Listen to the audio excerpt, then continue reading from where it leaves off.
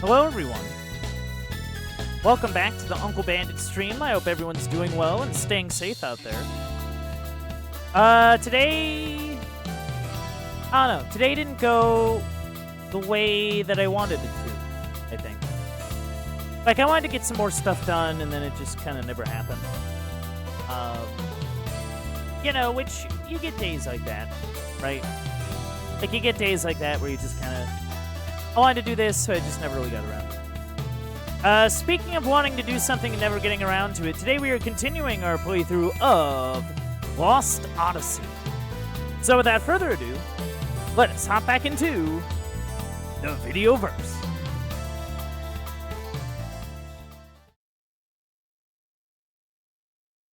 So, when we last left off, we learned that we had grandkids we didn't know about. Because we had a daughter that we didn't realize was, like, alive. Which, you know, I'd say is a pretty big deal. Yeah, we came down here to, heal. Because, we had that big boss fight, and then they let us back up here, and then it's like, well, I'd rather get the free heal, you know, while trying to wander around here again. Instead of, you know, just trying to push on, and then just kind of our day getting ruined. I can do this.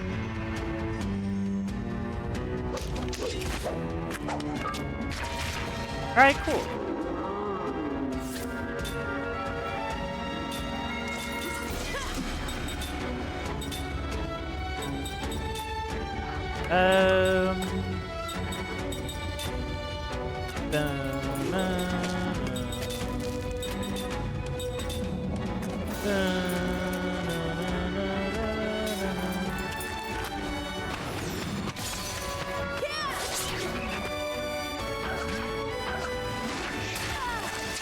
Leave him alone.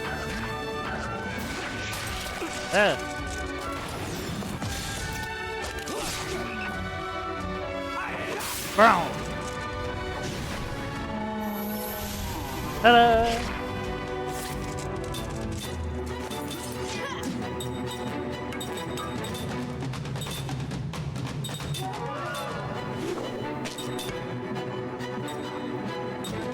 Yeah, just kind of hit him.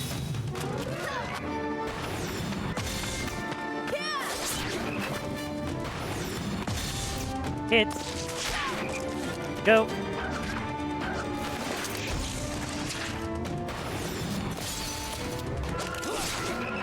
There we go. Big spell. Alright, cool. That wasn't very fun. Oh, Mac getting there. Yeah, I'm trying to remember, cause like there's, yeah, like these elevators. And I know that one of them led to something that I was like, yeah, I don't feel like fighting that right now. Yeah, is this over here?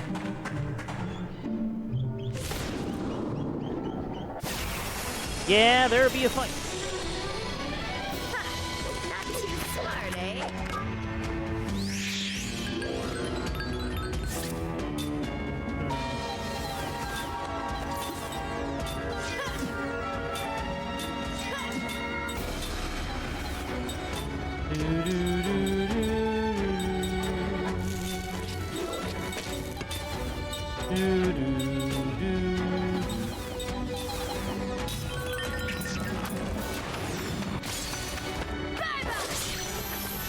Nice.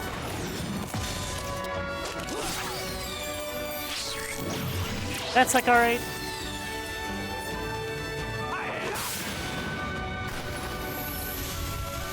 Alright, good. Go get him.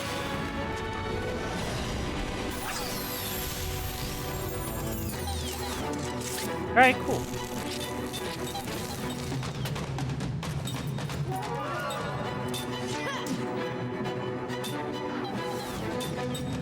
Yeah, maybe focus on that, yeah?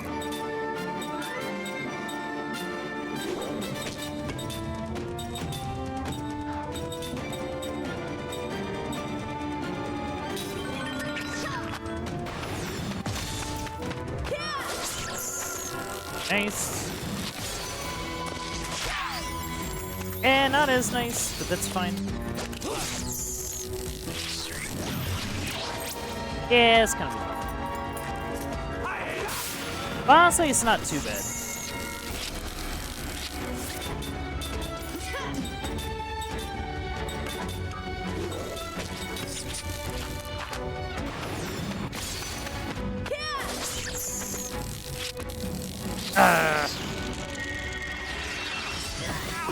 Ow.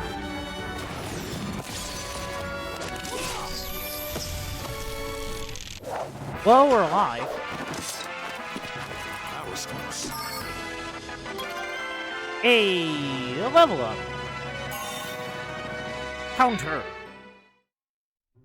Counter seems good.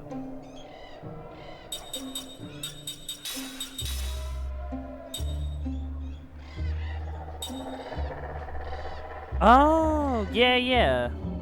Randomly performs a counterattack against the enemy's regular attacks. Very nice.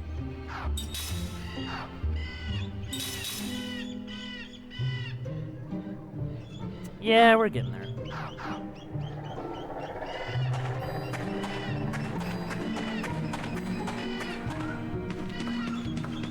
Oh, well, I'm thinking about it.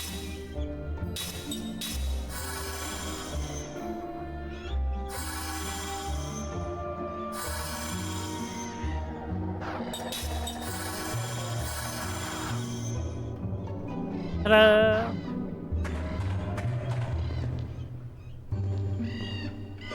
Alright, let's go.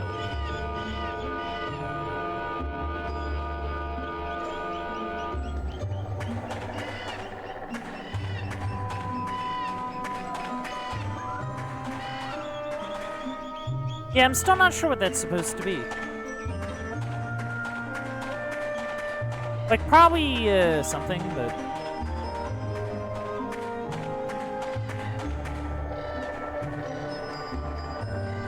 Oh. Yeah, I'll get to you.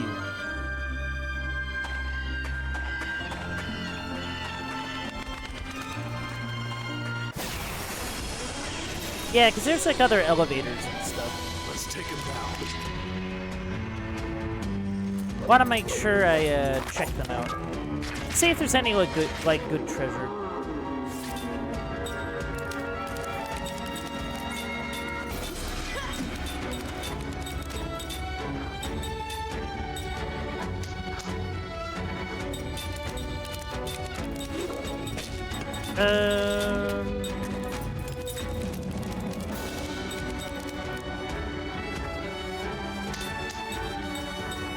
Let's see what this does for us.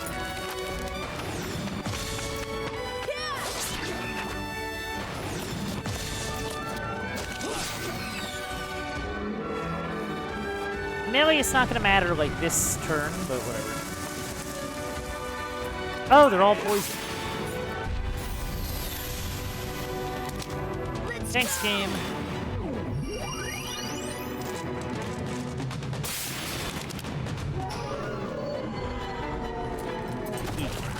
Eek.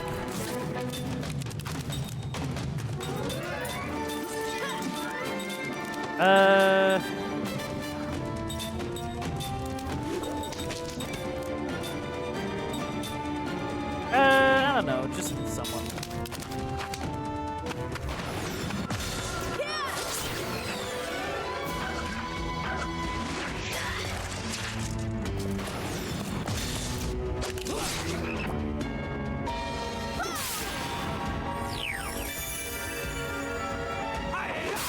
Fire!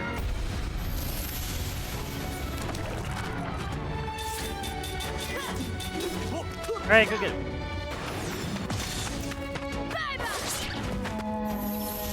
Ta-da!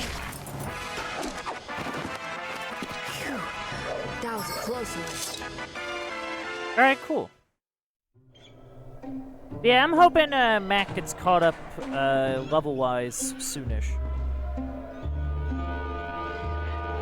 Ah.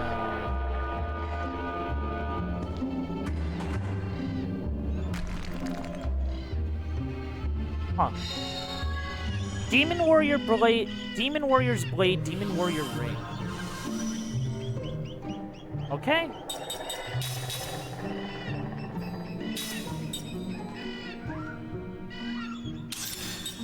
Interesting. Interesting. I think I'll equip that just to see what we're working with there.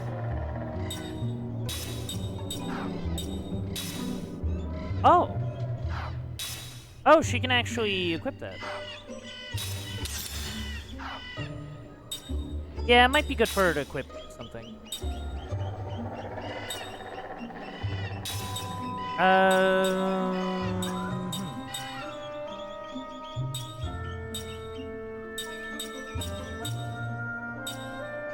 Yeah, I don't know.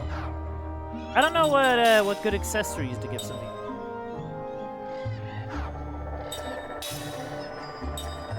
You know what I mean?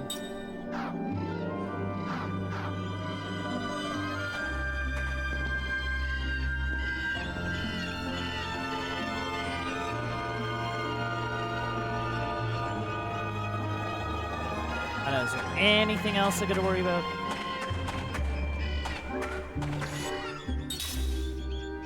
Yeah, this is the save point sort of at the entrance of the maze.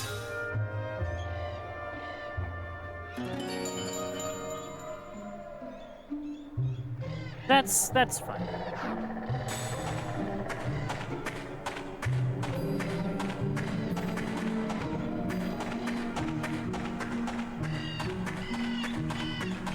Yeah, but apparently there'll be a swamp, so I think that might be worth checking out. Just a little bit. Oh. Real quick. What?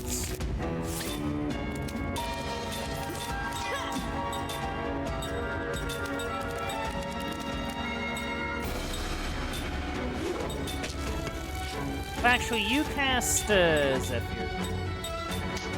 You... I don't know. Just do something, I guess.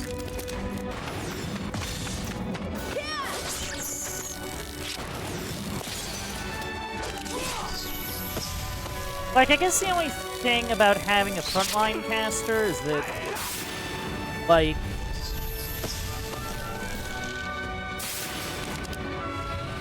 it feels like they're just gonna get interrupted all the time. Unless, like, all their spells are, like, very quick. Extremely.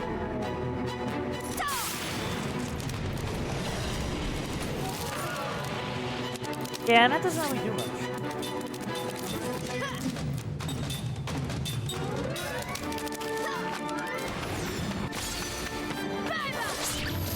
I mean, maybe it's because his level is low, right?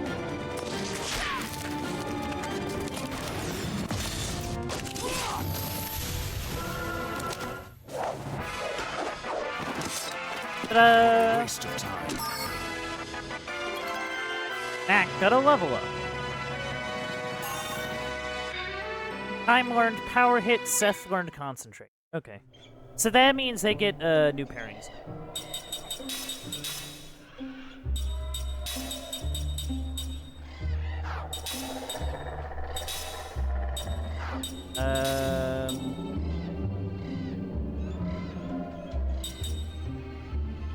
Let's see, counter is really good. Or at least it seems nice to have on hand.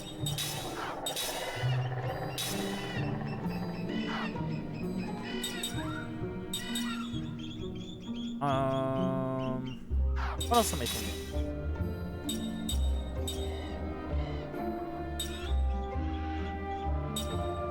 Yeah, you're fine.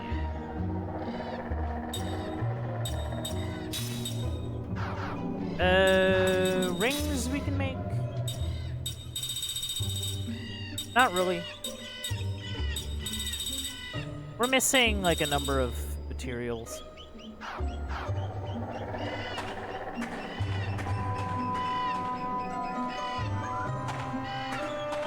Crimson Forest near Swamp.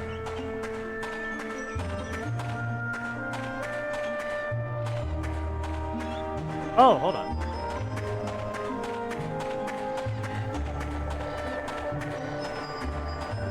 Hold on. Wait a minute. Crystal Fragment. Another one.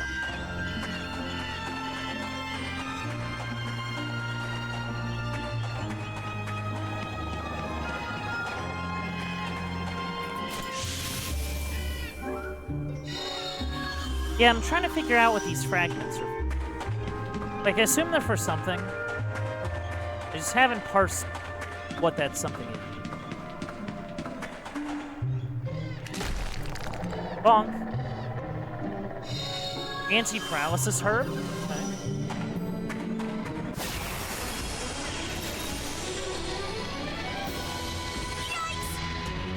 Yikes.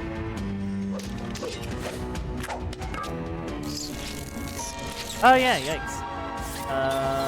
Okay.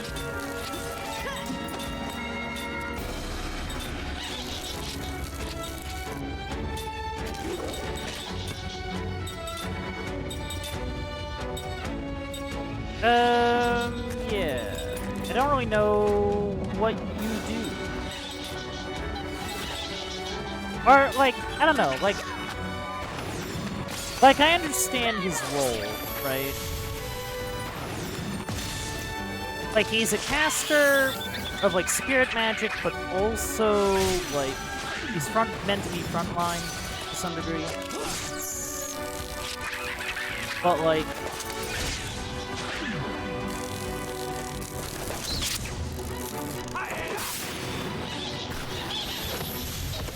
I don't know how well that's really, like, fitting right now.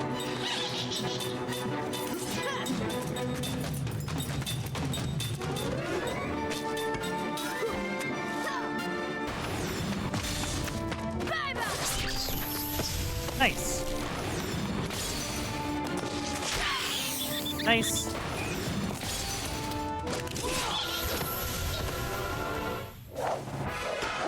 Ba-na-na-na. That was close. Yeah, Mac's getting there.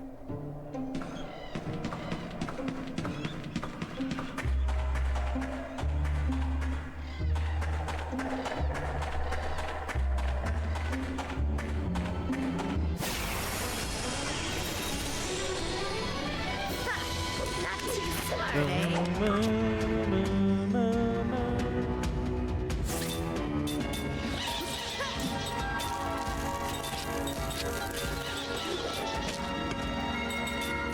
Well, actually, just hit something.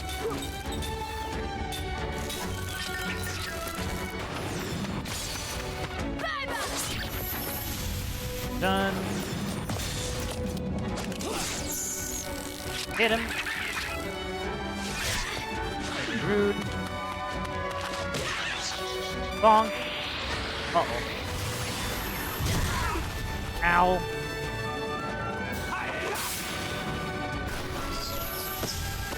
Alright, cool. Less cool, but whatever.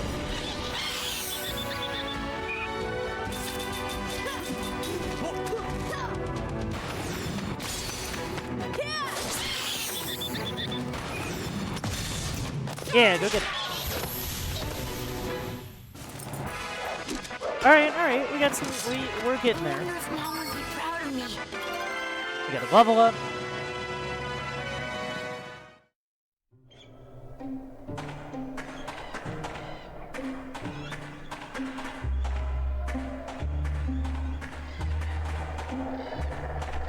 See an elevator.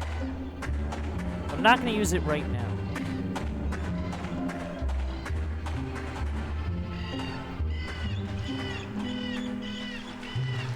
Mostly because I want to look around.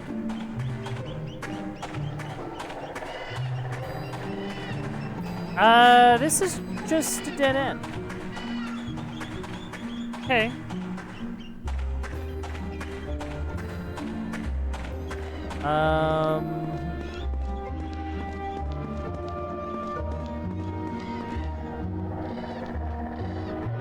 Where are we going?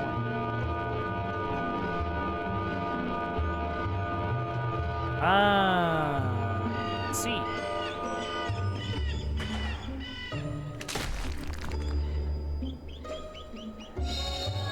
Healing potion. Alright, let's fight. Let's see what you got.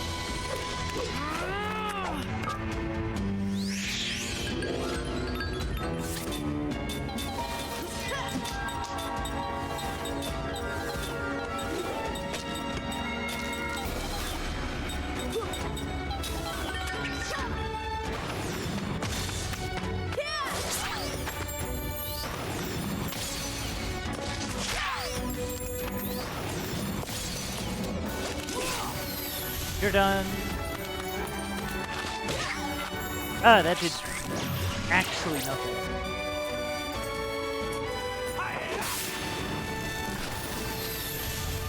Good. That's good. Okay.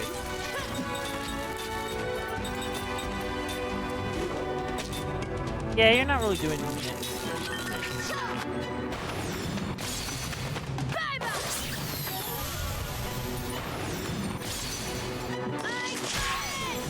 Nice.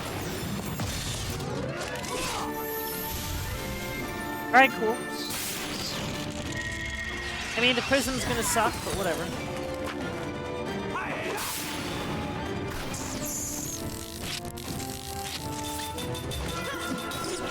Go get him.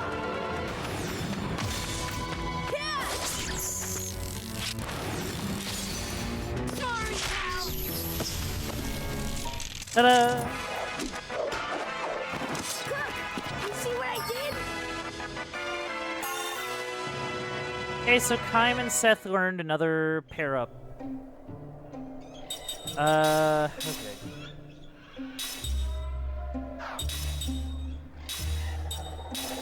You choose combo.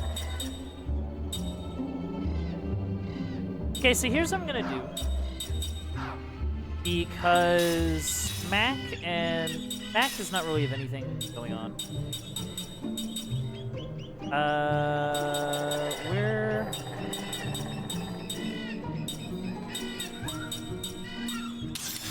You equip the search gun, right?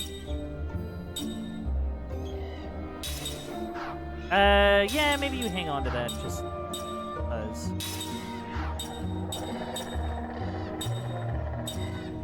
Yeah. So then we go over here. Status analysis is replaced with maybe power hit. And then does anybody who else has treasure now?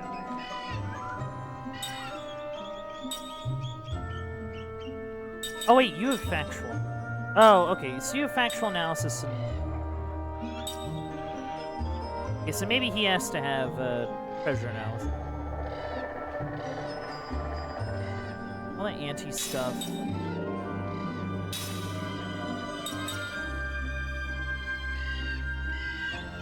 Feel like that's an idea? Not sure. Or whether I should save it for combo. Like, just wait until we learn combo and then pick that.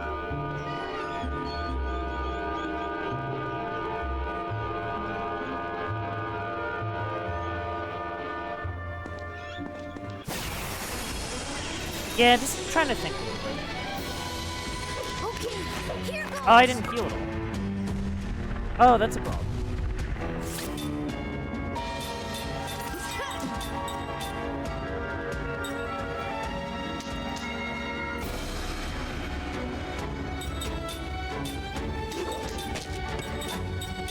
Everyone.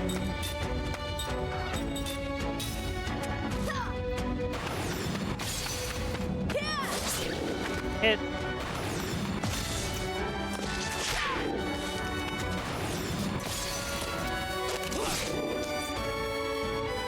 Yeah, this is a problem. Yeah, this is a problem. Ow. Win. Heals to everyone except for the one person. Okay.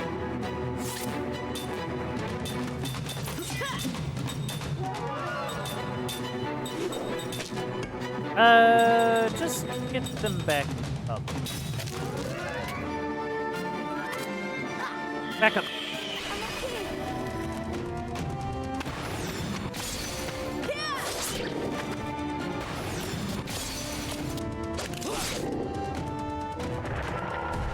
Yeah, that's a problem.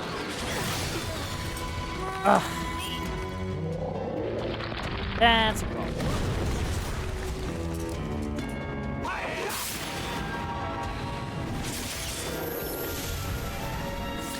Okay, well maybe we're stabilizing.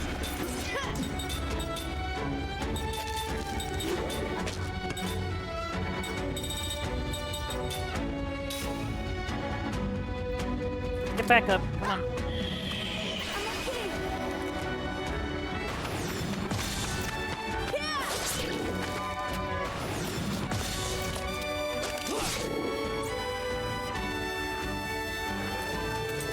On you. Ow. Win.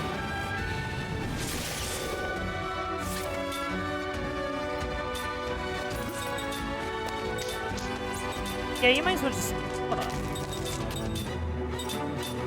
Might as well.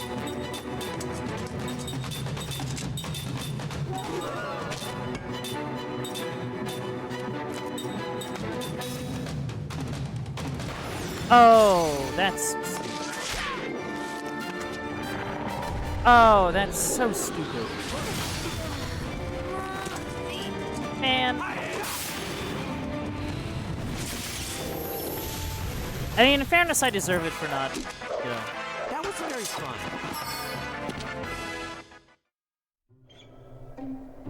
Alright,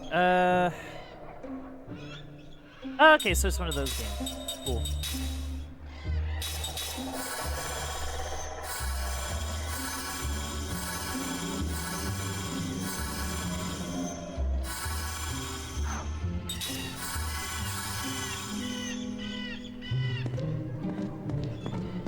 Well,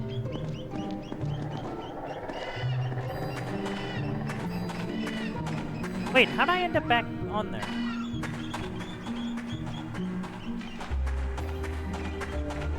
Oh wait, no, that wasn't the encounter from the rock pile. That was an encounter from just on the way back. That's right. That's right.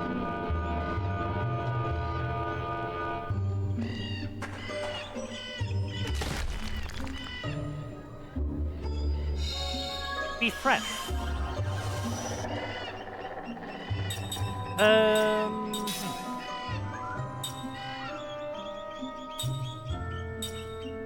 Be fresh.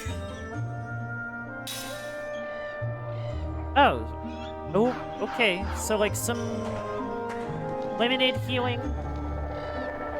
Like, it's sort of the midpoint between heal and Zephyr, where it's like, you heal a Roadu. Instead of just, like... Instead of just, like, everyone and not heal enough for, like... It's one person and not heal enough people. Like, it's a middle ground sort of thing. Yeah, that's fine.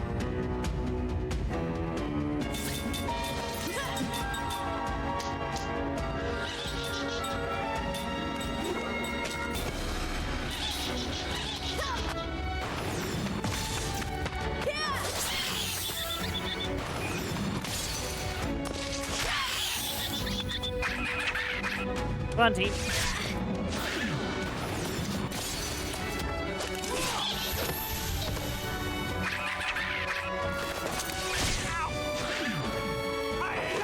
Water.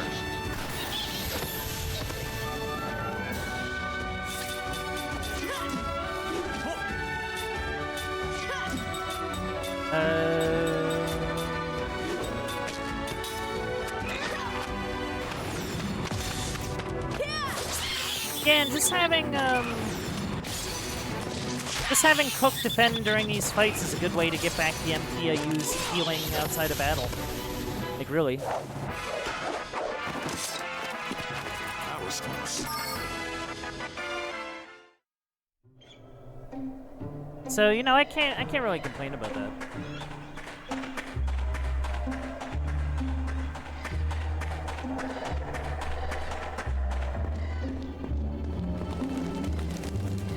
Oh, this is the cave we went in.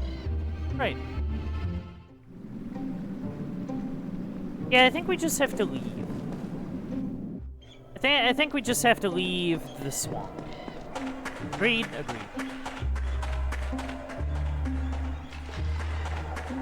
But, you know, we got some stuff out of it, so I can't complain.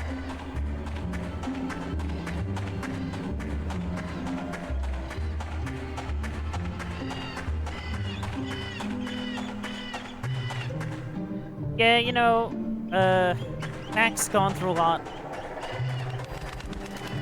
You know, getting possessed by spirit is no joke.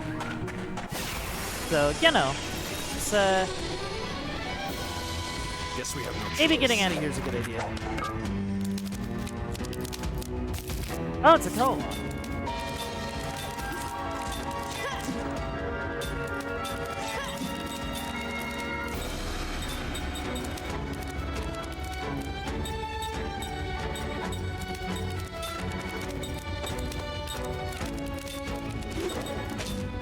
Why wait so long?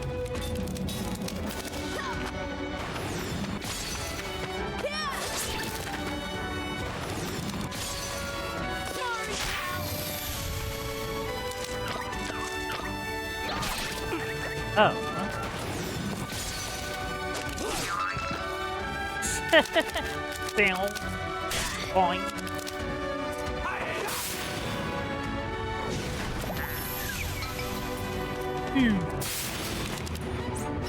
I still can't believe they found a way to put kill-alongs in this game. Really. Find that kind of funny. Oh yeah, fire.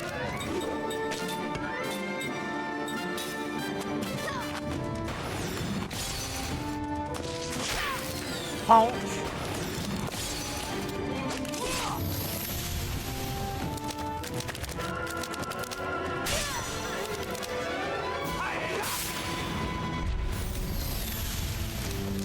Ta-da! That wasn't very fun. Alright, sick. Big save.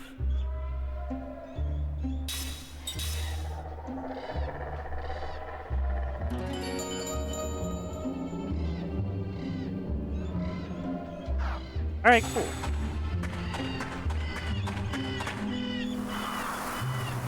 Huh?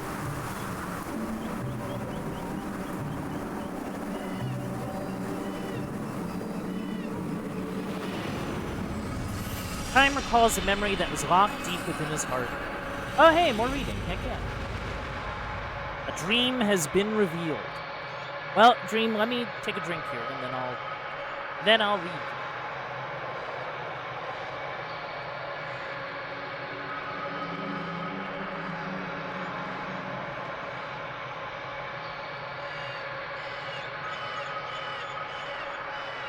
All right, let's go.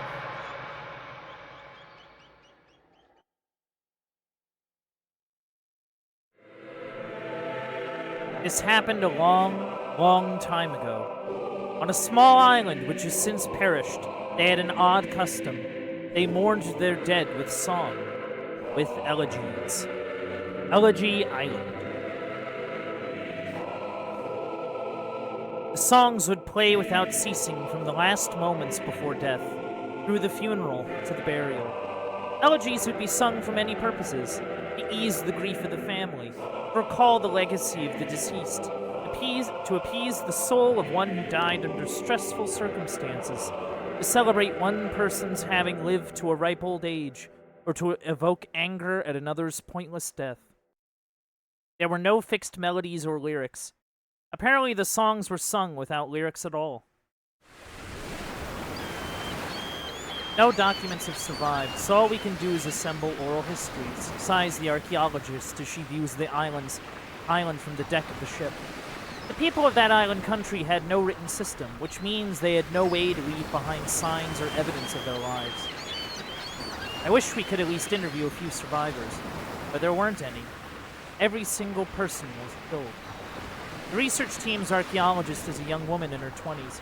Her country is the one that destroyed the island. It happened while her ancestors 7 generations back were still young people. I hate to badmouth my own country, she says with a shrug, but they really didn't have to go that far. That far. It's no exaggeration. Her country prided itself on its overwhelming military force. For it to gain mastery over the tiny island would have been as simple as twisting an infant's arm. But her country believed in oppressing its neighbors with force. The leaders were thinking more of those neighbors than of the island itself when it launched its all-out attack. The island was a mere object lesson. It was scorched from end to end. Every human being on the island, from newborn babies to elders on the verge of death, was killed without mercy. It's odd, though, says the young woman with a grim smile. There are hardly any records left from that time, even in our country. I suppose what they did was so terrible they didn't want their descendants to know about it. A remark prompts some older scholars on board to clear their throats at the sound of which she snaps her mouth shut. Sorry, he whispers. You're not much older than I am. You probably don't want to hear about all this old stuff anyway. I do, though. What interest can a sailor like you have in these boring academic matters? Time only shakes his head and says,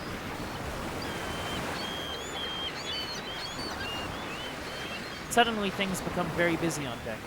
The boat is approaching the island. It has entered a stretch of intricate channels where the skills of the crew will be tested. The boatswain calls Kime. Oh, I'm sorry, the woman says. I shouldn't be monopolizing your time. You've got work to do. Even as she apologizes, the talkative young archaeologist asks Kime, do you mind if I ask you one last question? Please, ask away, he replies, stopping in his tracks. He looks around to make sure no one is listening. I'm sure this is your first time taking the research team over. Uh-huh. And your first time going to the island? Well, yes. So you probably don't know about some of the bad stories they tell about this place. That some scholars who go there fall under a curse. Like they get sick while doing their research on the island, or they become mentally unstable after they get home. I've heard some even killed themselves. You mean a long time ago, right? Right. This is the first research trip in 50 years. Up to then, every time they sent out a team, 1 or 2 of the members would suffer the curse. This is why they put a stop to them all these years. So, I'm a little scared myself. She sends a mock shudder through her body. I just thought I'd ask if you could teach me some magic spell for getting back safely. Time looks straight at her, not merely taking in her appearance, but searching for the person. You'll be fine, he says. You think so? I'm pretty sure you'll be okay. He looks at him questioning. If you hear singing, though, he asks, come along with it. What do you mean, she asks, her expression increasingly uneasy, but Kime says nothing more. Get over here now, mister! The boatswain shouts at Kime, who heads for his station. He did tell the woman one white lie, though. This is not his first time coming to the island. He has been here many times before. His first trip happened long time ago. As the archaeologist said, the island's elegies had no fixed melodies. They were all sung extemporaneously and never repeated. 100 deaths required 100 elegies.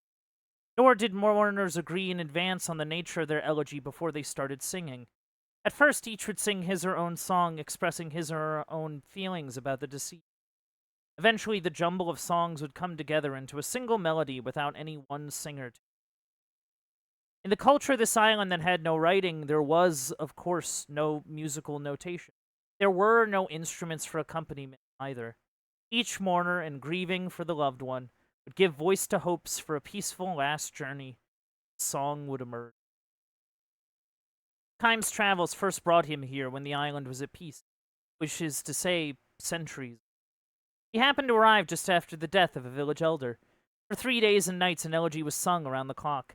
The island people's song, which shook the darkness and reverberated all across the clear blue daytime sky, left its mark with a certain ennobling comfort in the breast of Kime, a man for whom fate had decreed that no one would ever sing an elegy. To think that such an island had been burned to the ground. The people fled in all directions at once, and were murdered one at a time. It was an absolute bloodbath. Time knows about the atrocities that accompanied the butchery, things that were not handed down to the generation of young archaeologists. Had it wished to, the woman's country could have taken control of the island in a single night, but instead it used its military power to chase down each of the island's inhabitants over a period of several days, as if carefully filling in the blank spaces in a coloring book. The island became enveloped in elegies. At first, while the living still outnumbered the dead, voices in elegiac song all but shook the island with their volume. As the day went by, however, and the dead came to outnumber the living, the sobbing voices in song grew even fainter. When the battle reached its final phase, the few remaining islanders who had been cornered in the island's northern tip fled into a large cave. They resigned themselves to death. All that was left for them to do was pray that they might be allowed to die with some degree of peace. But even this small measure of hope they were unable to wring from their attackers. The army of the archaeologist's country went for maximum brutality. They entered the cave with every weapon at their command, and they dragged out and killed one islander per day. Today it was an old man. The next day it was a young man. The day after that they tortured to death a young mother with an infant in her breast. And the following day the infant they tore from her arms was put to death. The elegies resounded without interruption. Singing voices that escaped from the cave invaded the ears of the soldiers who were carrying on the massacre. Those soldiers with kind hearts collapsed one after another, and they went mad and left the front line. Song was the final weapon of the islanders, who had no other means to fight. They went on singing as they struggled against starvation, thirst, and their own fear. The commanding officer of the anti-insurgency force ordered his men to fill in the mouth of the cave. If they buried the people alive, he thought, the singing would no longer be audible.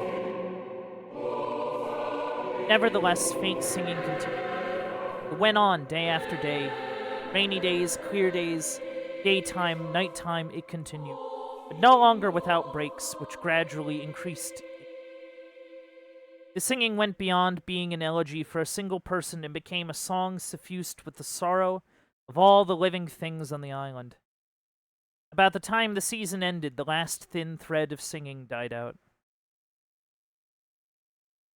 The army left the island. Not a single record of these military operations was left. Never again did anyone come to live on the island. The first research team in 50 years is plagued by difficulties. One scholar after another collapses. Almost every day someone is sent out to the vessel anchored offshore, sick. All of the scholars moan with pain, blocking their ears. The situation is exactly what it was before the island was sealed off from research. Time knows exactly what is happening. The ocean breeze sweeping across the island sounds like a song. The branches swaying in the forest sound like a song. The birds in the trees sound like a song. The babbling of a brook sounds like a song. The treading of boots on piled-up fallen leaves sounds like a song. The crashing and receding of waves on the shore sounds like a song. The elegy for the island that people sang with every last bit of life they could dredge up from inside themselves now is being sung by the island itself. Please stop! I beg you, please stop! The scholars cry out in their delirium, covering their ears. I don't know what we did. It was our ancestors, not us. The scholars who moan this hear anger and sorrow in the constantly resounding elegy. What they say is true. It is not their fault. They have been given no knowledge of what happened on this island so long ago. Sometimes not knowing can be a profound sin. They should prick up their ears and listen all the more. That is what Kime has always done. The elegy being sung by the island is not merely hurling hatred and anger at them. The island is not trying to torture members of the younger generation like them who are without sin. Rather than blocking their ears, they should listen. If they do so, the message will reach them. For the island is telling them, you must know the truth. You must know what actually happened on this island so long ago. The investigation ends much earlier than originally planned. Most of the research team have returned to the ship, their health broken, and some of the more seriously ill members have been sent home. It is no longer possible to continue the work. The young archaeologist who spoke to Kime on the way in is one of the few who have persevered to the end. Thanks to you, she says to Kime. As soon as she climbed from the launch into the ship, she saw Kime standing on deck, hurried over to him. She looks haggard, but her fatigue is clearly less physical than mental. Still, her eyes harbor a strong-willed gloom. Did you hear the singing? He asks.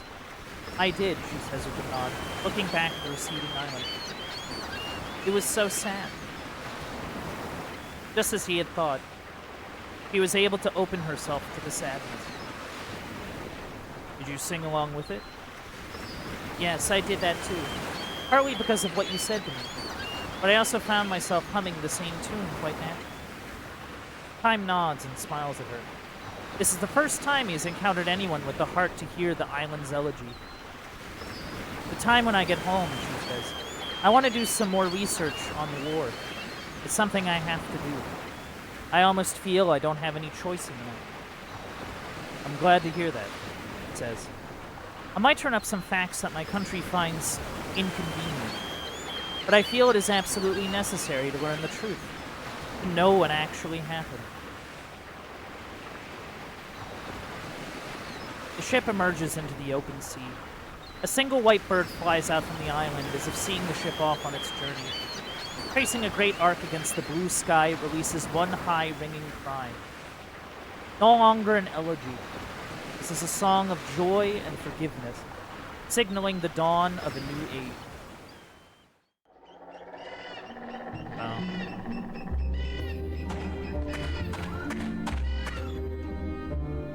What a story, man.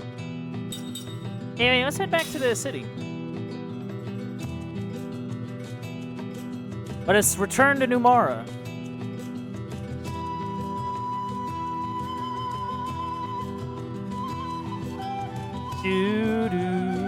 Back to Numara.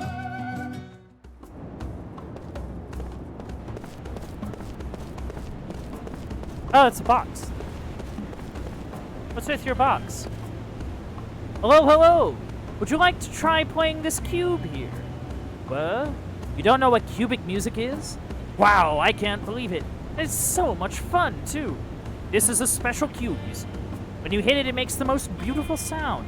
It's even better if you can create the right melody, because the cube will open up to reveal fabulous prizes. Need a cubic music score to play? It's your first time, though, so I'll give you one to start out.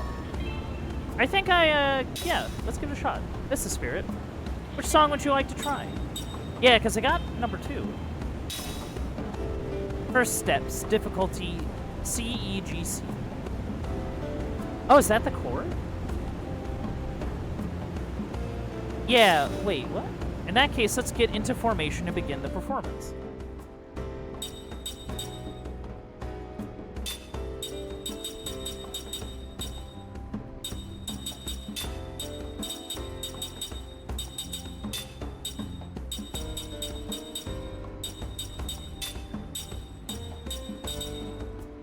I don't really... Oh. Huh?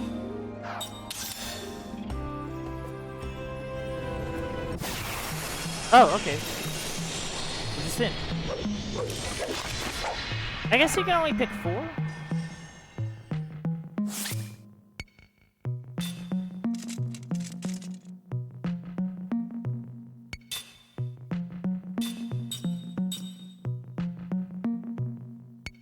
What was it?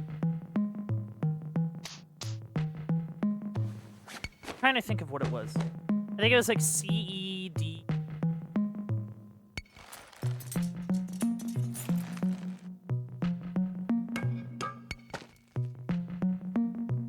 Like, you know what I mean?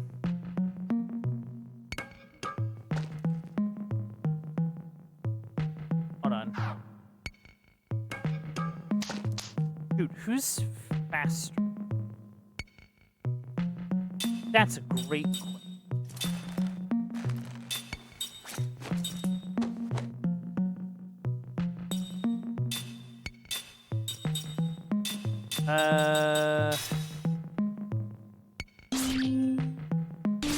Oh, I screwed up. That's not right.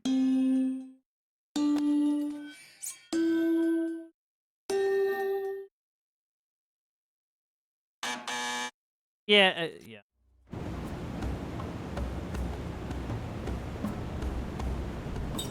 Yeah. Let's try the same song again.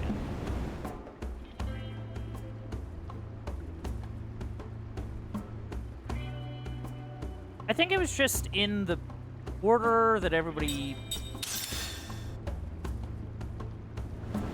You know what I mean?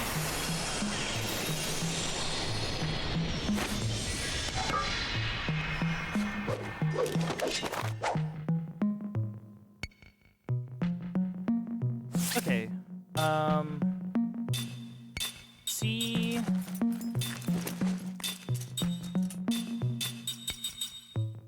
Too used to fight and thing. Well, actually, no. It wasn't D, was it?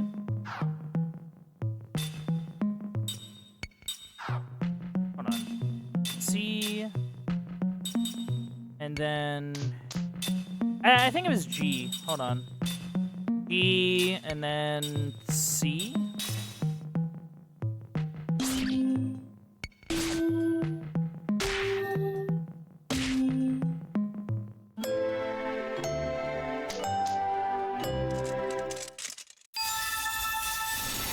Nice.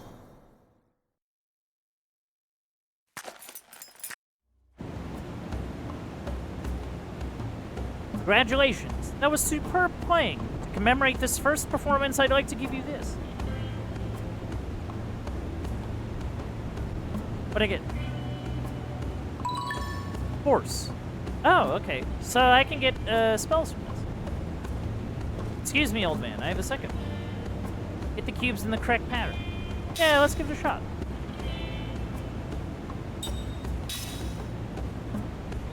Oh, D-A-A-D. Oh.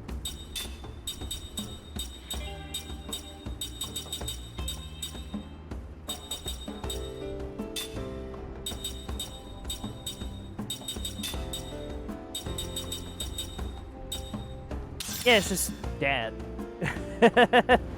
Dad with an extra A.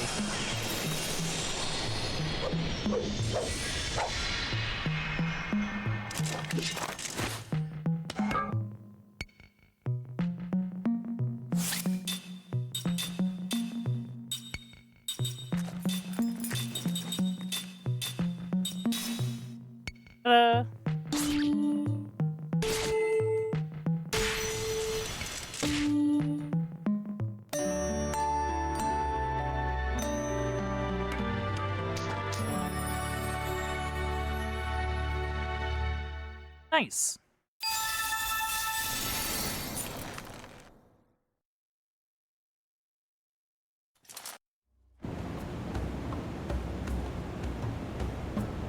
Alright, cool. What do I get?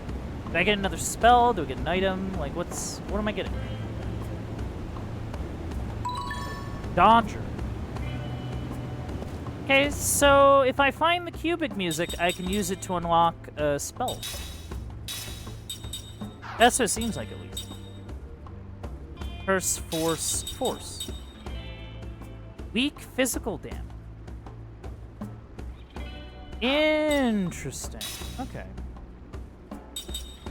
Increases evasion rate. Okay, I get that idea.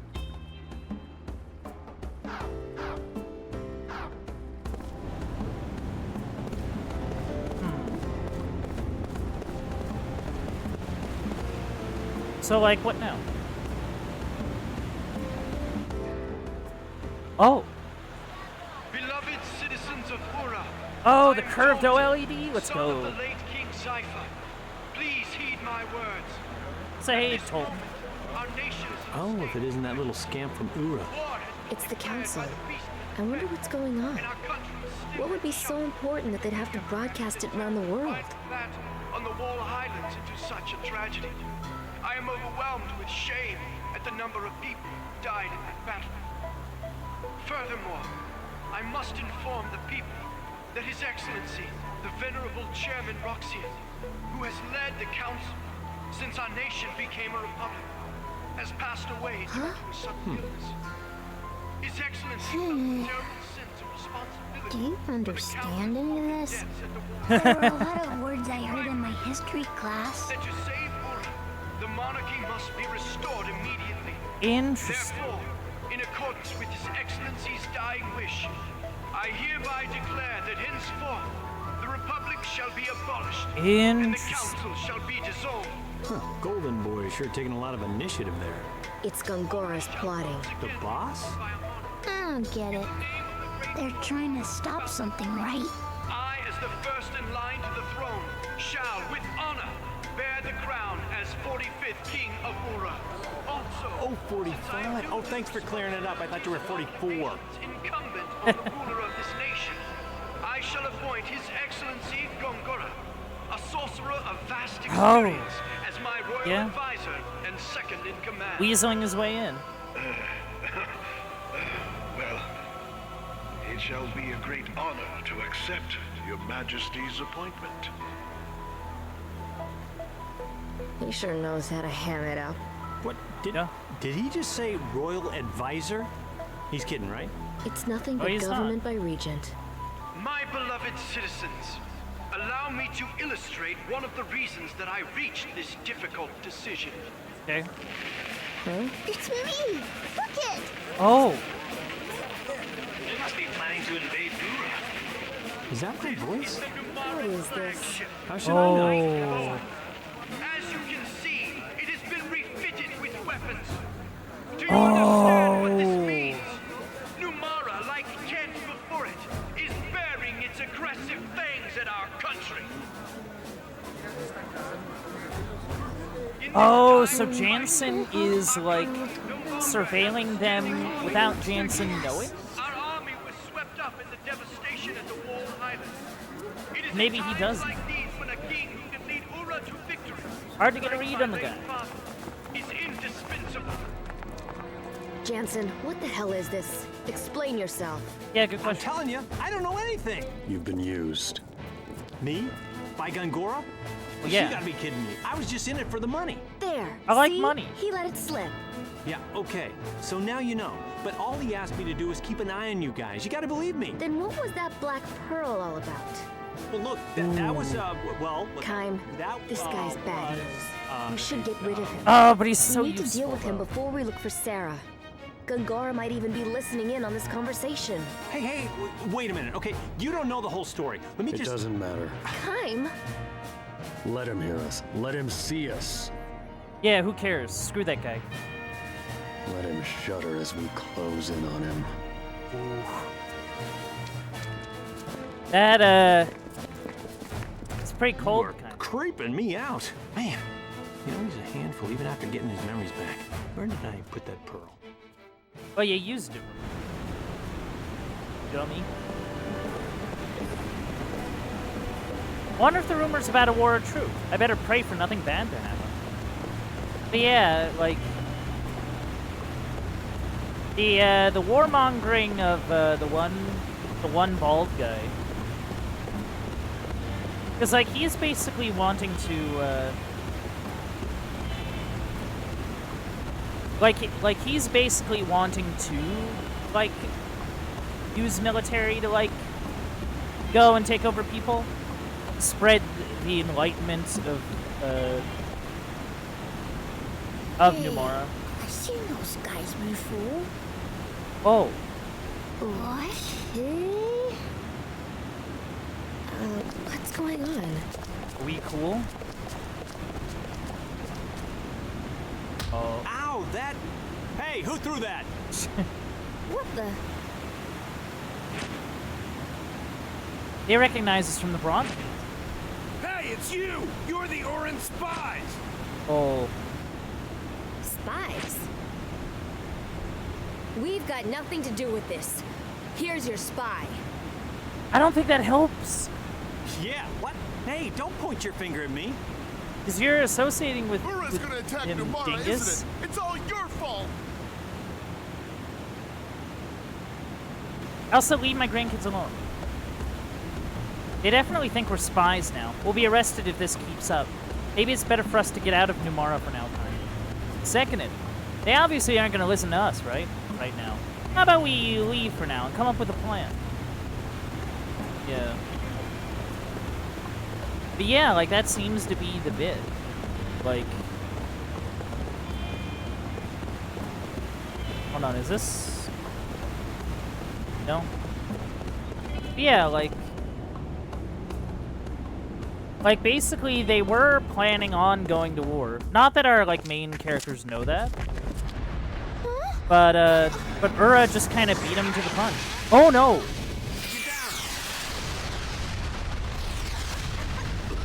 Oh, they're attacking now!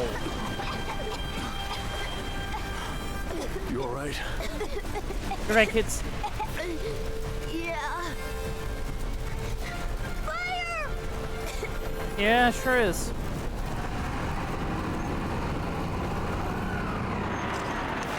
Oh, yeah, they're coming. This is no ordinary attack, is it? What? What's an ordinary attack?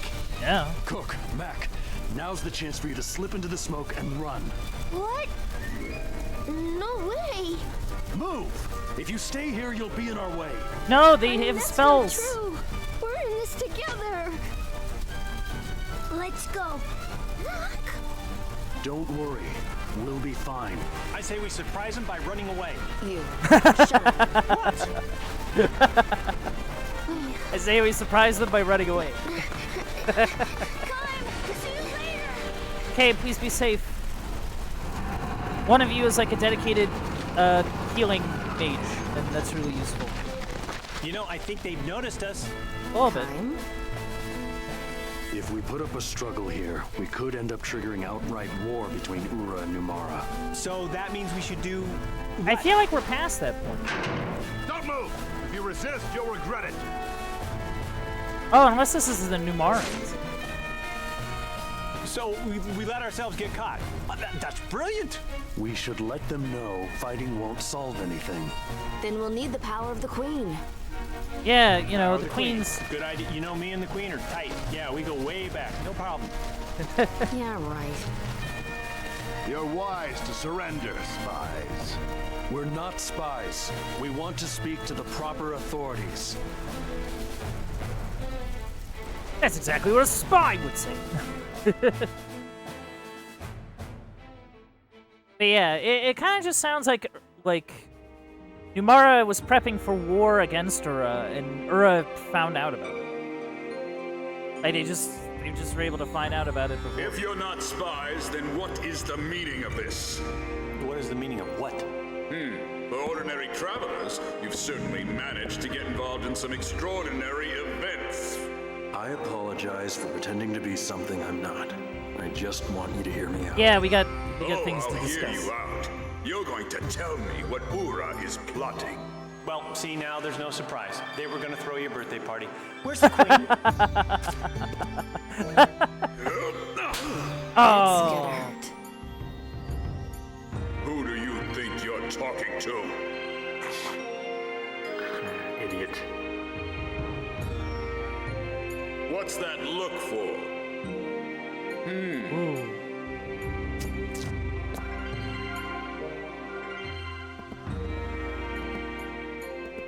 This fellow senses something unusual in your eyes. What? Well then, let's expose those eyes for what they really are. Our country's sorcerers have some impressive powers themselves.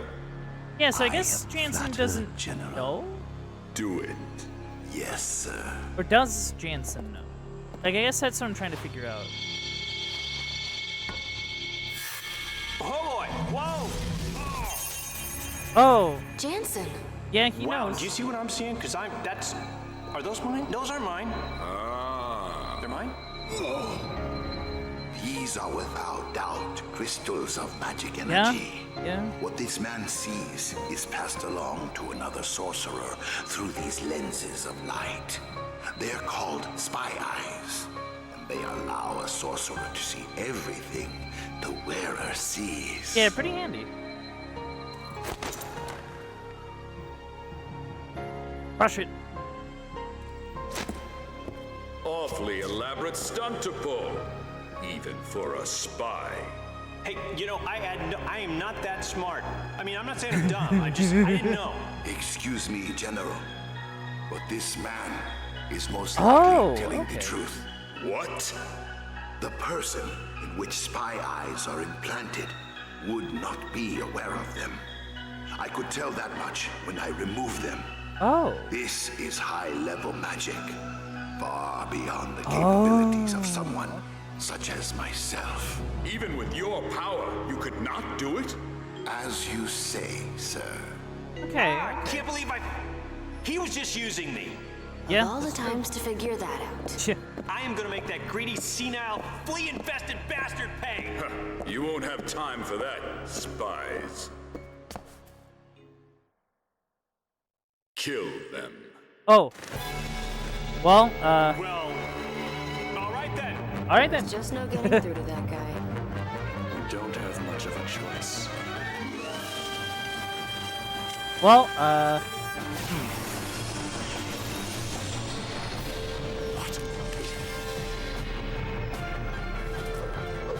All right, let's fight. There's a lot of you.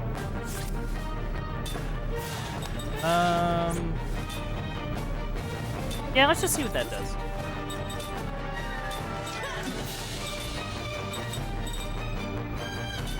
Yeah, get a, Actually, you know what I'll do?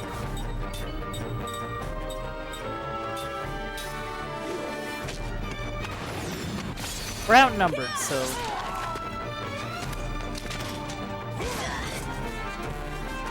Huh, fancy. Ow!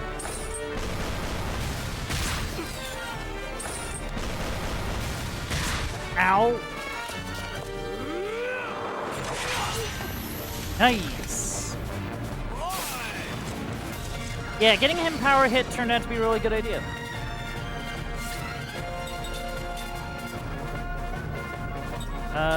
Yeah, just hit him really hard. Seems to be a good solution.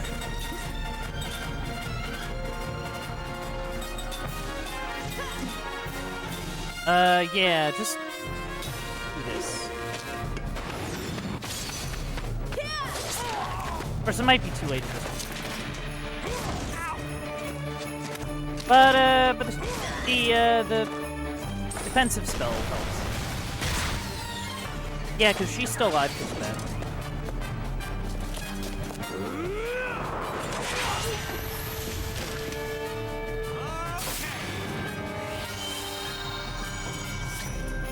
Okay, we're doing it.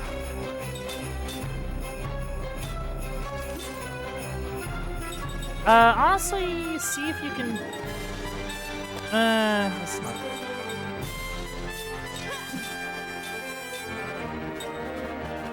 Yeah, just keep people healed. Oh, what do you mean guard?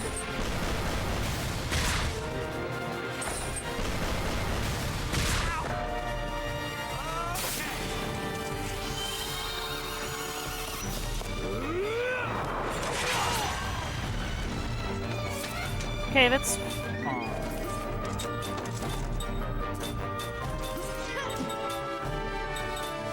Use Zephyr.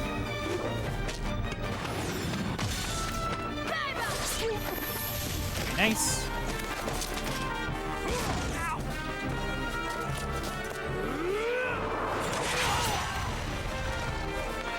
Zephyr. Okay, so Kaim's out of MP, but that's fine.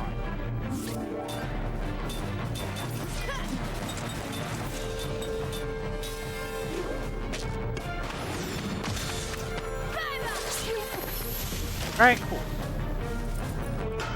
It's not Hung my in there. nature to lose. Gotta level up too. It's kind of nice. You know, I hope we see Cook and Mac again.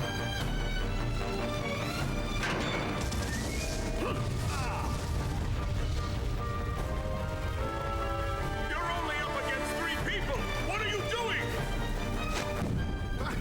What's happening? Ooh.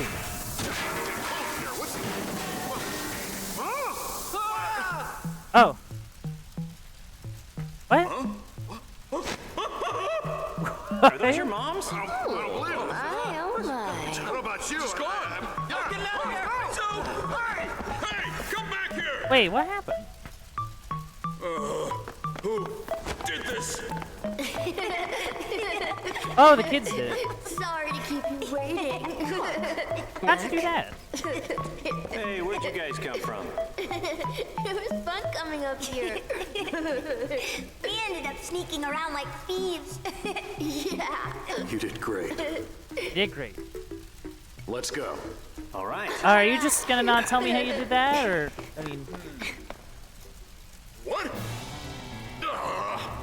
Don't let them escape! Release the guard beast! The guard beasts. Oh, well. Alright, hold on. Yeah, I need your spells, like, now.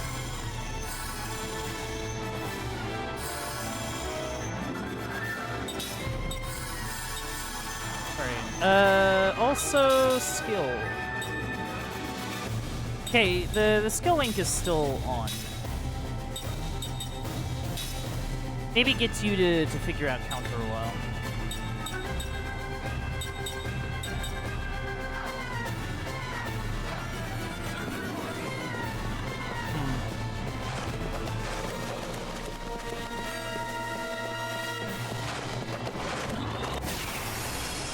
Hey, if you want to fight, you can fight. I'm willing to fight.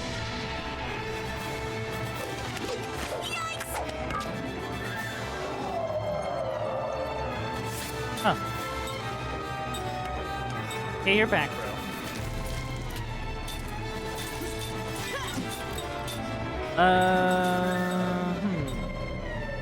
Aerial. Aerial. Honestly, just defend. You, I don't know, just kind of do something.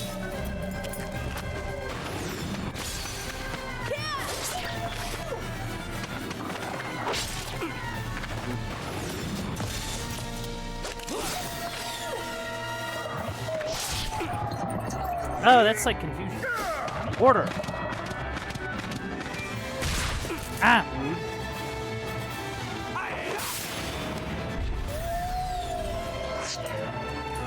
Shadow.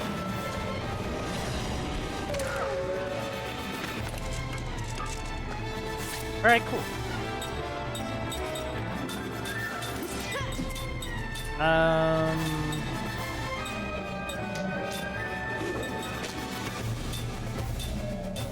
Yeah, maybe do like a basic heal spell. Just kind of hit him with something.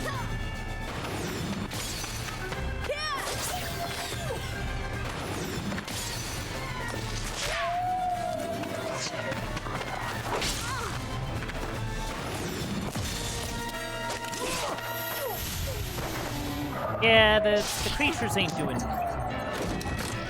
wall guard. Okay, so that's for like a row. If he's the only one in the row, I don't think it matters.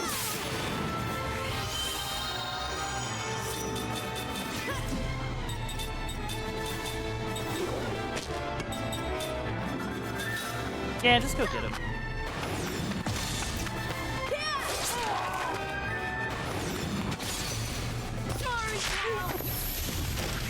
Nice. Yeah, we're out here. Oh, wow, okay. So Mac can use level 3 spirit magic now. Actually, I wonder. Okay, I can't actually go that way. That's fine.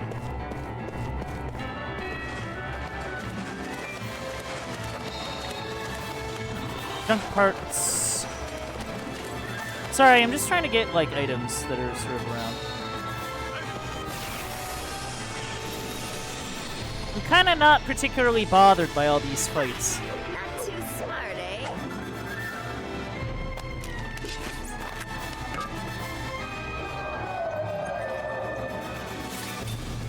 Spellcasters.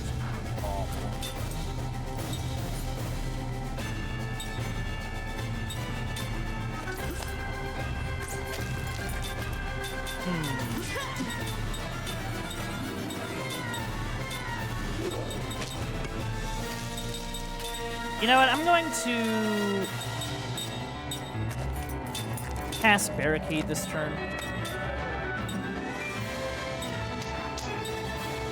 Maybe.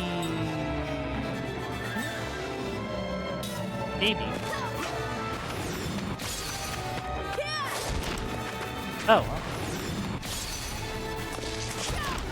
Ah, man. Shield. Ah, there we go. Oh.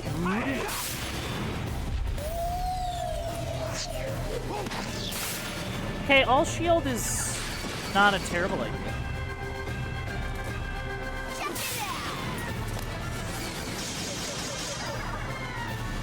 Okay,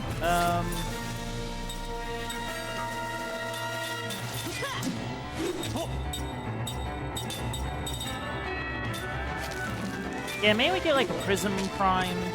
Maybe like try something here.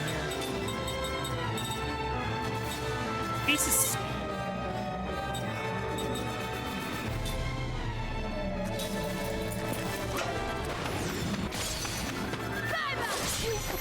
All right, cool.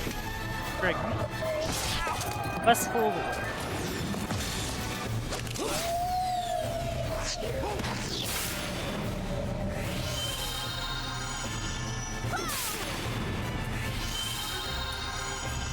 Shadow.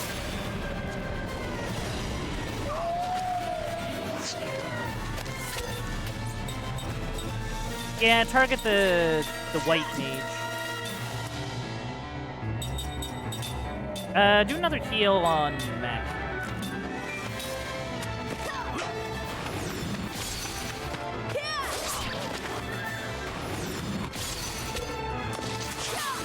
Ah. Done.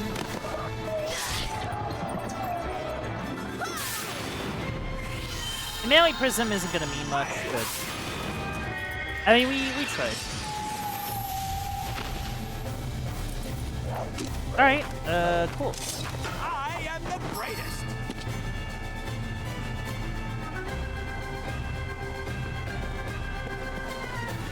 Oh, chest. What do we got? Oh, another cubic music score. Nice.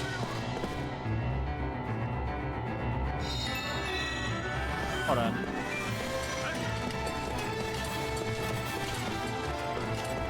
Ah, how do I get over there? Ooh.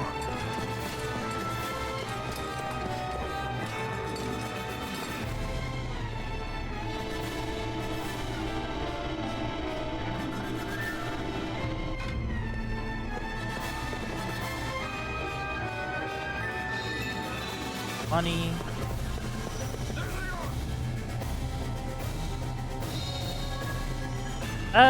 Okay. Yeah, so it turns out juking them is not particularly a problem.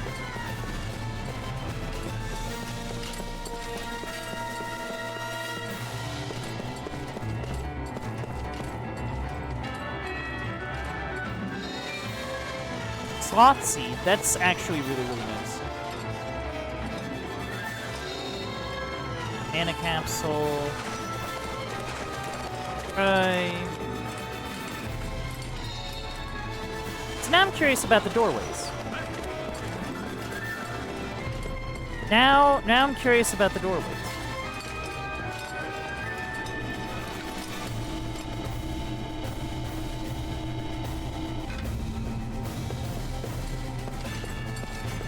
Yeah, let's just go take a look at one. What are you doing? We're gonna get caught.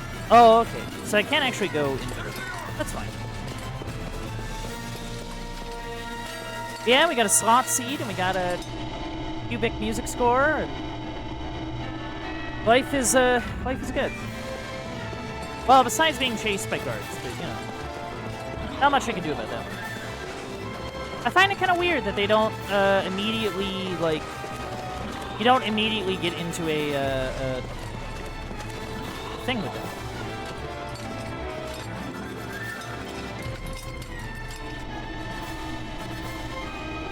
Like, don't immediately get into a encounter.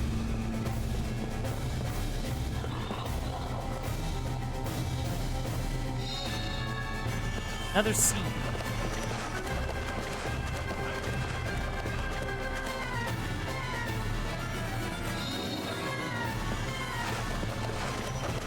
Yeah, like, look at that.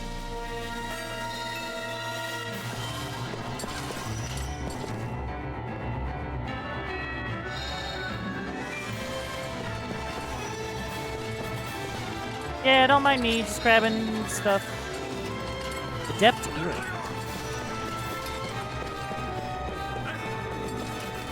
Yeah, I mean, they're just kind of not good at this whole chasing thing. Ooh. Interesting. Yeah, let's start learning that, yeah?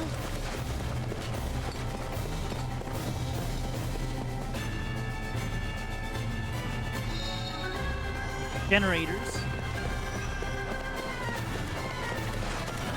Don't make me dog, don't make me guard. See ya. Ah, joke's on you.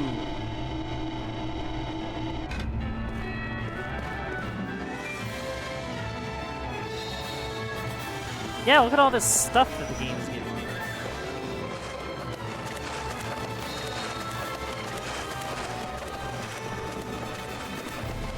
I kinda know. Do I need... Is there anything... Hold on.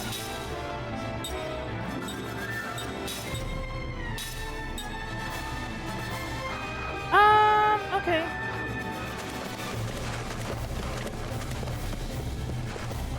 Maybe like a fight or two wouldn't be too bad.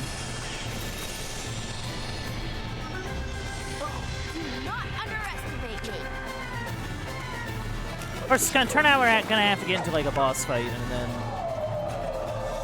this will somehow kind of work against us.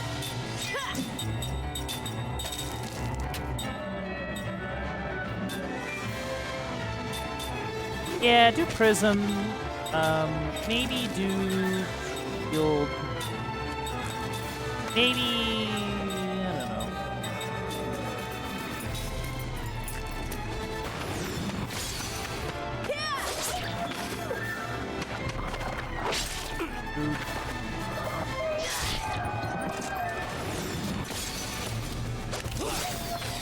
Nice. That's nice. Oh, wow. Yeah, that almost one-shot.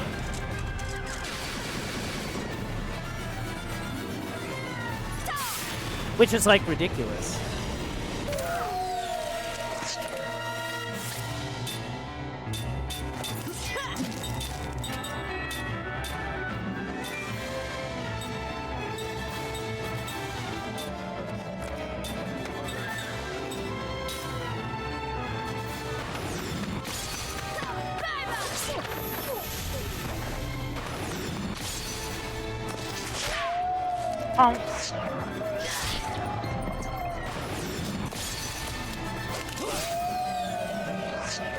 Wall guard.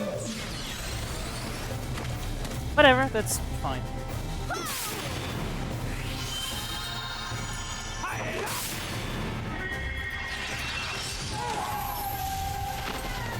Alright, cool. Yeah, do something. Maybe defend, maybe just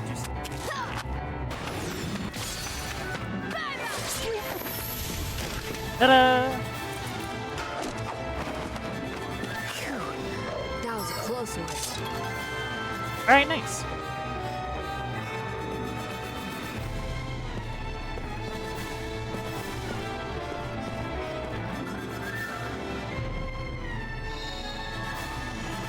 Oh, an angel plume. That's actually kind of good.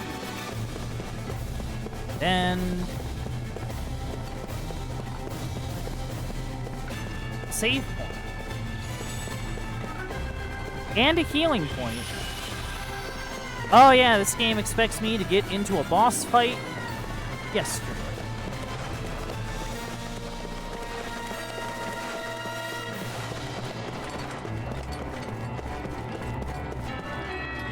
Oh. Yeah, I'll get to the dogs in a second. Just give me a sec. Just doing some looking around. Yeah, I'd like to get combo on at least.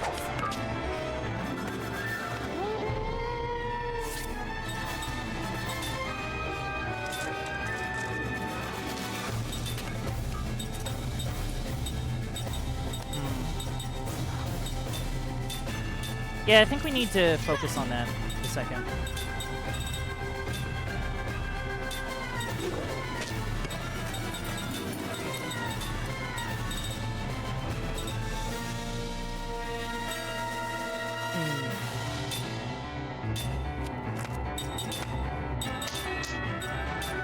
Yeah, just hit him hard.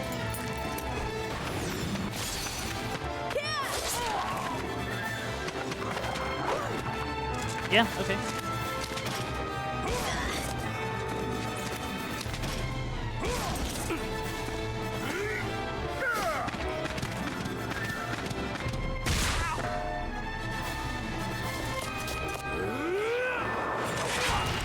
Oh! What a joke. You're killing me, game.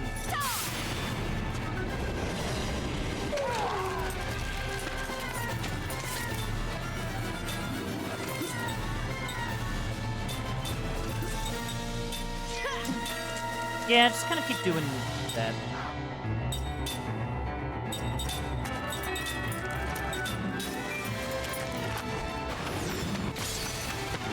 Hit.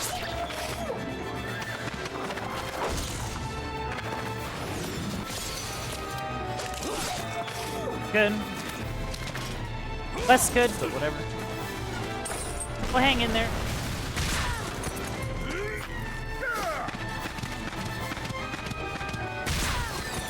Jeez.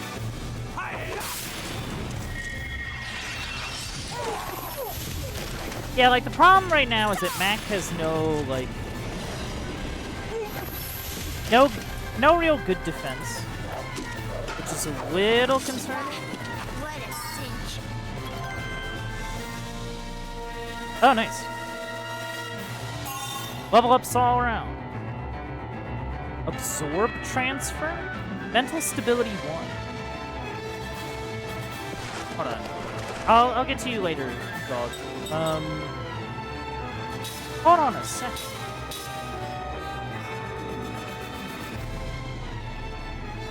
Okay. Reduces interference with magic casting speed caused by enemy attacks. If I had a more, like... Hold on. I have a slot seed, don't I? I have 2. Cool. Yeah.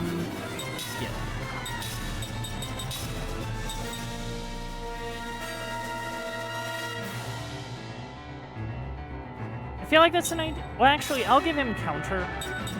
If, merely because power hit, I feel like kind of fills the thing. Unless combo does better. Like, I'm not entirely sure. And steal again.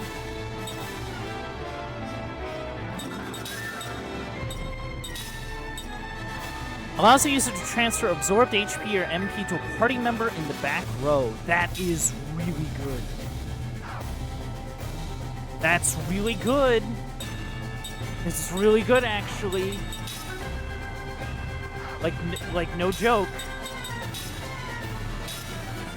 Especially if I have Seth with health absorbing stuff.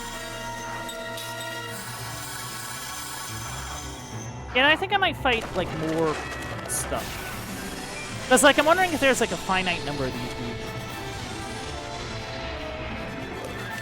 And, like getting the extra XP and like skill points, I think would be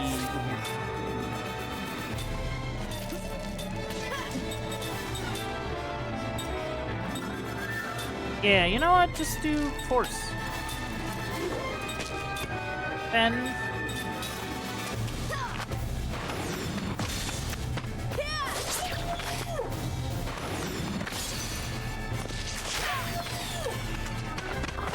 But yeah, and I mean, Mac can do decent damage, I feel.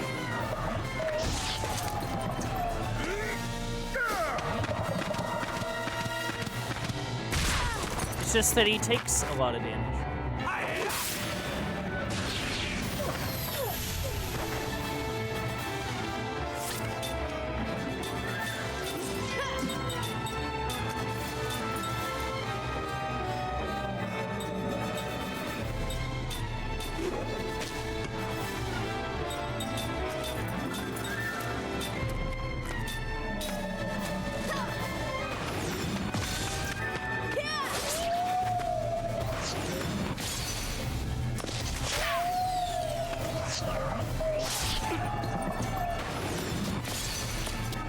Heart. Oh, what do you mean you missed?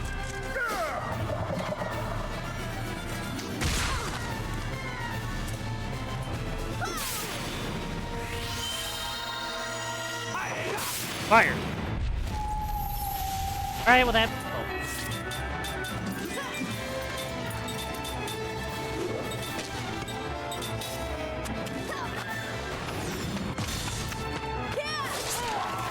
Damage. Alright, cool. I might actually go back and fight. What a cinch. Especially if they're gonna give us the SP and experience like that. But I gotta do a quick BRB. I'm really sorry. But grab a snack, grab a drink, and do whatever it is you gotta do. I will be right back.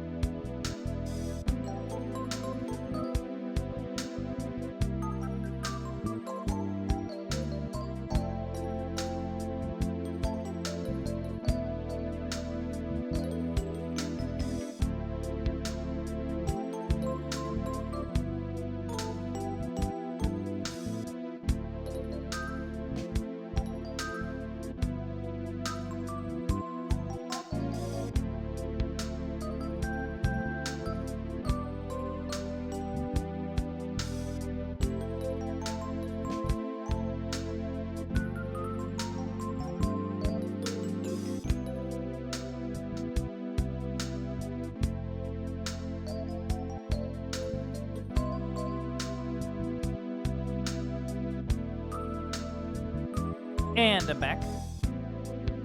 Sorry for the interruption, but let's hop right back into the action. Alright, so I said that we were thinking of going to fight like some of the enemies, like if they're not respawning, right? Like, might as well. Oh, I'm gonna save one. Actually, no, I think they do. Because I see a dog back there again. Alright, so that might be ceaseless. Which I don't think is a terrible thing for us right now. Really. It's like we can just kind of sit here and develop our SP bit. Probably not going to do it like forever. But...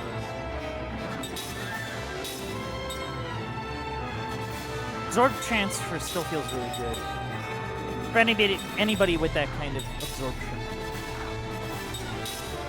I kind of wish I could give mental stability to Jansen.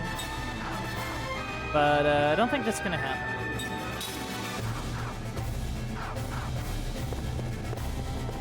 Yeah, if Kaim is going to be a dedicated, like, frontline fighter, right?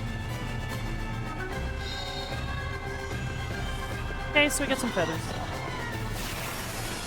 Alright, let's fight. Yikes! Oh, don't yikes.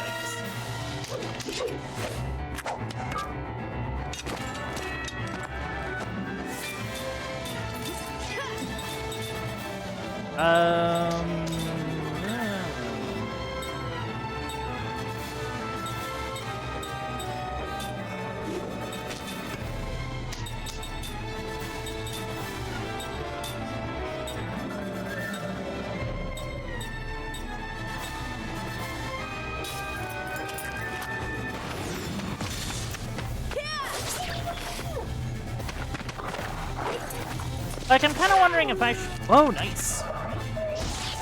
Good shot, kid.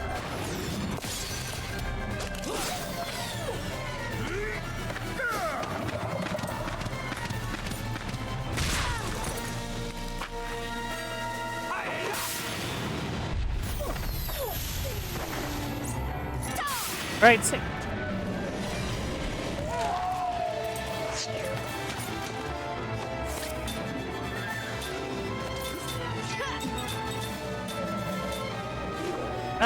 Yeah, maybe defend.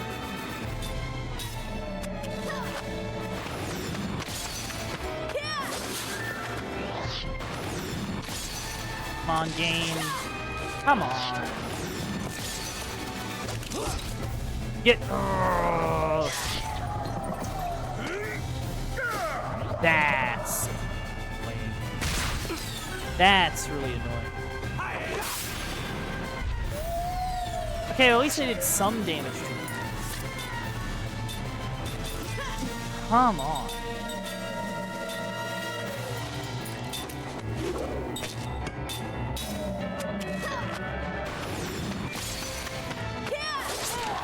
Okay, well, that's whatever.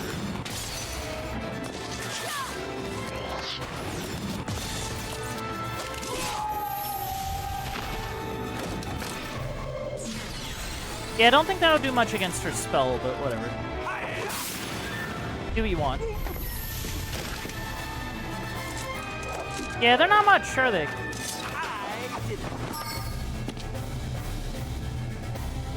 I don't know, how much SP are we away from learning stuff?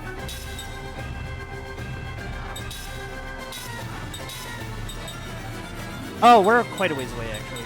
Yeah.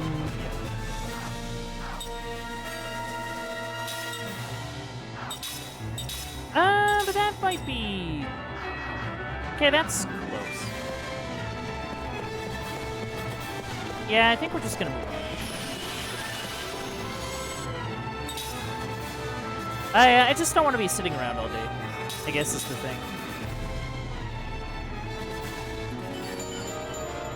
Alright, let's see what's going on.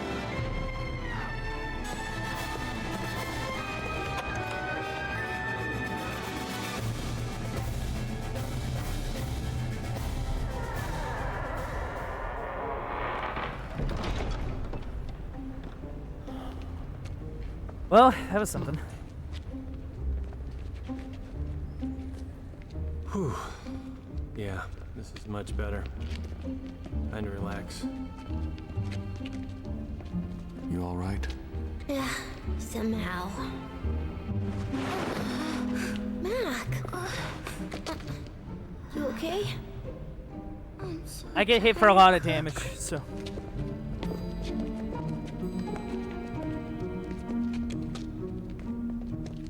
Bum, bum, bum, bum. Oh, hello. Looks good.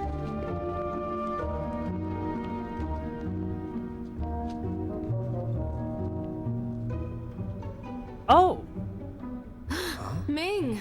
yeah, it's Ming. Ming! Ming! Anne? Oh, right. She did take care of. Jensen? Yeah. Please, don't get up. Why have you come? It wasn't You're all... super You don't intentional. remember me? I'm Seth. Seth Balmore. This is Kai Marganar. We're comrades. Remember? Comrades? Memories are hard. What do you mean by that? Here, let me help you.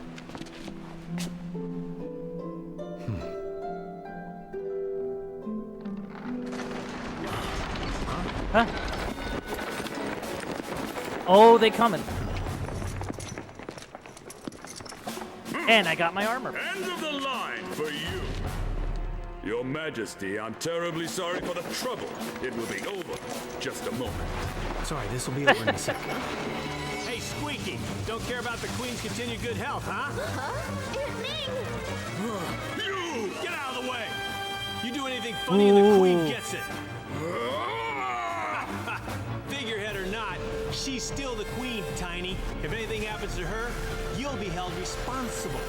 You know better than to try anything, right? I mean, you're not stupid. You're a real thug. You know that, Jansen? There's an exit in the back. Huh? Behind us. Jansen, keep it up. Fall back. Right.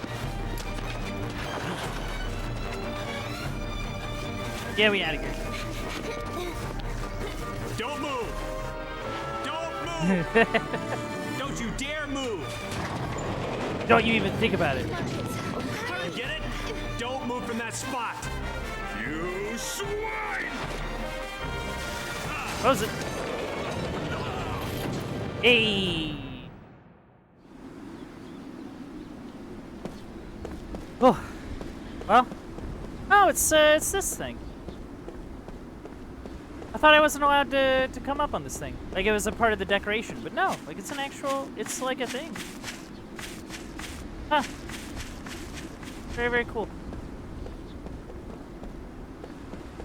Yeah, let's get out of here. I think getting out of here is the right play. Oh. We gotta go. Hey, stop goofing around. They're gonna catch up to us.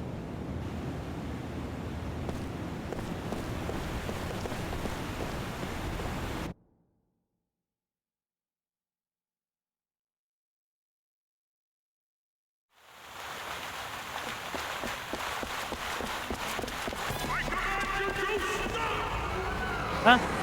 Ooh. It's a tank. This guy's annoying. General, There is. Connus. You won't get away this time because you're all under arrest on suspicion of spying and for abducting Her Majesty the Queen. You will come along Get a load of quietly. this. Okay. Let's fight. Alright.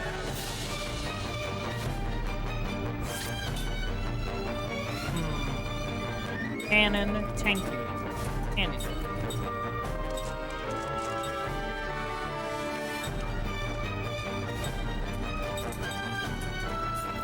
Kind of understand what I mean.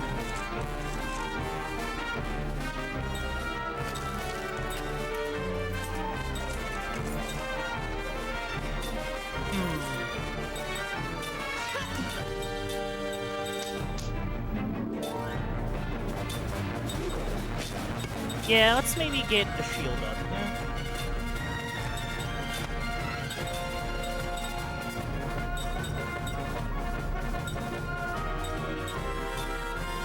Yeah, let's get a buff.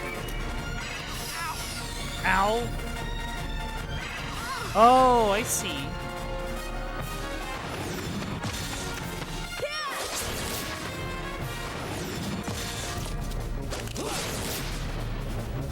Let's go!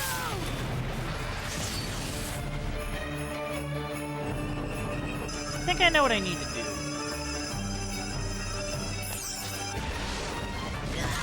Oh, man. That's not too bad, actually. Mainly it's gaining power, which is a problem. Rude.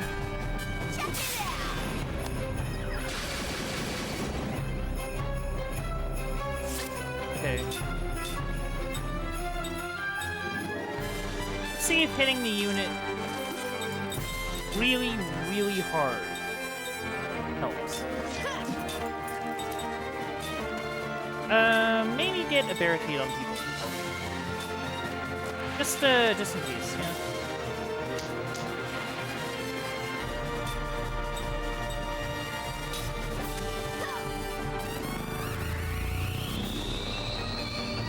Yeah, that's such a problem.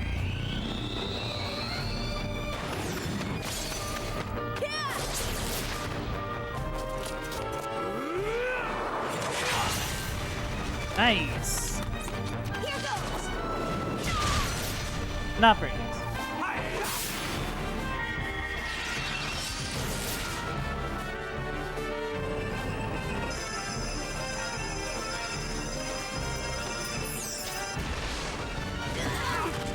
Yeah, that doesn't do much. I mean, tank hit's a concern. Yeah, I mean, the GC is a problem. Well, so you have our shields up, then I think we're in a decent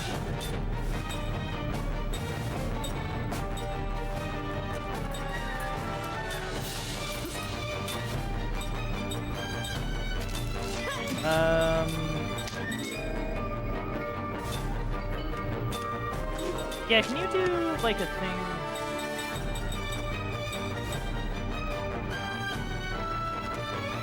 Not really. I think we'll go Zephyr, but you have some... Actually, no. Hold on. Right, okay. Yeah, help out Jansen.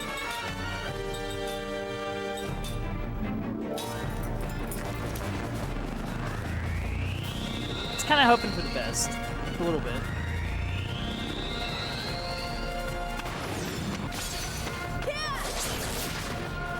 Okay. Ooh. Nice. Don't even think you can stop us with your feeble effort. Okay, so the charge is done.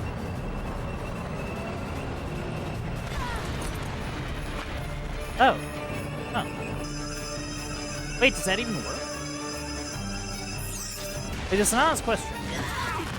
Okay, so it definitely still works.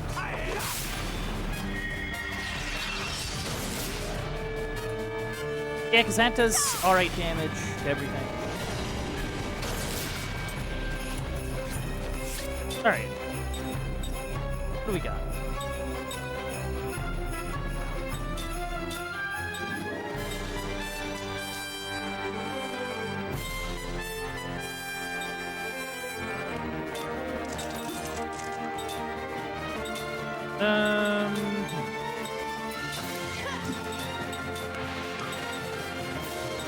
Yeah, do a prism again. And then you do, yeah, spirit magic.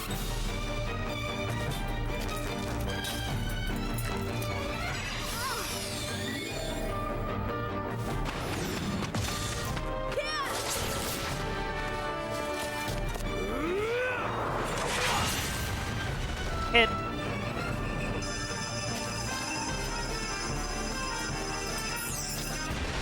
Yeah, it's gonna hurt, but...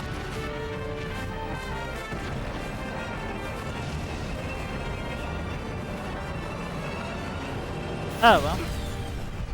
At least he chose not to target the kid. Right?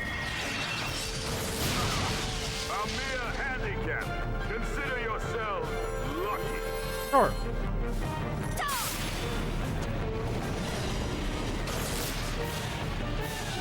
Okay, now we can focus on more, like, targeted, things.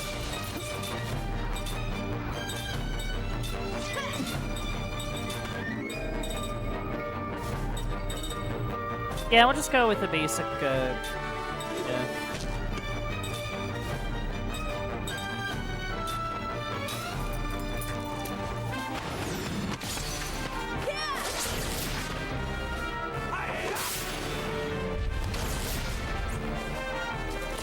Big hit.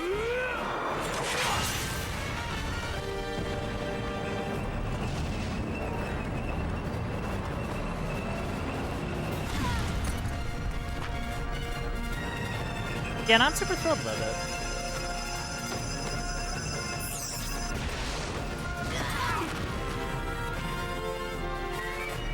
Wall.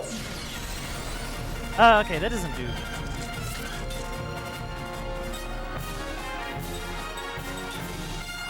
Okay, so you're out of MP, but that's...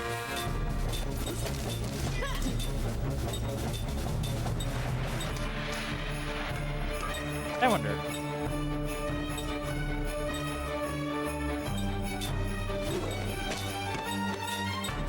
Yeah, get everyone healed up. You honestly just defend. Do nothing. I'm not through yet. A real man dives in head first. Yeah, sure. Cup.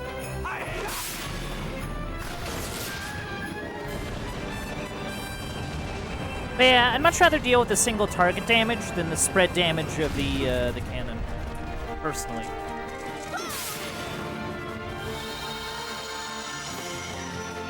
Very good.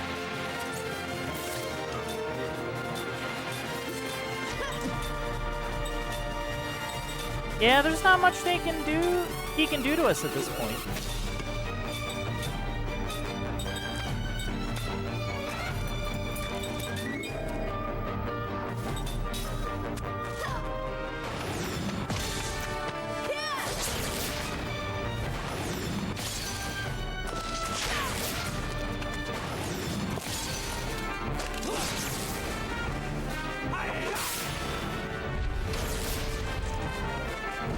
Yeah, the only thing is I don't think Mac has a single target spell.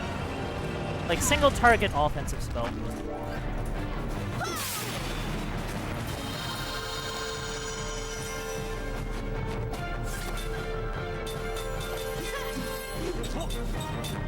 Yeah, let's not get lazy now.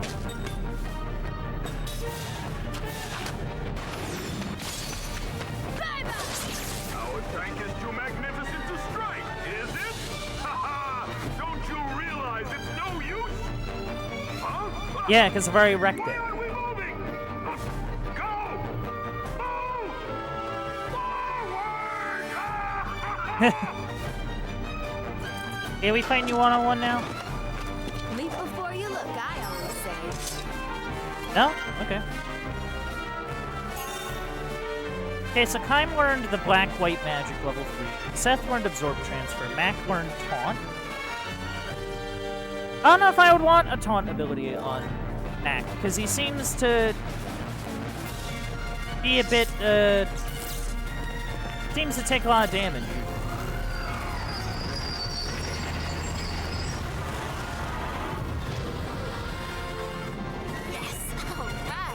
Yeah, we wrecked it. Why don't you just go back to bed, start the day over? What are you doing? Fire! Shoot them!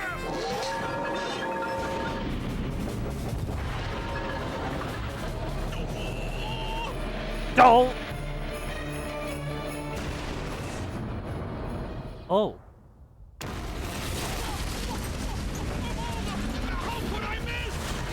Yeah.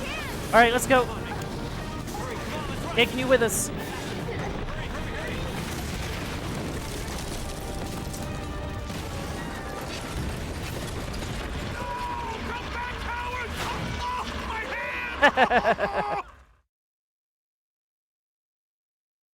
Amazing. Incredible.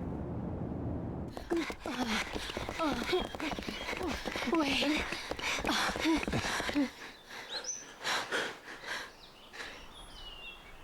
Yeah, sorry about that thing back there. Trying to get me to run in heels. Don't be. Well, I didn't want to pull a stunt like that, but listen, did I hurt you? I'm sorry if I did. I didn't mean it. It's fine. Everyone is safe now after all. Well, you know, I should really be thanking you for helping us escape. Well, since these children were there. Aw. You're acting kind of weird. You got a crush. Would you shut up? We had a moment there.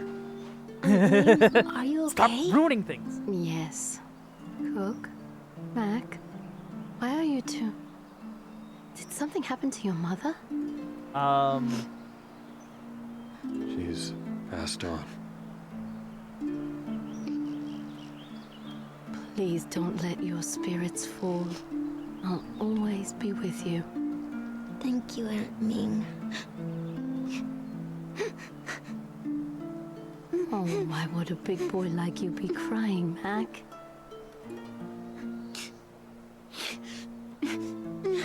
He's going to change from here on out.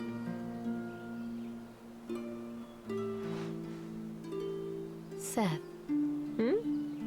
What you said earlier, that we were friends, is it true? Like, actually? Yeah, but this isn't the best place to stop and talk about it. We need to get We out of need town. to get out of here. What will you do, Your Highness? You said earlier you couldn't leave because you were the queen. Now I'll you're leaving. go with you. It seems I must. Oh, nice. You come with us? Yes. Awesome. All right. Aw. Oh, man.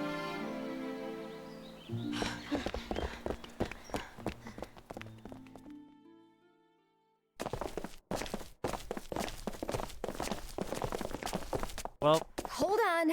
We're being pursued by both Numara and Gungara. We should probably find a ride. yeah, good thing. Ride? Where? How? I don't know. Let's go to the harbor. I've got an idea. Oh, we hijacked a boat? Heck yeah. Gonna add a boat. Composite magic. Sure. Some magic spells can be combined together to form what is known as composite magic. To cast a composite magic, you must be able to use both of the spells that compose it. Use the spellbook under menu to check the spells required for composite magic.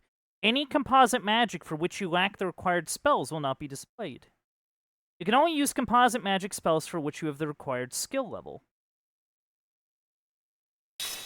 Okay, hold on. What do we got? Poison cure, paracure, seal cure. Oh, so that's her deal. So she like combines spells together. It uses more MP and probably takes more casting time than just casting one spell, but it means that you can do more stuff with your spells. Oh yeah, you can do like a spread spread elemental move, which would be great on. Cuz that was the one thing I was kind of wondering about. I was wondering when we would see spells like this, but I guess yeah. If there's an accessory that lets you use like level 1 composite magic, I think I just need to give that to Jansen, which is kind of a shame because like he has like a good accessory, I feel. He has a good accessory in Sage's protection, but like he's not really being hit by stuff. Oh. Oh, she's not in the party like at all.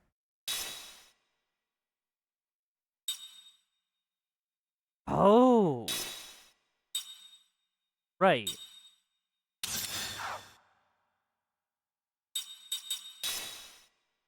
You've put me in an odd position, game. Because I feel like I need Mac in the front. Because, like, I feel like my party is really good. It's just that, like... Oh, I'm an idiot. Yeah, I can't add more than that. But there's so many slots, though. Like, why? Like, why not? I can't add them to the front, either.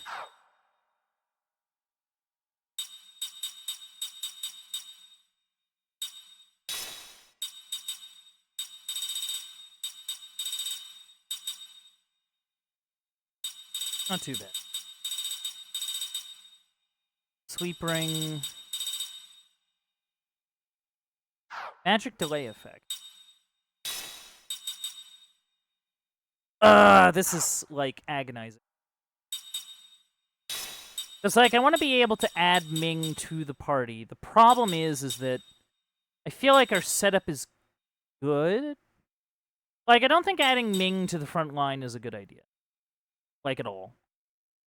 But, like, Jansen and Cook are already, like, good back row pieces. Because you have, like, our dedicated healer and our dedicated do damage to things guy. But, like, Ming is, like, an immortal character. Yeah, I don't know. That's like really, really hard. Like, I don't know how else to sort of accomplish that.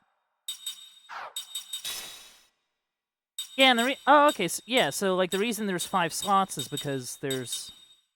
Oh, you know what he could do? Hold on. This might be the idea.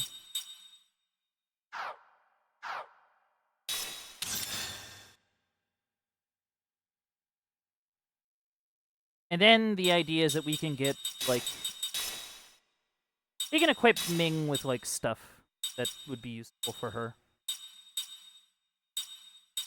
Get some of the easy... Actually, get, like, Yellow Band.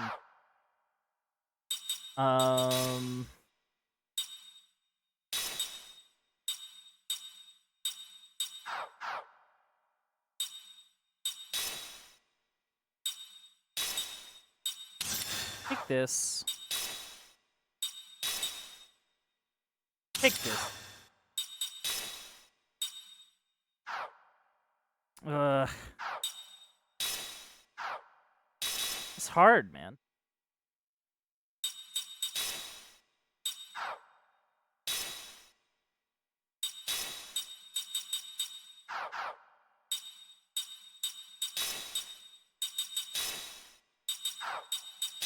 Does Mac need to be in the party? Yeah, I think so. Oh my goodness, that's such a... That's, like, really rough. I don't know what the solution is. Let's just, like, maybe, like, move on. Like, see where the game takes us, and then figure out things from there.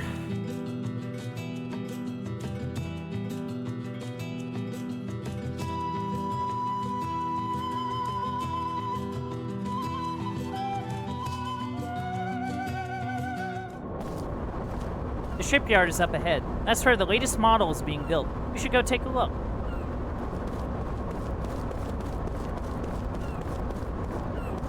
Ah.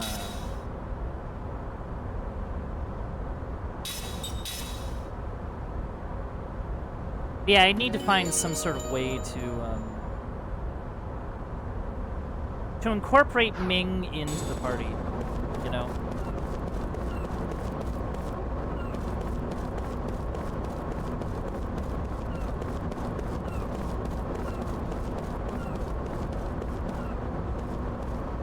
Yeah, don't mind me, just looking for any goodies, really.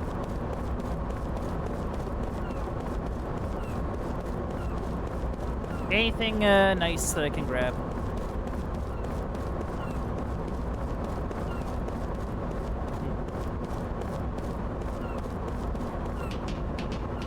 Okay, we can go in there.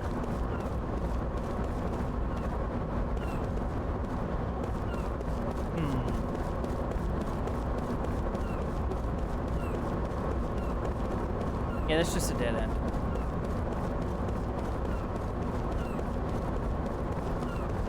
Let's go take a look.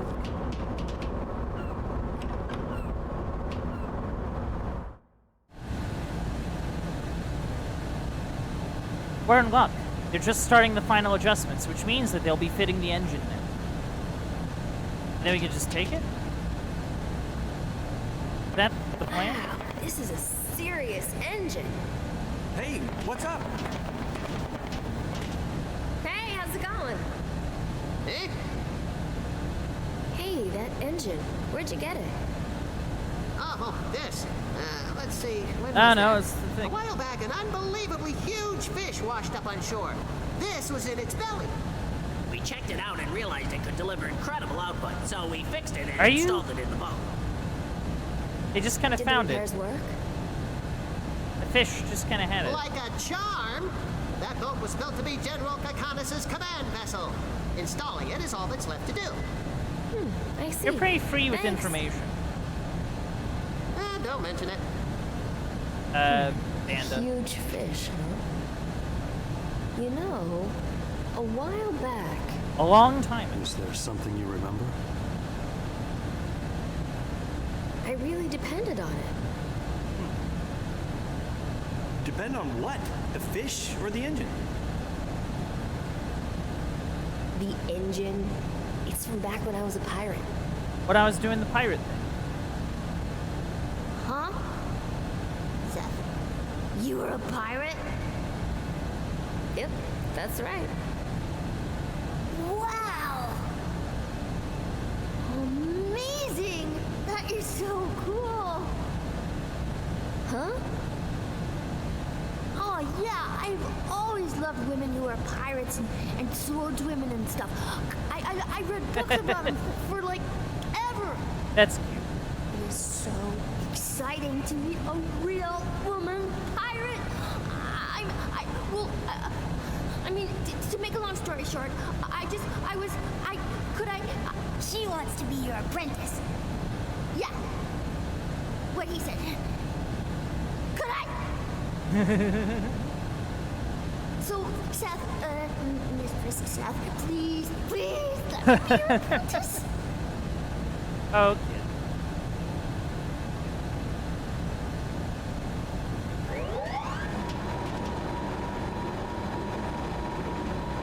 Yeah, they're loading it on there.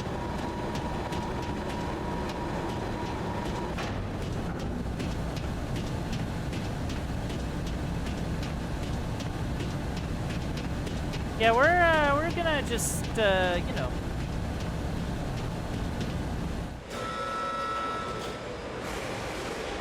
We're gonna take a little, perusing of the ship here. Don't worry. We'll take good care of it. Inform General Kakanis that the engine installation is complete. He said to call him when we're ready for a test ride. Oh, hey, look! Someone's on board! Yep. Hey, yourself, you little toad. What are you doing there? Get off! Get word to General Kakanis! Hurry! Yes, sir! Oh, like he's gonna.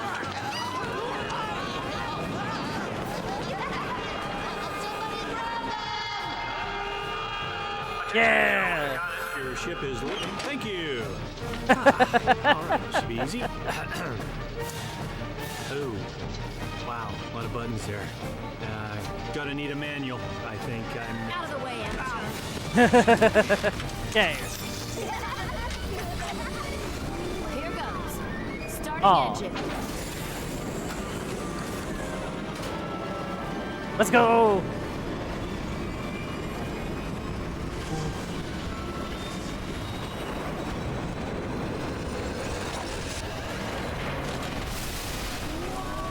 Break, don't break, don't break, don't break. Cast off. Let's go! Yeah, we got a boat! Saw ya!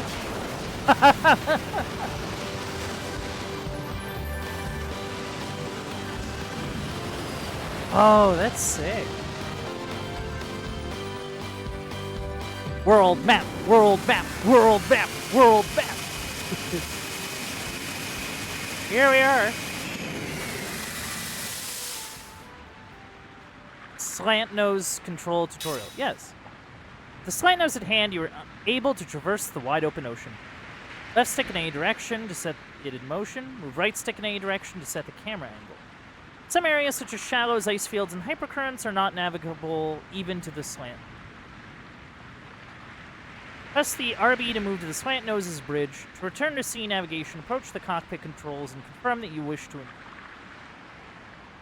you approach the shore, land will appear on the bottom right. Press A to exit. Make the world map menu appear. Click the right stick and move to the closest land. Oh, okay. Reboard the slant nose. Choose the landing point on the world map menu, then press the A button. Oh, okay. Cool.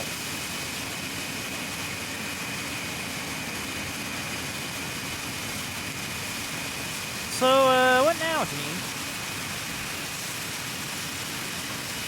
We just out here, you know?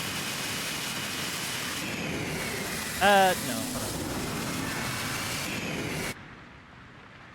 Okay, that's not super helpful.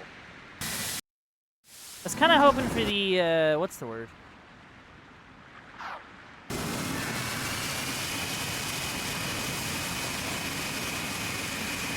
Yeah, let's just look around.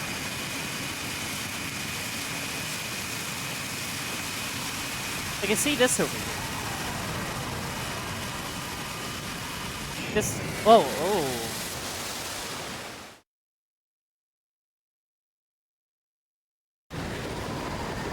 Oh. Yeah, that was a mistake.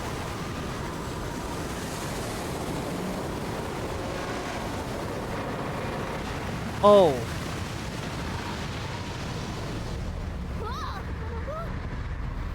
Did we just capsize? We're not gonna make it!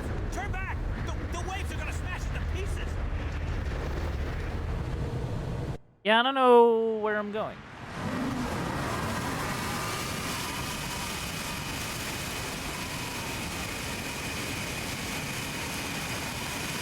There seems to be something over here, though.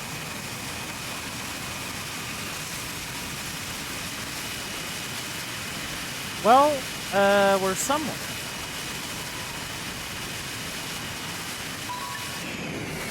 Yeah, land. Where are we?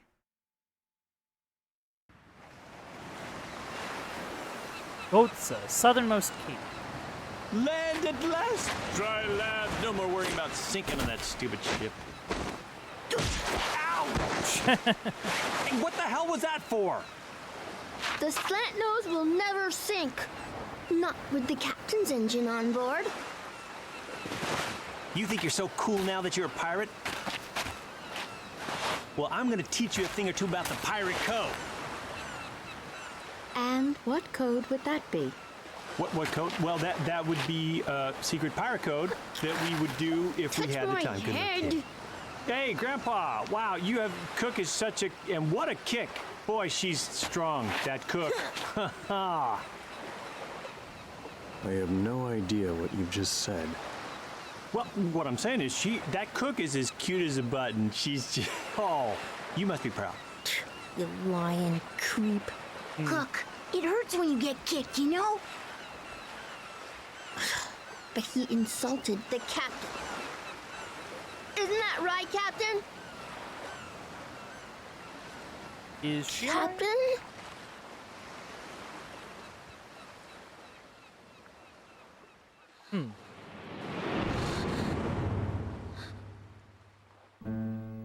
Sad. What's up?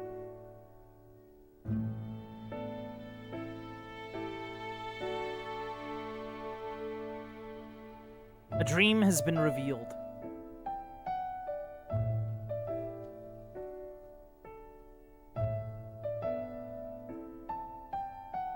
O wondrous beast Anira, proud descendant of the White-Winged clan, you alone were my irreplaceable companion.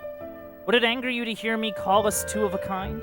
Were we not, in fact, a perfect combination, you and I? Bound together by a single thread, that gossamer thread we know as loneliness. Anira, I owe my life to you. Not, of course, that you saved my life in the ordinary sense of the word. Mine is not a life that can be lost under any circumstances. It is an irrevocable burden. I will not die. I cannot die. And therefore my life was not for you to save.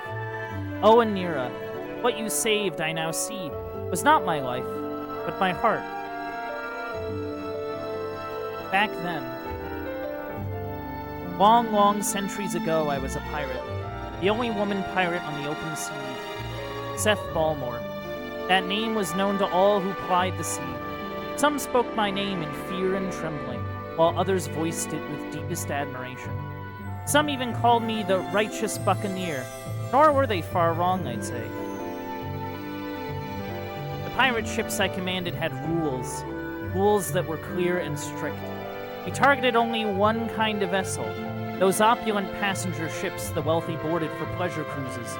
We would put a bit of a scare into the passengers, of course, maybe rough them up a little, but killing was strictly forbidden.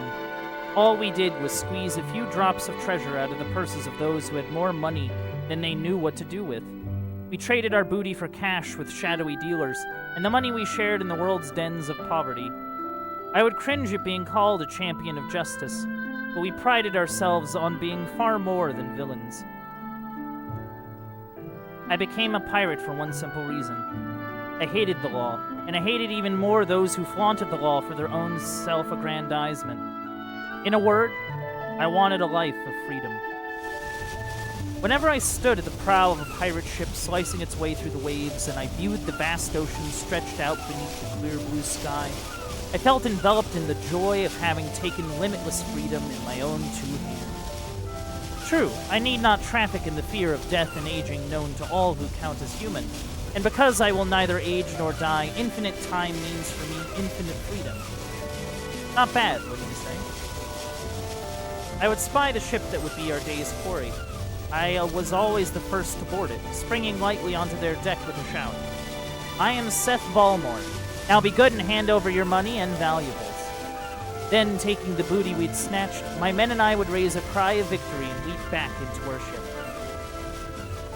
I was absolutely free. Nothing stood in my way. Eternal life overflowing with freedom. Not bad, wouldn't you say? Righteous buccaneer? What kind of fancy-pants nonsense is that? How about pirate bitch? Of course, one always hears such jealous ravings in all walks of life, but especially so in the thuggish world of pirates. Needless to say, I knew I had many enemies. Even a child had realized that being called a righteous buccaneer could only increase the number who hated me among such raping and pillaging brigands as pirates of the sea. I didn't care about that. I could be stabbed with a knife or blasted with a cannon, and still I would not die. Immortal Seth, they called me. And it was literally true, not just a figure of speech. I won't get in your way, I told the other pirates, but I won't let you get in mine either. I was afraid of nothing and no one. I lived the way I wanted to live and wouldn't or shouldn't have let anyone interfere with me. I went wrong only once, but that was all it took. In a moment of carelessness, I let them capture me. Of course, that alone was nothing for me to be afraid of. As I keep mentioning, I can never age or die. It would have done them no good to try killing me, and they knew it. The most they could do would be to rough me up a little and threaten to make it worse for me next time. They had to do something to show their men how tough they were. They couldn't just let me horn in on the pirate game and pretend it never happened. So, I said, "Hurry up with the torture, will you? I haven't got all day." We were in a cave on a desert island. I was in handcuffs and leg irons and surrounded by half a dozen huge men, all well-known pirate captains. One of them was holding a long, thick chain. I get sick to my stomach just looking at your sweaty faces. Come on, hurry up and beat me with the chain. Or would you rather strangle me? Whichever you choose, hurry up and get it over with. The men laughed out loud. Hurry up and get it over with, said the leader. Too bad for you, Seth, but this punishment is not the kind that can be hurried. I'm just sorry we can't stay with you to the end. Yeah, chimed in another man. Unlike a monster like you, we humans don't have all the time in the world. Okay, men, let's make it fast. way the way lady wants. Oh. Licking his lips, the man with the chain approached me, and 2 others grabbed my arms from the side. They were not going to use the chain as an instrument of torture, but to rob me of my liberty. They chained me to a gigantic boulder in the cave. They were laughing so hard they could hardly contain themselves. Just what do you need, Seth? The end of the road for you. They can't shoot you, we can't stab you to death, so we'll just lock you up. Never come back to this island again. And even a half-baked pirate like you knows this place is not on any sea lanes. No fishing boats even. Right about now, your men have gone off looking for the wrong island. We're the only ones who know we brought you here. Not even our crews know where we are. Nobody's coming to save you, that's for sure. You'll be in here forever. Can't move a muscle, can't even die. All by yourself. The rest of eternity. With that, the men walked out of the cave, leaving me there with a single lantern. Cowards! I screamed. Don't run off like that. Don't do this to me. The only response was the hollow echo of my own voice in the cave. The lantern the men left behind was not meant as a kindness, but rather the opposite. It was a prop in their little drama. When it finally ran out of oil and went dark, it would impress on me the weight of eternal solitude. As long as the lamp kept glowing, I was filled with rage for the men. When the oil was running low and the flame began to flicker, a deep anxiety assaulted me. Unable to move, I stared blankly at the flame. Eternity. This world has no such thing. Perhaps it should not have. Solitude. I was always alone. Or more precisely, I always ended up alone. It was my destiny. I could be surrounded by companions whose feelings matched my own perfectly. I could share the deepest love with another, but in the end, I would always have to lose them. Do you know what it feels like to see countless others succumb to death while you yourself are on the road of endless life? Ah, but in your case, Anira, you do have some idea. As I watched, the lamp in the cave went out. A world of darkness spread out before me. And there I was, alone. No more would I taste the sorrow of parting, but neither would I be able to taste the joy of meaning, eternally, without end, alone. I did not try shouting. People shout and scream for one reason only, because they want someone to hear them, because they believe there is someone somewhere who will hear their cries.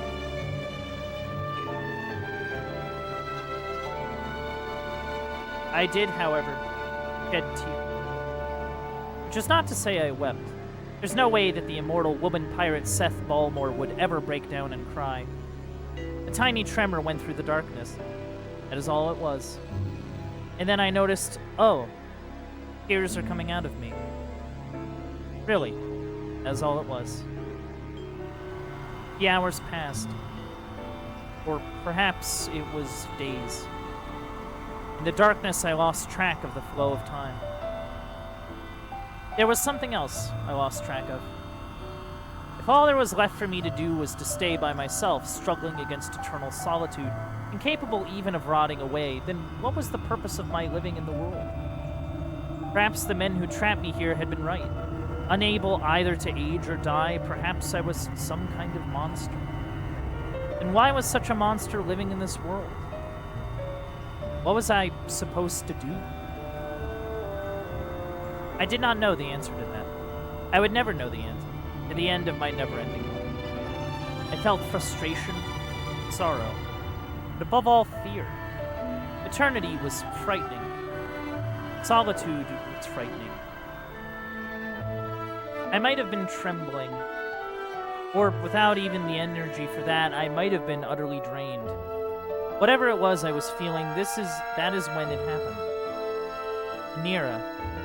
That is when you first appeared before me. A tiny burst of light softened the darkness, and from the light, almost before I could wonder what it was, there came a voice. Are you too trapped in the prison of solitude? Who is that? In the light, a flash of white wings. Then, with a sudden increase in size and brightness, the light seared my eyes.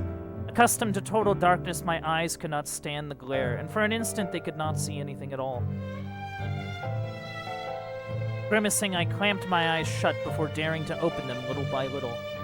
There before me hovered a pure white, glowing beast. Its white wings were breathtakingly beautiful. How beautiful you were, Anira. But yours was not a florid beauty, no.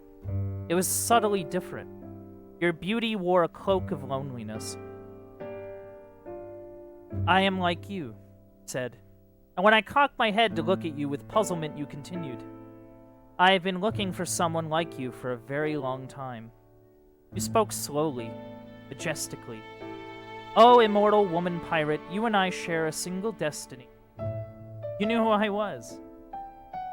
Together, let us escape from this solitude and make our way together, you said. Your eyes locked on mine. Escape from this solitude. The words continued ringing in my ears, but I did not know who you were. I could not even be sure what you were. Nor could I leap joyfully at the invitation of one I could not tell as friend or foe. Who are you? I asked. I am Anira, of the White-Winged Clan. White-Winged Clan? I had heard the name before. The White-Winged Clan were said to be wondrous beasts that had become extinct in the distant past.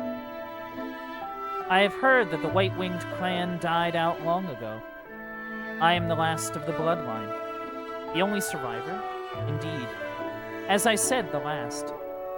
Which is why you speak of solitude. At that point, almost before I knew it, a weak, almost self-mocking smile crept over my face. I felt myself lowering my guard as I spoke to you. My chains, however, were digging even deeper into my flesh and shackling my heart as well. You used the phrase prison of solitude before. It's true. This is a prison. Being alone for eternity is a prison without bars. You nodded at these words of mine, Anira. Silence. But then you said, I was in a prison too. Until just now. I'm sure it's true. To be the only living survivor. I've spent far too long a time alone. I know what you mean. In the legend, members of the White-Winged Clan are thought to live 1,000 years. But even if you were to live on for several centuries, as sole survivor, you could never meet a female member of the clan of the White Wing and hope to make children with her. The clan will never rise again. The sole survivor must live out the remainder of his days alone. In order to conquer this unbearable loneliness, you said, I would need someone to make her way with me. Then you looked hard at me and said, "Oh, pirate woman, are you not of the same mind?" I nodded in agreement. Then I made a point of smiling, said as casually as I could, "In other words, you're lonely." Your beautiful face softened and you said with some embarrassment, "I wonder." According to the legend, as I have heard it, the clan of the White Wing are proud and love their solitude. This only increased your embarrassment. Said, solitude has its limits. That did it. I decided to trust you then and there. Well, if that's how you feel, you should come right out and say it. I want company. Company? All right, a companion. A companion. Exactly. So it's decided. I'll team up with you. That ended all hesitation. Just as you saw me in me one to make your way together with, I put my full trust in you. Let's go wild on the high seas. Isn't that what make our way together means? You mean that I should become a pirate? You don't like the idea? You paused for the space of one breath and chuckled softly. I've always wanted to give it a try. No sooner were the words out of your mouth than you leaped at me. With one bite, you cut through the thick chain that held me down. Oh, wondrous beast Anira, proud descendant of the White-Winged Clan. This is how you and I first met. In the 900 years since then, we raged over the open sea more wildly than I ever had before. When I stood at the prow of our pirate ship in search of prey, you were always there beside me. We became irreplaceable partners, friends, companions, family. End. Huh. Story. Aw.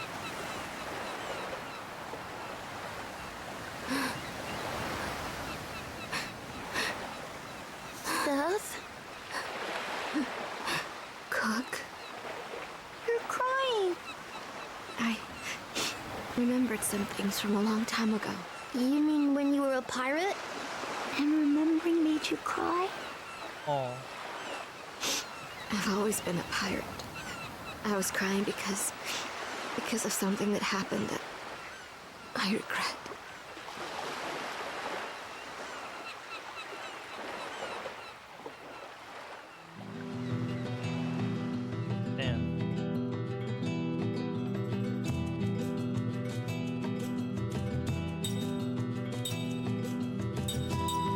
Okay, let's head to Tosca Village. That might be a good place to get some equipment and some consumables, hopefully. Fingers crossed.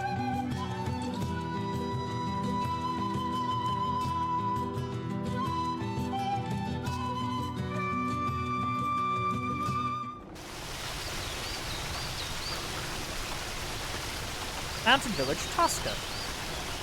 That's a Kilogon. Hey, how's it going? Look, it's Kaim! Oh, they know him? Hey, everybody! Kaim's back! It's good to see you again, Kaim. But you haven't changed a bit. Yeah, it's... Yeah.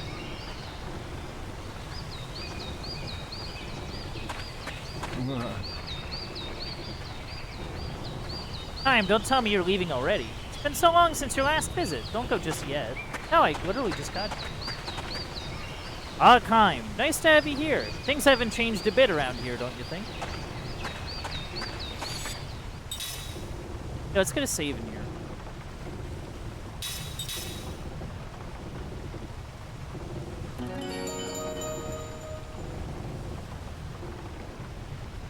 I mean, we have like a... Oh, it's just Kaim. You're Kaim, aren't you? My grandpa told me that you're the guy who saved our village long ago. My grandfather told me all about you. He gave this to me as a keepsake. It's really valuable to us, but it's what you use to protect your village, right? So here, Kaim, I want to return it to you. Magic-powered locator level 1. Hey, Kaim, try it now. I've hidden a treasure somewhere inside the village. See if you can find it. Here's a hint. It's hidden somewhere way up high. It's yours if you can find it. Treasure that's really high up lies in... yeah, treasure hunting. Use the magic-powered locator. You'll be able to look for treasures hidden all over the world. But to find treasures, you must obtain information on the whereabouts of them. Once you get information on a treasure, it will appear on the treasures screen within the item menu. When you have your magic-powered locator and information, there will be a glowing point on the navigation map when you enter the area in which the treasure is hidden. Treasure is hidden at the glowing point. Search for it in the nearby area. You can increase the output of the magic-powered locator, enabling you to find a lot more treasure than with level 1 locator.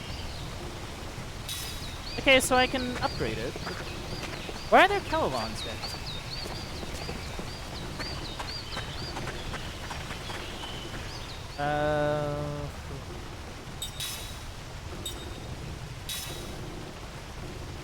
Highest place in Tosca. Welcome, Kaim. That house on the cliffside of the Northern Cape where you and Sarah live. It's still there, you know. Oh, okay. Him and his wife live here. Ooh, can I come up here?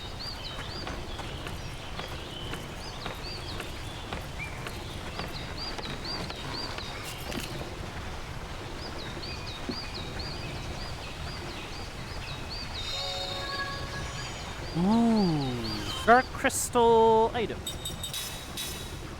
I can't really equip them to anyone as of yet, but...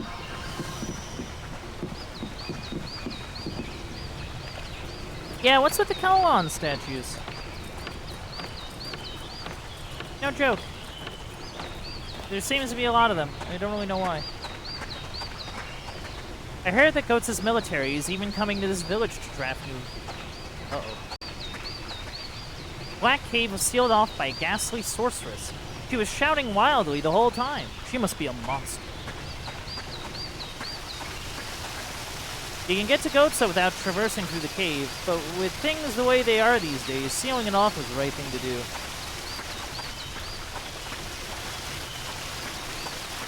pot. Yay!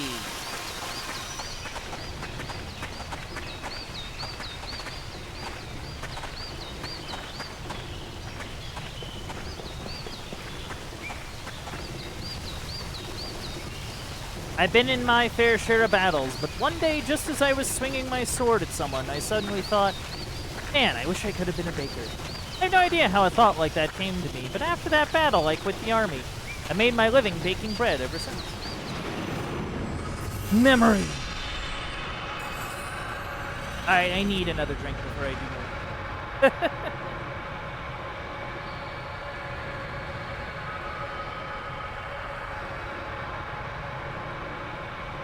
Yeah. I guess that's the only thing about these sort of more text-heavy games, is that I really have to like look out for my throat, you know. Because not only am I talking to but I also have to like read out everything and do funny voices and all that fun stuff.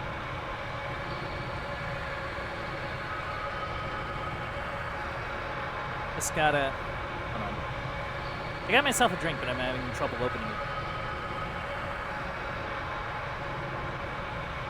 Open! Okay.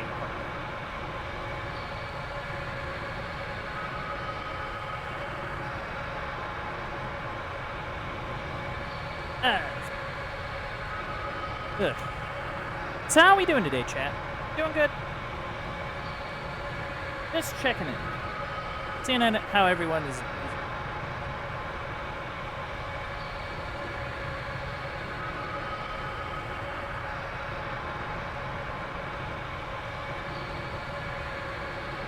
Alright, let's, yeah, let's just go, see what this stream's about.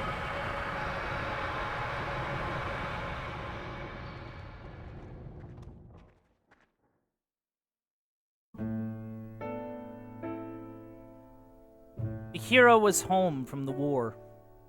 He had performed gallantly on the battlefield, advanced to the rank of general, and made a triumphal entry into the village of his birth. The villagers welcomed him with a festive celebration. The grown-ups were treated to drinks beginning in the afternoon, and the children received sweet confection. The cattle and sheep in the pastures that supported the villagers' livelihood, whether because they were excited by the unusual commotion or were welcoming the hero in their own way, sent especially shrill cries reverberating into the blue summer sky. General, you're the pride of our village. Obviously full of pride himself, the head of the village thrust out his chest as he delivered his congratulatory address in the welcoming ceremony. To think that the foremost hero in the army came from this tiny village is so incredibly exhilarating and gratifying. I am sure our ancestors are overjoyed as well. The throng crammed into the village square burst forth with cheers and applause. According to the official figures released by the army the other day, General, you brought down at least 2,000 enemy soldiers with your own hand. A thunderous roar shook the square. Come to think of it, the population of this village is less than 1,000. This means, sir, that you managed to bury more than 2 of these villages' worth on your own. How fortunate for us that you were not one of the enemy. If by any chance there had been a warrior of your caliber on their side, we'd all be resting in the hilltop graveyard by now. A few of the women frowned momentarily at this remark, but the men, full of liquor, responded with an explosive laugh. Sitting in the stage center, the general lightly stroked his dignified beard. No one present knew that this was his habit whenever he was perplexed. When he left his village to join the army, he was just an ordinary soldier, a long way from growing a beard. General, you are truly the savior of our army, and indeed of our entire nation. I understand you will be leaving for another battle tomorrow. We all hope that you will thoroughly enjoy yourself on this rare visit to your birthplace. The village chief ended his greetings and withdrew to the wings, whereupon the villagers' #1 entertainer bounded onto the stage in the most comical way he could imagine. Dear General, he cried, running over to where the great man was seated and going down on his knees. Oh, hear my plea. The general looked at him uncertainly. Is there any possibility that you would lend me the sword at your side? If only for a moment. Perplexed though he was by all this, the general, impelled by the audience's applause and cheers, handed the man his tasseled and jewel-encrusted sword. The man bowed deeply as the sword entered his outstretched hand, and again he cried, My gratitude knows no bounds! Pretending to stagger under the weight of the sword, he came to the front edge of the stage and held the weapon aloft. And now, ladies and gentlemen, I will reenact the event that raised our dear general's fame to the heights in a single bound, when he hacked 18 of the enemy into little teeny tiny bits. The audience cheered wildly, and the man, with exaggerated movements and commentary, swung the sword in a great arc. The audience knew exactly what he was doing. The general had not only made a name for himself for his strategic prowess, but was also widely acclaimed as a warrior on the battlefield. He did not rely solely on his weapons, but in the end, leveled his opponents with his sheer physical strength. This, too, was a matter of the utmost pride for the village. Here we go! 1 man down, 2 men down. Whip the sword back, 3 men down. 4th man slashed diagonally right through the shoulder. 5th man's head goes flying. Woof! Then 3 at once. 6th, 7th, and 8th man. What a bother. I'll just skewer you like this. The man thrust the sword through 3 imaginary opponents. The crowd went wild. The general, too, broke into a smile and applauded. When he was through clapping, though, he stroked his beard again. I'm sure you can understand how I felt at the time, sitting up there on that stage. The old general says to Kime before taking a sip of water from his leather pouch. His magnificent beard is completely white. So distant are the past events he is recounting. Kime nods in silence, and the general continues, as if mulling over every word. The more you know about war, the more you feel that way. I'm sure the villagers meant well. They just wanted to pay homage to their hometown hero. No, of course. They weren't being the least bit malicious. My village has the nicest people in the world, which is exactly why I found the whole thing so painful. I couldn't stand it after a while. Hacking 18 men to bits. The deeds of a hero are related in numbers. Surely the man who playfully swung the general's sword on stage that day could never have imagined the ones who lost their lives on the battlefield. The agonized expressions on their faces, the curse in their eyes as they stared into nothingness. But that's all right, too. People who live peaceful lives don't have to know about such things. That's what people like us are for, to keep their lives far away from the battlefield. Don't you agree? Thanks to us and our killing of enemies, the people we're supposed to protect don't have to know anything about the bloodiness of war. Unless you believe that. What's the point of people killing each other? Kime says nothing in reply. Without either affirming or negating the old general's words, he stares vaguely at the general's troop. What do you say your name is? Kime? I suppose you've killed more enemy soldiers than you can begin to count. There is no way I could count them all. I thought so. You have a flawless build, the kind that can only be tempered on the battlefield. Only a man who has survived one battle after another can carry himself the way you do with complete natural. How does a man like you find himself driving a horse cart over a mountain pass? Kime is ready to leave without answering if the old man asks him such a question. But the general inquires no further into Kime's background. Instead, there is a sense of relief in the smile he bestows on the sight of Kime resting his horses at the pass. I was 16 the first time I went into battle. After that, I just kept running from one fight to another until I made it all the way to general. At first, I remembered the faces of the men I crossed swords with and killed. Even if you don't try to remember them, they get carved into your memory. I had terrible nightmares. And try as I might, I could never seem to wash off the stench of the blood that splashed on my face and hands. That was a hallucination, of course, but it got so bad once that I spent a whole night in a river trying to wash myself off. The general paused a moment to think about his story, then went on. But after a while, you get used to it. You get used to fighting and killing over and over again. Your body and your mind and your heart. You just get used to it. That's how people are. So I stopped having nightmares. I killed all the enemy soldiers I could lay my hands on, and I forgot every one of their faces. It's the same for you now too, Kaim, isn't it? Maybe so. It's like a curse. If you don't get used to it, your heart breaks. On the other hand, if you do get used to it, your heart probably ends up breaking someplace deeper down. The general casts a fond glance towards his resting troops, and slowly shifting his gaze far down to the foot of the mountain, says, "So that's what it was like for me back then, when I returned to my birthplace in triumph." For the final event in the welcoming ceremony, several children mounted the stage. And now, in honor of our hero, the children will present to the general a floral wreath more marvelous than the greatest medal there ever was. The audience went wild again.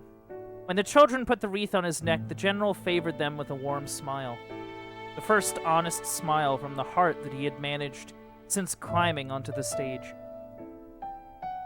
And finally, as a special treat for the general, who has been galloping from one battlefield to the next far from his native place, the children's chosen representative will read his own original composition, spelling out the joys of the peaceful life of the village.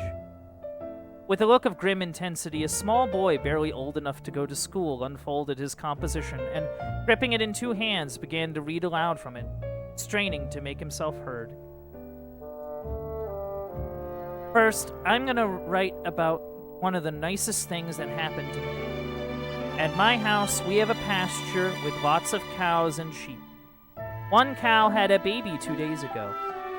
I helped my daddy by stroking the cow's back with a handful of straw while she was having the baby. That makes the cow warm up, so it's easier for her to give birth.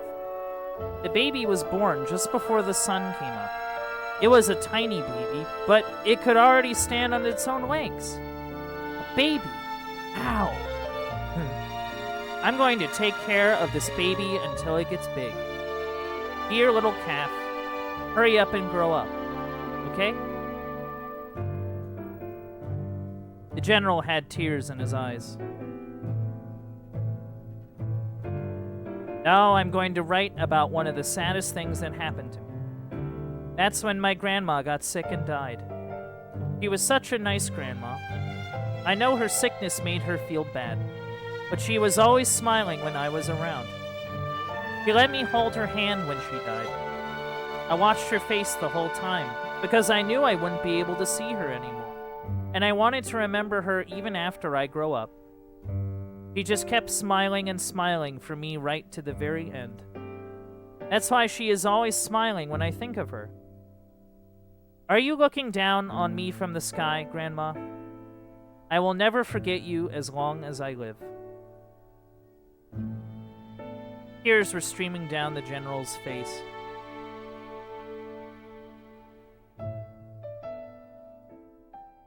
When the ceremony ended, the general left his village and headed for the town where army headquarters were located. There he wrote a long letter to the king and gave his sword to his most trusted lieutenant. The general had decided to retire.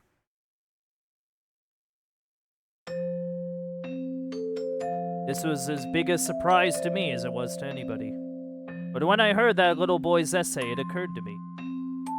What makes us really human is to celebrate each life that comes into the world, and more in each life that is lost. I didn't need medals anymore.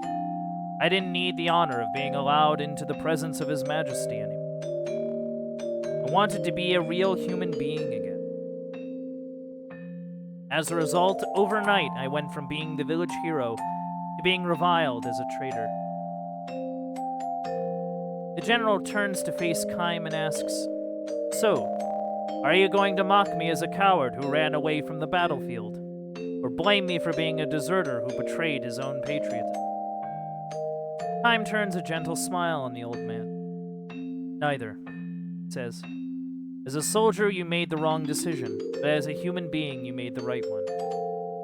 The general strokes his white beard and says, My habit has changed too.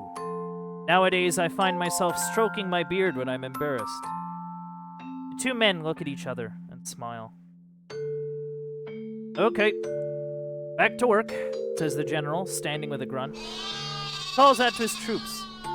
All right, men. All down here, hill from here.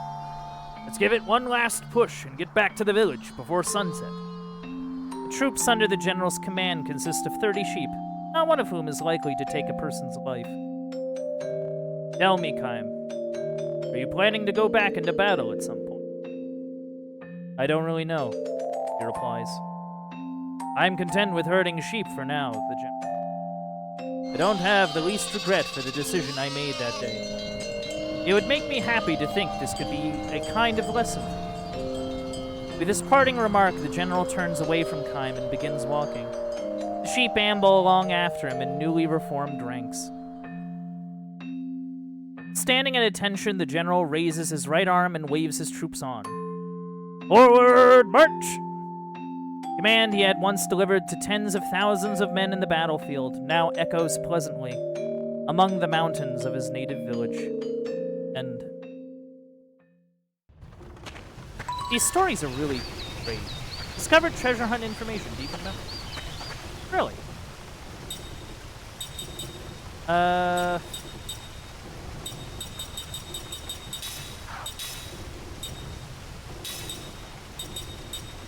Hidden somewhere in Tosca Village, a present for Kaim from the children. Find the waterfall, huh?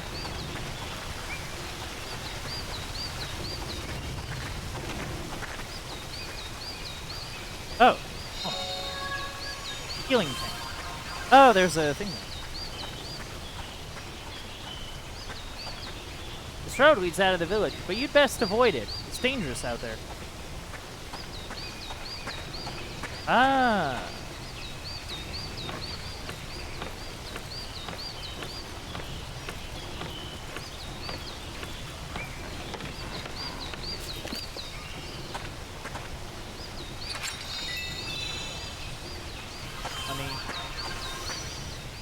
Some sort of dirt pile.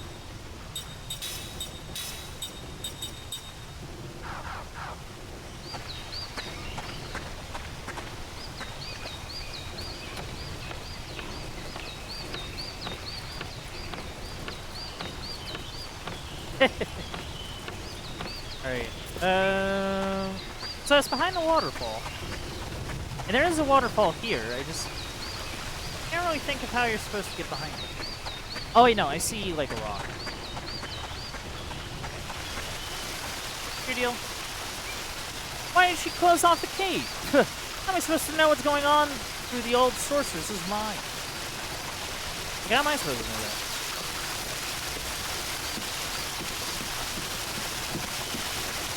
Ah. Medusa's head. What do you... Grants immunity to petrify. Ooh. Really good. Immunity to status effects is really good.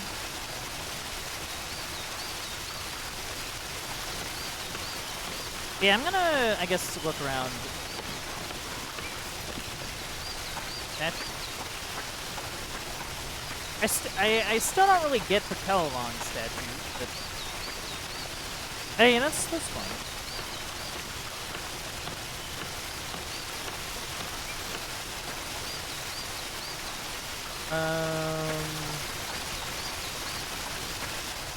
Yeah, there sure is a lot. Yeah, I know, you got the little things. My desire right now is to raid these homes for everything they... Shh, quiet down. Well, well, well, thanks for visiting. I know this place isn't so fancy, but I hope you like it all the same.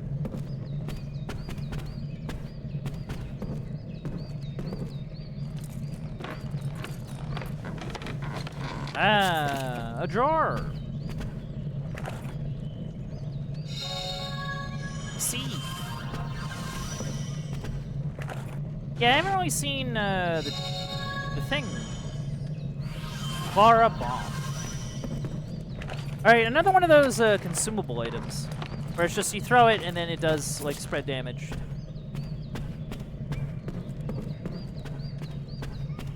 An item at this point, I feel like I haven't really found like super necessary.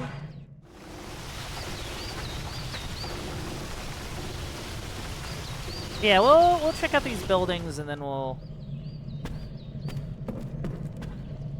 maybe head into the inn. 4 seeds of terror. Welcome back, Kime. Where have you been all this time? Where have you been? How's the family? It's a cat. Oh, hold on. It looks regretful. There's a pipot in the pot. You give 10 seeds. Huh. Very cool. Aw.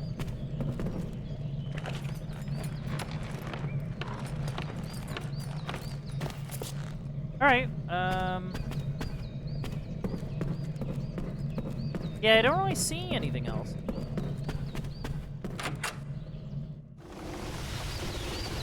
Rewards from seeds can be nice. Oh, awesome, awesome. I already got, like, one thing, from the seeds. That was kind of nice. I can't remember what it was, though, off the top of my head. But, how you doing, JCC? I hope you're doing well. We just... Oh, hold on. Truth is, I was to be drafted into the Goatson army, but I slipped off my roof while I was fixing it, so they dismissed me as ineligible for battle. Ah, but I'm glad you're not going to war. I'd be all by myself without you. You're fine, just needing some patience? Oh, yeah. I think I get you.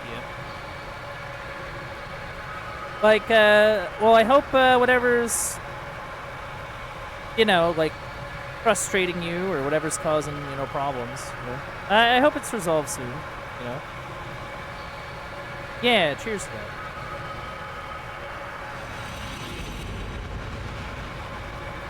Dream has been revealed. It's story time again with Uncle Bandit, baby.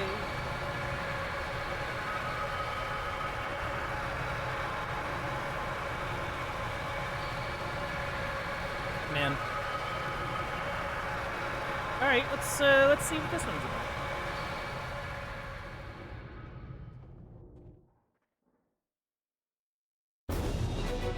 There is no way to keep the village from becoming a battlefield. The enemy forces have crossed the northern pass and made their camp close by. Their home forces are here too, sending one unit after another into the village to resist the enemy's attack. The place is a powder keg. Ringed by mountains where 2 highways intersect, the village is a crucial focal point for transport. It cannot be allowed to fall into enemy hands, while its capture is essential to any hopes the enemy might have for victory in the war. Long years of fighting have come down to this one major battle. It is a battle that must be waged. The logic is clear, simple, inevitable, and it will transform this tranquil village into a battlefield at any moment. So you better get out of there, man. The army has ordered the villagers to evacuate. Non-combatants can only get in the way. The enemy wants to settle this before the weather turns cold. So what does that mean? Another month? 2 weeks? Got your stuff packed? No sense getting caught in the middle and killed. Talk about dying for nothing. Better forget about taking any pots and pans with you. Pack as light as you can and get away as far as you can. 3. So we have Seth, and we have Kime, and we have Maven. And, like, I'm being real, like, deciding who to put in the party has been kind of hard. It's hard. We haven't really gotten into, like, an encounter yet, but... Like, I feel like it's a little difficult to parse, like, who exactly to put in the party. Because, like, the composite magic seems really, really good.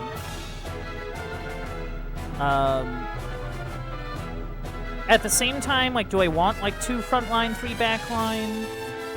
Is getting rid of Mac, like, hindering in any sort of way? Like, it's kind of tough to gauge. Anyway, think of all the generations our ancestors guarded our houses and land.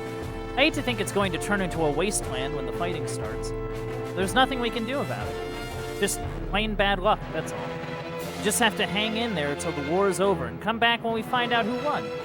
The main thing is to get out now. Right. That's all we can do. Gotta stay alive. Better not hope for anything more than that. Why the hell does this have to happen to us? I feel that. But yeah, we just have the 3 immortals, right? Villagers leave a few at a time, beginning with the first ones to find temporary shelter. By the time the forest is lightly tinged with red, the village is practically deserted. The only ones left are old folks who live alone and have no one and no place to run to. The army has built a crude refugee camp for any evacuees able to cross several mountains to reach it. The aged poor stagger in with little more than the clothes on their back. The only one left in the village is Grandma Koto. The bread of Grandma Koto.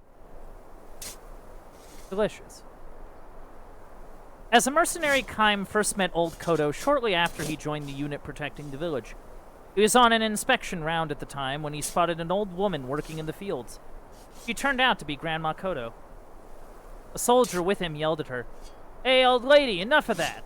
Another man shouted, "You better get out of here now if you want to stay alive.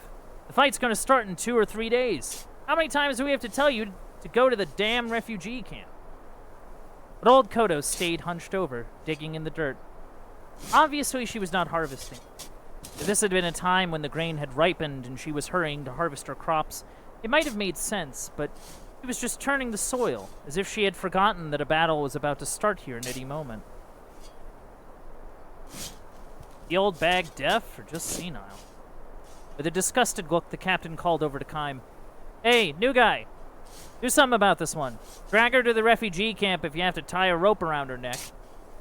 Can't have her wandering around out here. She's just going to get in the way when the fighting starts." The captain's tone was arrogant. The more cowardly a commanding officer is, the more arrogant and overbearing his style becomes, and the less he is able to conceal his nervousness when a battle is nearing. Kaim strode silently toward the old woman in the field. "Well, go on ahead," the captain called out behind him, but he did not turn around. Only a few days would be needed to decide the outcome of the battle for the village, which was a reflection of how violent it promised to be. For this reason, working the fields now was pointless. Even the most carefully cultivated patch of ground would be crushed under the soldiers' boots. A harvest next year was out of the question, nor was it even clear how many years it would take to restore the village to its former tranquility. When Kaim approached her in the field, the old woman kept working and said, "Don't try to stop me." She looked and sounded much tougher than she had seemed from a distance. She might have been one of those stubborn, cranky old folks that people kept their distance from when the village was at peace. "You're not going to evacuate?" "What the hell for?" spat out. "They've built a camp you can go to." Old Koto gave a snort and said to Kaim, "You're a new one. I've never seen you before." "Yes." "You don't even know what the camp's like. You soldiers have nothing to worry about." "What do you mean?" Old Koto said nothing, but pointed toward the steep mountain standing like a painted screen on the west side of the village. Kaim asked, "Is that where the camp is?" "Hell no. You have to cross that mountain and another one to get to it. Nobody my age can walk that far. What's the point of building a camp in a place like that? How many old folks do they think are going to make it over there? They may as well leave us out in the hills to die like in the old days. Time was at a loss for an answer. Continuing her digging, the old woman grumbled. That's how the government does everything. She was clearly angry, but perhaps less angry than sad.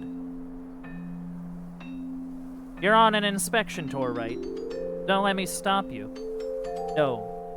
You see, you're not going to get me to go to any damn refugee camp. That's all there is to it. I'm not going anywhere. This is the village I was born in, and I've lived here all my life. I know how you feel, but this place is going to turn into a battlefield soon. I know that. So then, so what? Time was at a loss for words again. When she saw that, she smiled and said, "You're a sweet young man.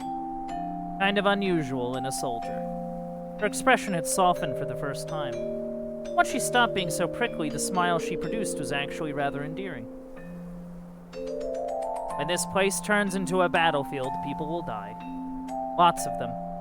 I know that much, don't worry. But I have work to do, soldier boy. Telling me to leave my work and run away is like telling me to die. So if I'm going to die anyway, it won't be long now. I want you to let me do what I want to do. You shouldn't have a problem with that. Kime fell silent. Not because he was at a loss for words yet again, but because he believed she was right. If I'm going to die anyway, she had said. Knowing that he would never be able to speak such words, he had no choice but to bow silently to her. All right, then. Run along, Sonny. I've got work to do. What are you doing now? See for yourself.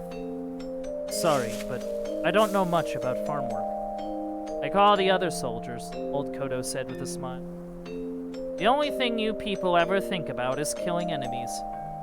You don't know anything about nurturing life. She lent a hint of sorrow show again. Perhaps somewhat taken with Kime, however, she favored him with an explanation. I'm planting seeds.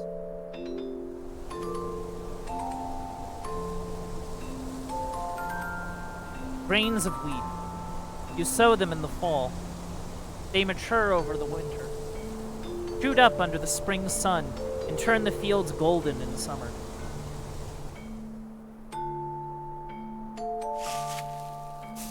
I always do my planting when the northern mountain peaks turn white. Every year. This year's not going to be any different. But the seeds mature in the trampled fields. Kime had his doubts. Grandma Kodo, however, displayed not the least anxiety or resignation as she scattered seeds in the newly turned soil. Her hands performed the age-old ritual with ease and naturalness, as if to impress upon Kime the fact that what she was doing this year was nothing more nor less than what she had done every year before. As a result, Kime's next words emerged with a smoothness that he himself found somewhat surprising. What if the seeds don't grow? Then I'll just do it again next year. And if next year's bad, I'll do it again the year after that. You have to plant the seed. That's how I've lived my life. If you don't plant, nothing will grow. See what I mean? I think so. Whether there's a fight or not, it doesn't matter. I'm just going to do what I have to do. That's all. She spoke with certainty, her wrinkled face softening into a smile as she added, You can't even enjoy a meal if you know you haven't done things right. You're saying that this is what gives your life its meaning? This is the question to which Kime had long searched for an answer. For what purpose had he been born into this world? Was he supposed to what was he supposed to what was he supposed to accomplish here? He had continued to roam through his life's endless journey without knowing the answers to these questions. Indeed, because he didn't know the answer. I don't know about deep stuff like that, Grandma Kodo said shyly. I just mill the wheat I've harvested and bake bread in the fall. That bread is really special. Nothing tastes as good as the first bread you make with the wheat you grew that year. That's what my grandson looks forward to every year. I can't just decide to take a year off now. I see what you mean. No, you don't, she declared. You're nothing but a damn soldier. Her face had turned hard again. There were no more smiles from her that day. Man. When Kime returned to the barracks, a soldier who had been stationed in the village for 6 months or more said to him, "That old bag hates our guts. Because we ruined the village. That's part of it, I suppose. It's got deeper roots than that for her. Grandma Kodo had lost her entire family to war. First, her husband died in the war 40 years earlier. Then her son and his wife in the war 20 years earlier.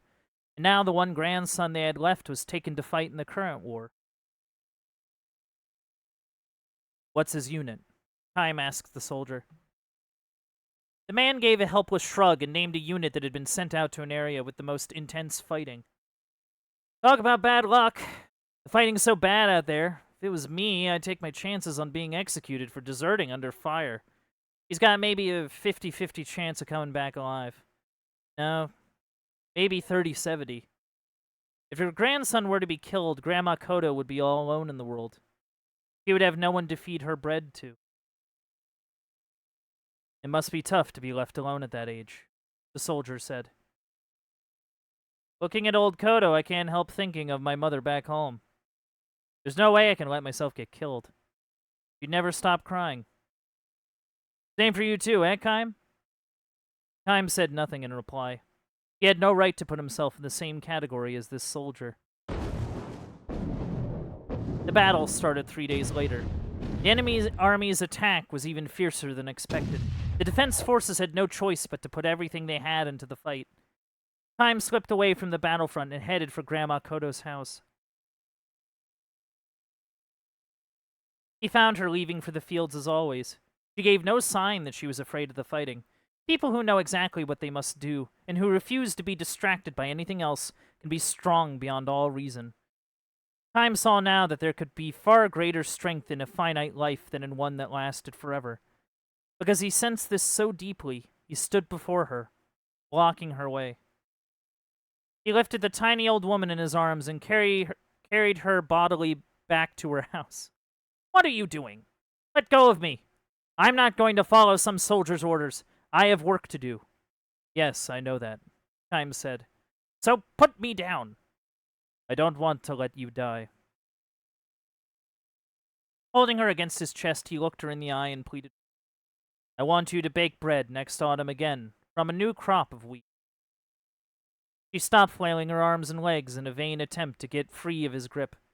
She looked straight back at him as he said, "As long as you have someone to feed your freshly baked bread to, I want you to keep baking bread year after year." Old Kodo heaved a huge sigh and muttered, smiling, "I knew you were a very strange soldier." The battle raged on for several days. The arrogant, cowardly captain died in the fighting.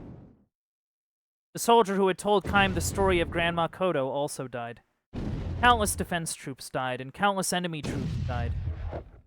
The village was consumed in the flames of war, and old Kodo's field was ravaged under the heels of the military. Kime's side managed to stave off the attackers, then followed the retreating enemy to the north. All that remained in their wake was the empty, devastated village. The war ended as spring was giving way to summer. At the cost of massive casualties, the army repulsed the enemy's invasion. The village began to recover little by little. As Grandma Kodo had predicted, not one old person who crossed the mountains to the refugee camp came back alive. Autumn. And Kime had come back to the village. He feels warm in the chest when he looks across the fields and spots old Kodo sowing wheat.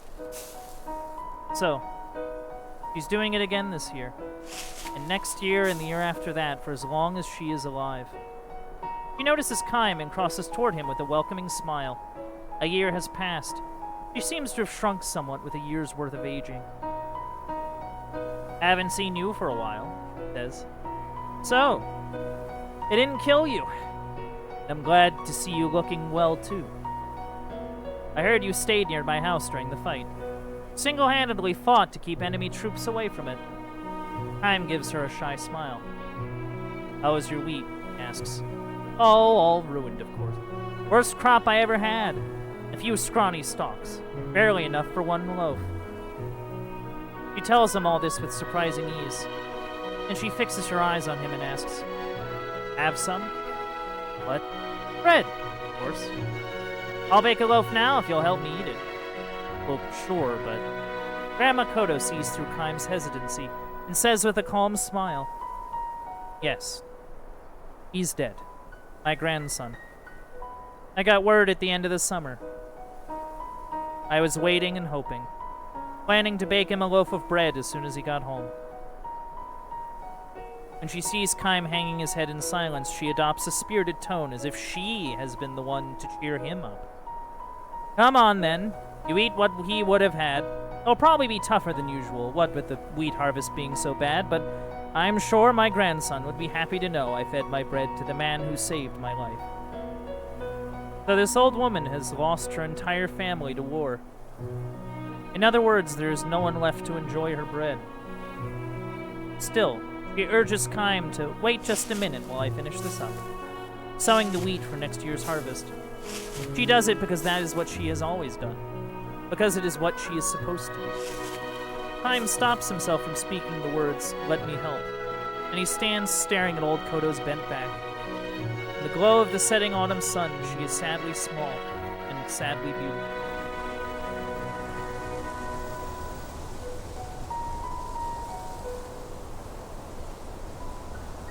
Kaim eats the fresh baked bread. Old Kodo was right. Made from wheat grown without its full measure of care, the bread is hard and dry and poor in taste. Still, of all the bread Kaim has eaten and will go on to eat in his long, long life, this is by far the most delicious. And ooh, the stories are hitting hard today.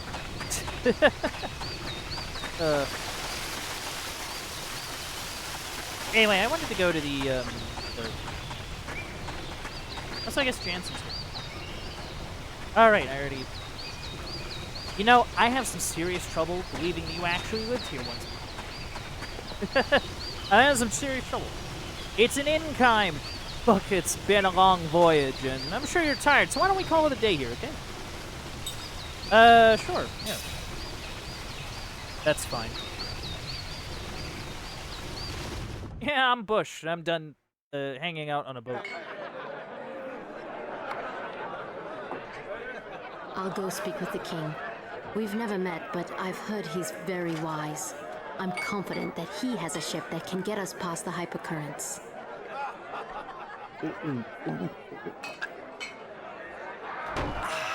Wow, that hit the spot. You know, I'm finally starting to feel at home. No. Are you even listening to me? Please, just listen. There's a time and place for that stuff, and this is neither. Tell me, is it really true you can't drink? Yes. Oh. That is so sad. But you're a queen. I mean, don't you have wine or champagne at parties Yeah, or come banquets, hangings, any festive thing like that? No. Oh. Well, look it. Nobody knows us here. Come on, just give it a try. I guarantee you'll like it. Really. Fine. It won't kill you, I promise. In fact, I bet if you take a couple drinks, you might get your memory back. Yeah, it relaxes the mind. Another thing. Oh, you know that's a lie, Jan. You think so? Absolutely. Hey, look at me. You're talking to Jansen here. Bottoms up. Bottoms up.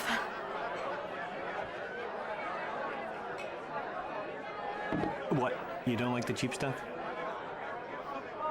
No, it's just I've never tasted anything like it before. Oh, okay. You don't have to force yourself to drink it. No, I want my memory back. If there's any chance this will help, I'll manage to drink it.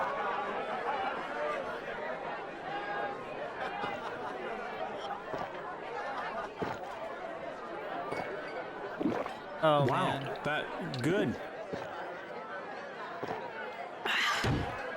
Oh. Are you, okay? Ooh, I feel very lightheaded all of a sudden. Oh, It's yeah, she's a affecting me light. like you said it would. Oh, your muscles Yeah, are well- so...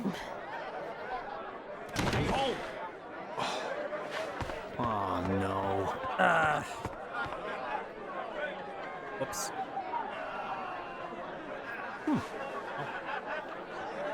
You know you're cute when you're asleep.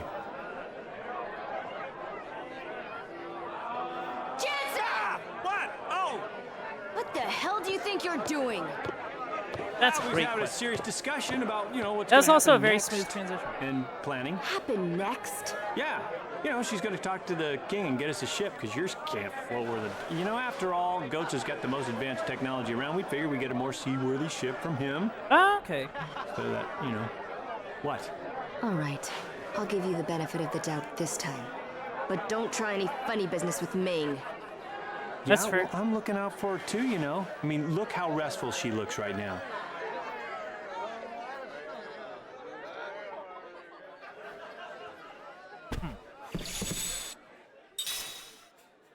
Big save. Yeah, there doesn't seem to be a shop in town. Or at least I didn't really spot one. So if there is one, I might have to, like, do some digging. Like, just, like, look around the place.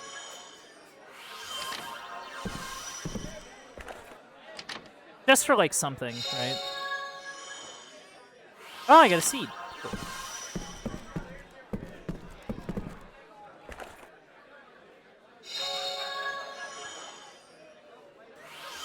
Oh. Oh, okay.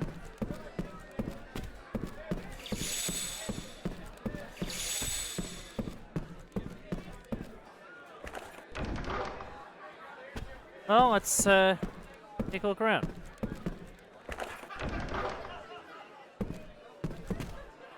Hello. Don't mind me. Just an immortal looking for consumables to use for my adventuring. I got a cure.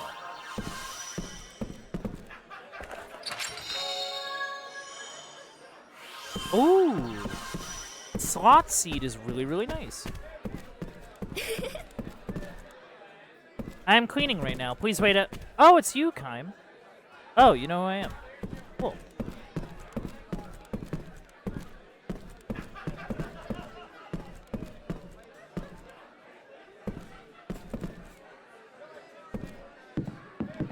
Actually, I don't know. Should I talk to people?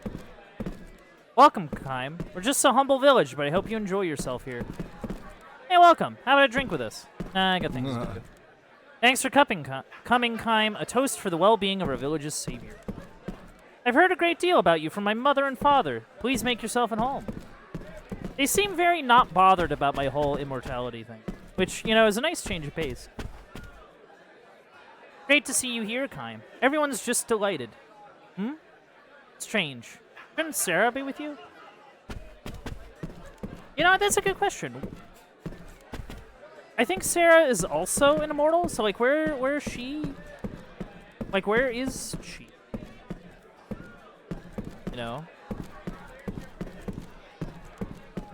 What happened to her?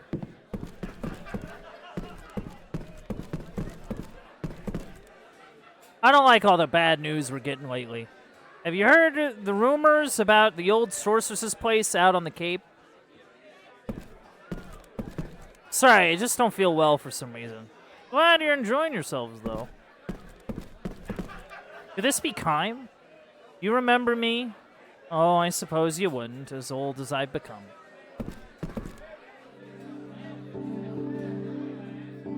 Hey, Oh, Kime, I heard you were back. Hello! This place takes me back. And it looks like the years have been good to you. Yeah? Knock it off. You have quite the pose I'm a there. bona fide old man now. Well, if you don't mind my saying so, you've aged really well. Oh, wow.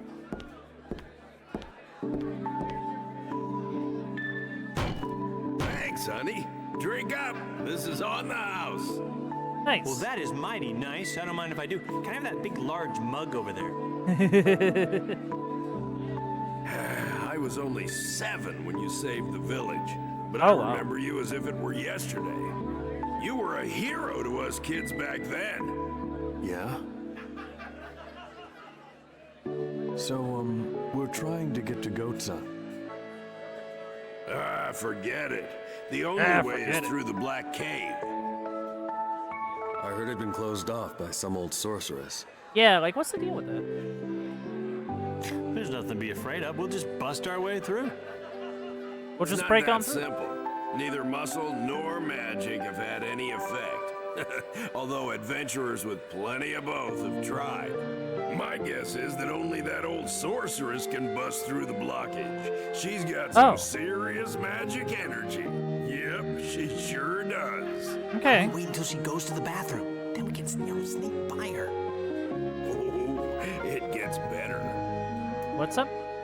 You know that place where you and Sarah lived? Yeah. Well, that old sorceress has moved in. Oh. My house?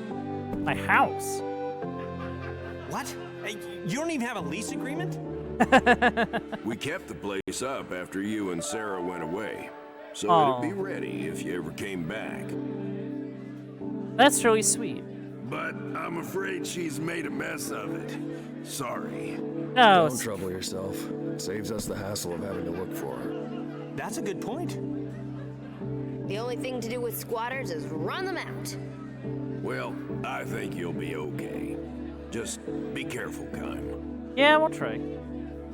We're off to kick some old woman's butt. That doesn't sound right. That doesn't sound right. You're not gonna go off and leave Ming like this, are you? Yeah, what do we do with her? We'll head out there tomorrow morning. Okay.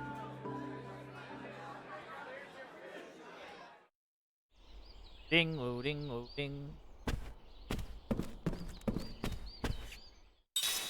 Yeah, sure. Why not?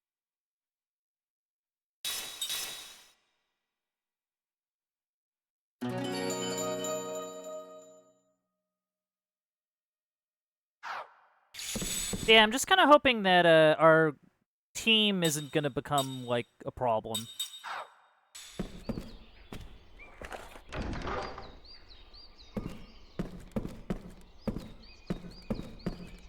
Greetings. This is Calalon, the protective deity of our village. Are you here to pay your respects? Sure. Let's pay our respects. Oh. Pay your respects to the Calalon statue spread around Tosca Village. Press the A button while standing in front of a Calalon statue to pay your respects. In some areas, villagers may block the way to statues, but they will eventually go away, opening up the way for you. Try to visit as many statues as you can before the time expires. The minigame ends after you have visited every Calalon statue or when time runs out. And then you can quit the game at any time. As a reward for your piety, you will receive an item based on how many statues you visit. After you receive a certain item, you cannot go back and earn it again.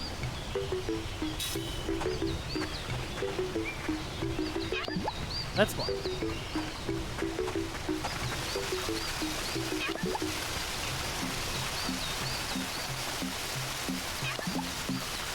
Okay, run. So there's 16 of them in total. I know at least one of them is in a house, so I should keep that in mind.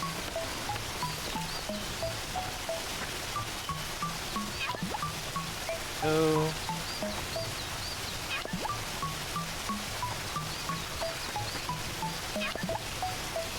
I wonder if this also counts the Calalon in the inn. I would assume yes. Not entirely sure. Just run. Oh, hold on. Oh, wait, no, there's... okay, you're blocking. That's a horse. That's a chicken.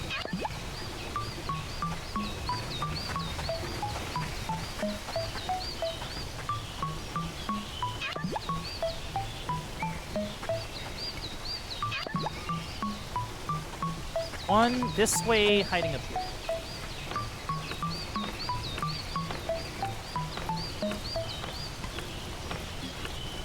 Oh, hello. And me.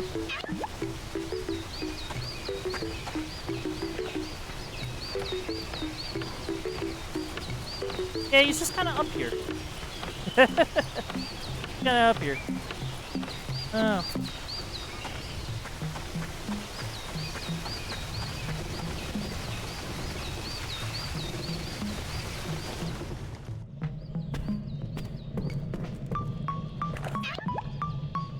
I also gotta remember to check out the pipit.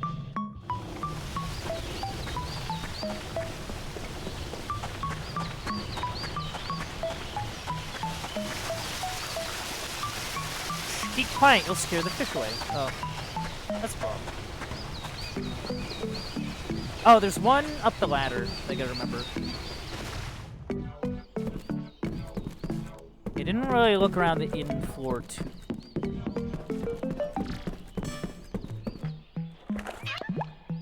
Okay, so that's what all the Kelmons are for. Just for this this minigame. I don't know, is there one in the... No. That's okay. We need to get out of here, though.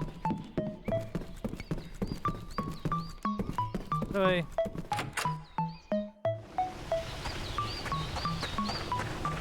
You... Oh, and the kids moved too. That's really nice.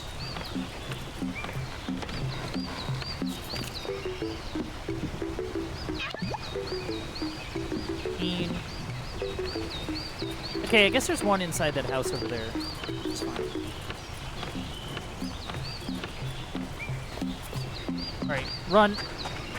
Run, Kime, run.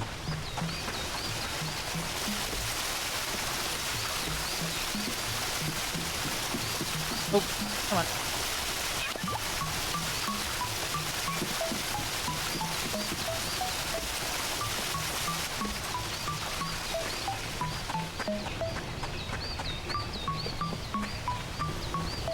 Oh, you're kidding.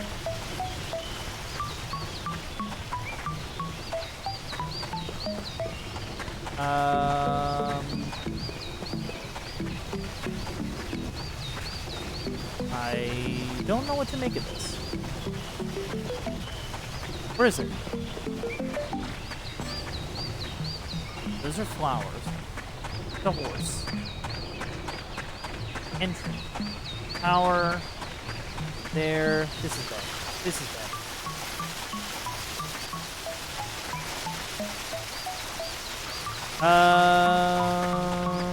I don't like this. I'm trying to think here. Where is it in there and I just missed the chance to go into it? Is that the deal or what? Unless it's hiding in like a corner somewhere, but I don't think it is.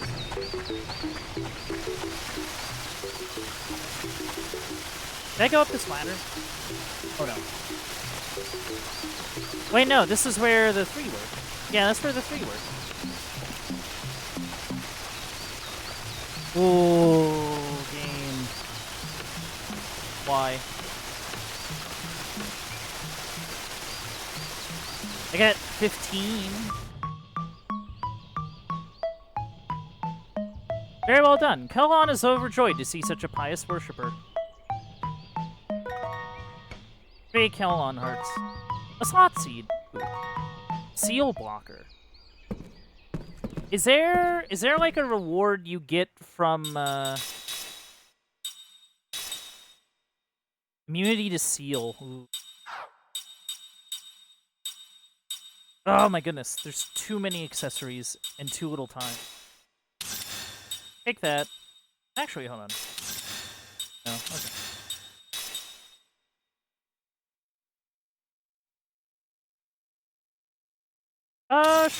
Sure. And then...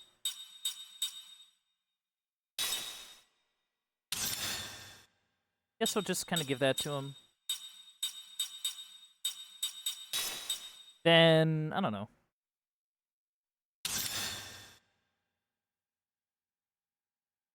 Yeah, I wonder, is there like any sort of reward for getting all of them? Or like... I mean, I got a slot seed, so I'm not really complaining. Speaking of. Dude. You have 3 slots? You have 3 skill slots? You're killing me. Killing me.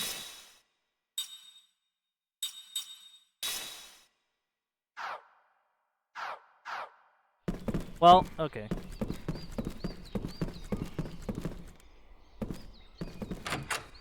You know, I'd like to think I did pretty okay. Considering. But now I'm curious. I'm going in this house.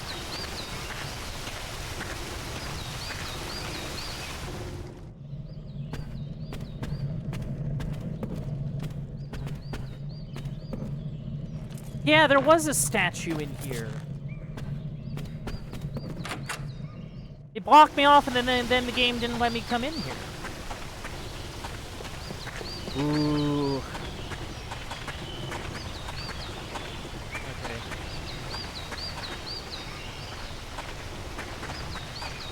I know this is, like, stupid, but... Okay, I feel like I can get all of them. And I really want to be able to do that. Hello, travelers. You're familiar with the art of ring assembly, am I right? You're not satisfied with just any normal assembly, are you? Believe me, we've all been there. Me, I don't assemble rings with components. I take existing rings and reassemble them to make completely new rings. You know what else? The rings that I create even have multiple effects. Oh, I won't charge you a cent either. This is my life's work, you see. How about it? Would you like one? Sure. Herculean ring. Damage up, critical up. I dig it. I think that's interesting. Soul ring. Ooh, MP absorb and damage up.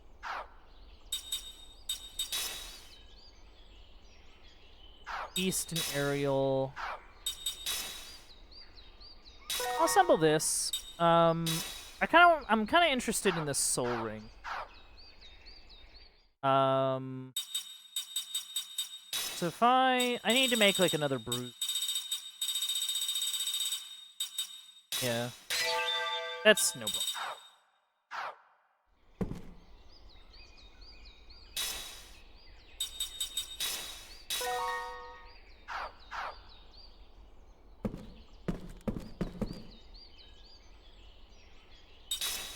Yeah, I'll try it again.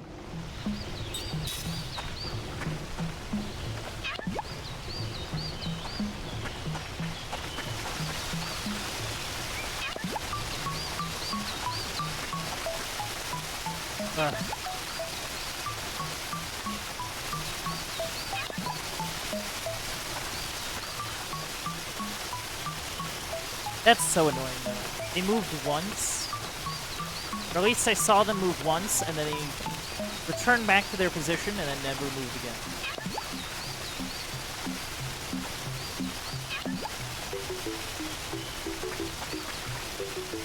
I mean, I guess it's fitting for Kelolons, I guess.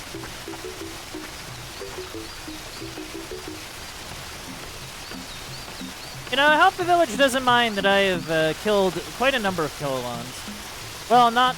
Well, in Blue Dragon. I've killed a few in this game. You know.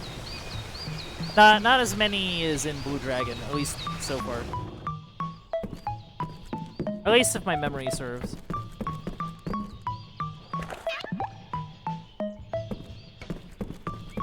Okay, so we got half of them done. Oh. Is the one guy moved? No, he's still there. That's fine. Yeah, just get the one over here.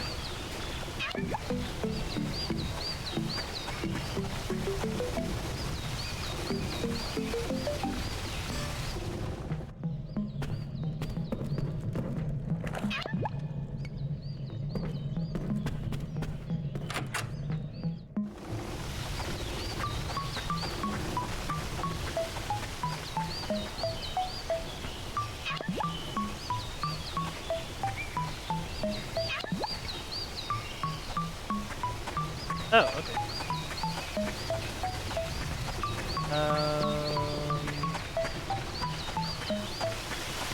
Okay, that's fine.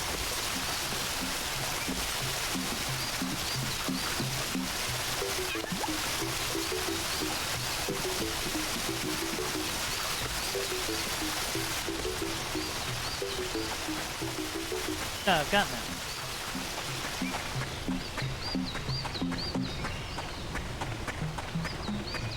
Oh, nice.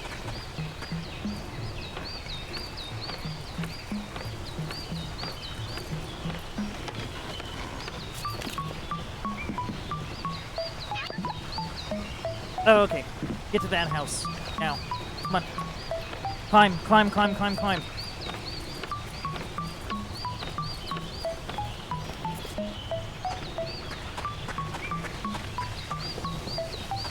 Stay over there for like half a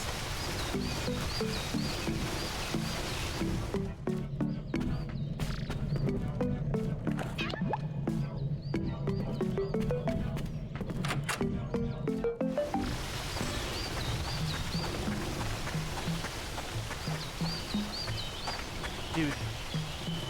Oh my, the ladder's broken. This will take a while to patch up, I say.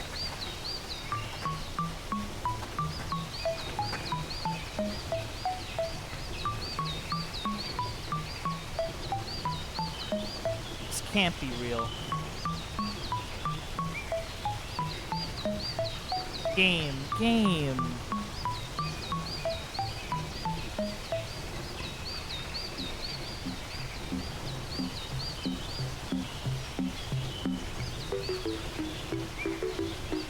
Like, actually?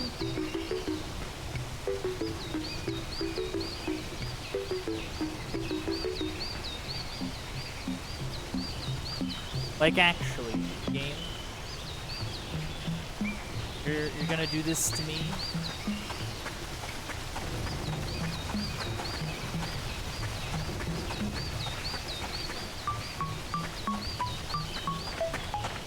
I might just go nuts. Like, the dude isn't moving.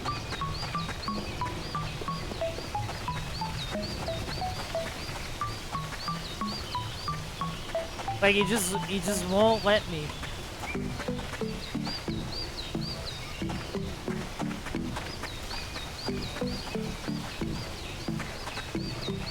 Like, what am I...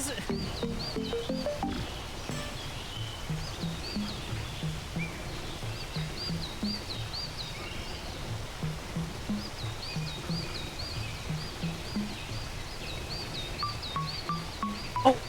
Alright. Come on, get up the ladder, please. Time, I need you to be quick.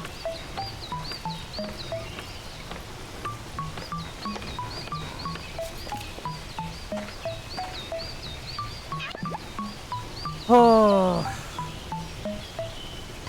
That, okay. I hope you enjoyed your quest. Now then, you paid your respects to a total of 16 statues. You visited every Kelon statue in the village. Amazing. I'm sure Kelon is very delighted indeed. Gamble. Okay, so I got a spell. Actually. Gamble. Inflicts a random amount of damage on one enemy. You know, I'm not sure if that's good, but it's also a single target spirit spell, which is what we've been lacking. Or a single target damaging spirit spell, which is what we have been kind of lacking. Oh, the guy moved in here. For whatever reason. Wait, no, who are you? Welcome, have a look around. Forewarned is forearmed, as they say. Oh, this is a shop, thank goodness. Okay, I'll get that for, Seth. Actually worse. I'll buy 2 of these. Buy 1 of these. We'll get that equipped a while.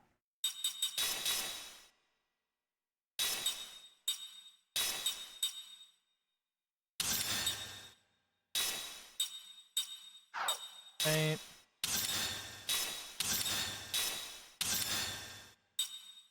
Alright, cool. I call that a plus. What now? Counter. Cool. Depth earrings. Cool. Light anti-blind. Ooh. Oh, wait, no. I already have... Yeah, I really only need one of an accessory. Well, I don't know. I guess it matters. Anti-dizzy. Level 1 spirit magic. Okay. Actually, you know what? I'll spend the rest of my money on... So, I think what I'm gonna do...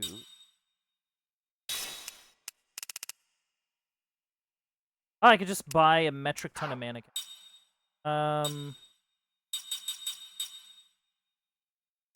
that that's, like, probably the smartest idea.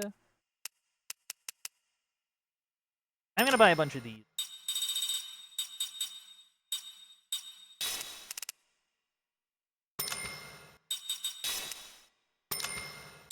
Because, like, currently our problem is that, we don't have any sort of revival spell on us. So, like, that's kind of a problem. Also, he sells sticky tape. Actually, is there anything I can sell that's, like, worth selling?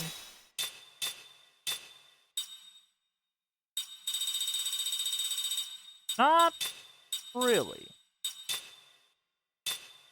Yeah, not really, no.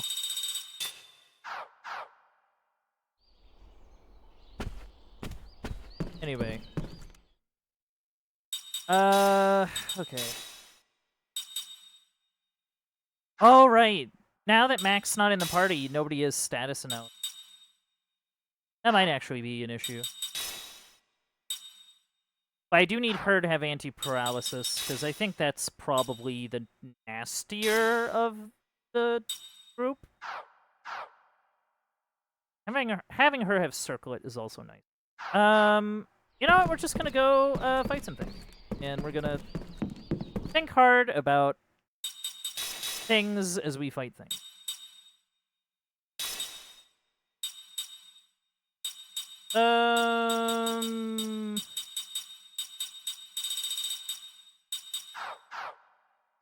Also, we got a slot seed that I'm giving immediately to King. Actually, I got a couple.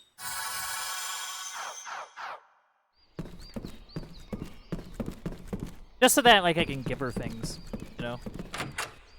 Especially the sort of anti-status effect stuff that I'm kind of putting on all of them, just because I feel like that's a bit more useful.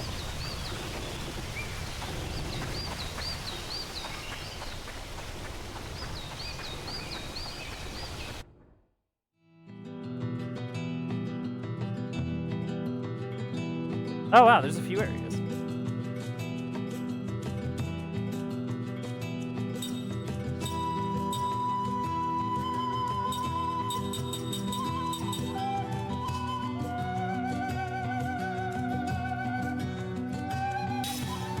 Old Sorceress's Mansion. Sorceress.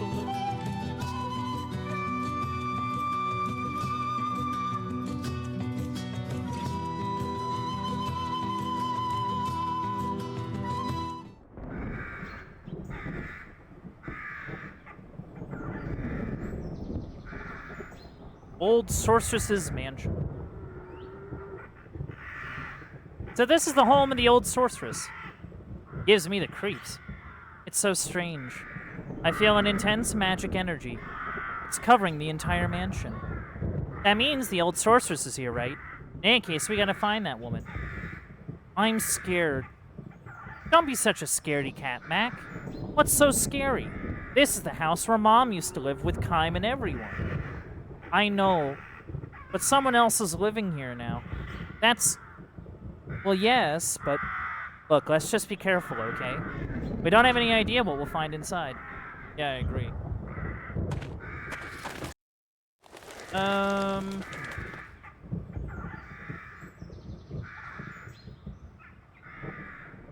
I'm sorry, I'm just checking it.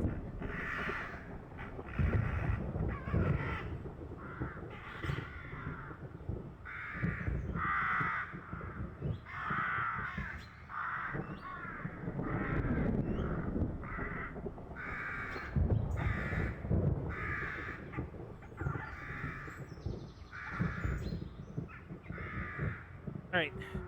Sorry. Whoa. A ghost. Whoa. Did you see that? Yeah, I saw a ghost. Be ghosts in this house. Soul medicine.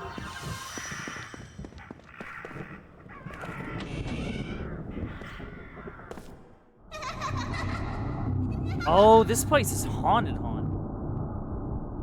Oh dear. Whoa, what the hell was that?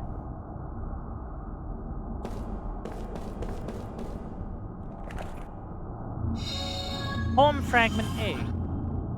Thus all that lives does flow. Thus do they fade away.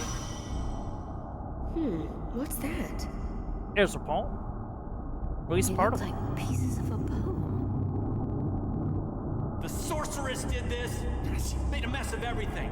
Let's get rid of her for good. Ah, fight. Fine.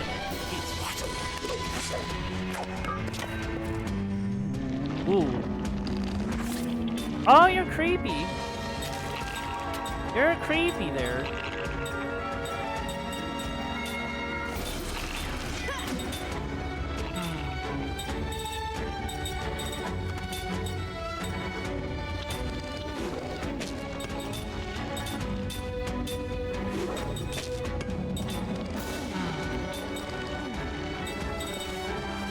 Yes, you know a lot.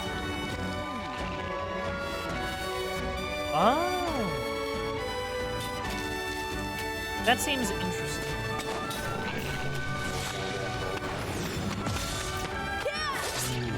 Nothing. Oh, that's something. Oh, elemental damage does nothing. Oh, that's a problem. That's a problem.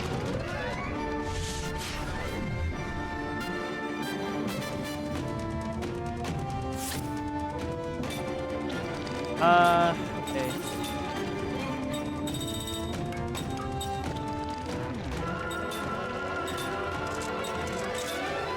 Can I steal something? I don't know.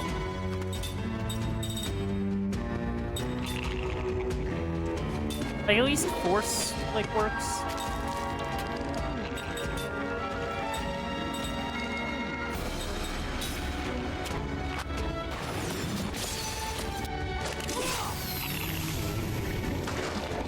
Yeah, we need to get that ring off of Seth, or else she's gonna be useless. Okay, so shine water.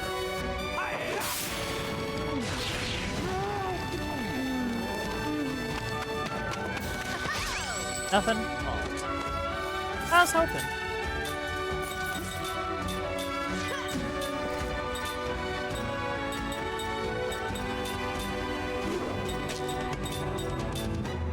Tell me about composites.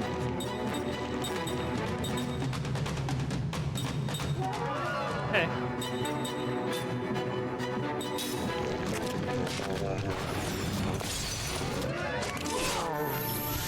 Nice. Okay. All right. Good. Good. Good. That wasn't very fun.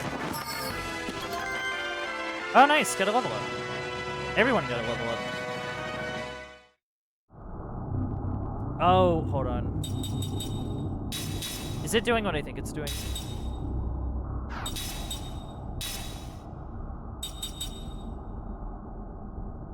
I actually don't know. Hold on.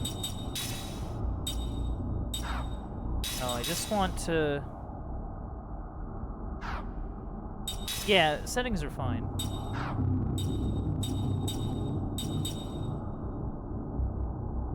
I'll tell you what I'm bothered by. I'm bothered by...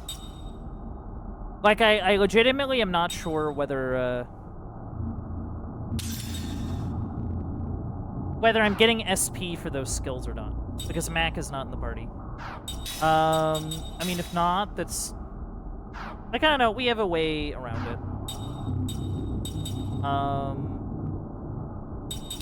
Maybe. See, I want Ming in the party. Problem... Well, actually, you know what we could... Jansen, I need you to take a back seat. Actually, no, you need to go in front.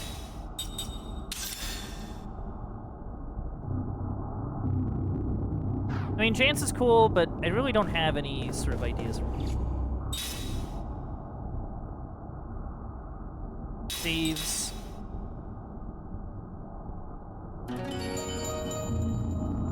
Yeah, it just means Jansen isn't in the main party right now.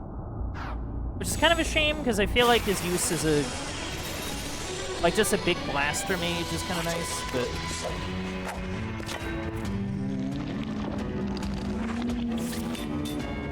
Like that. Oh!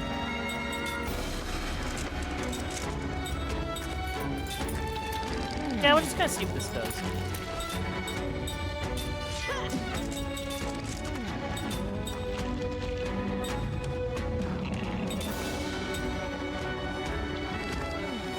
Yeah, Shine doesn't do that much damage. Like, at all. Might be better to do, like, worse.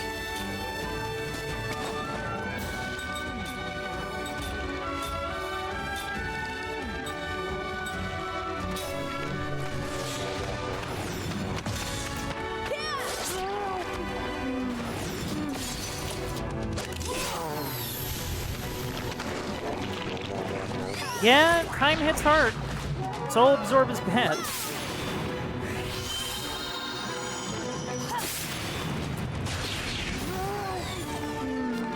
Yeah, I think that just works better for us.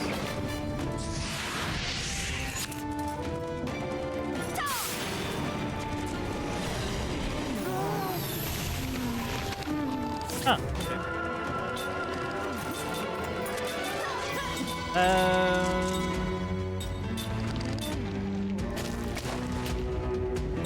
Yeah, I don't know. Just hang out.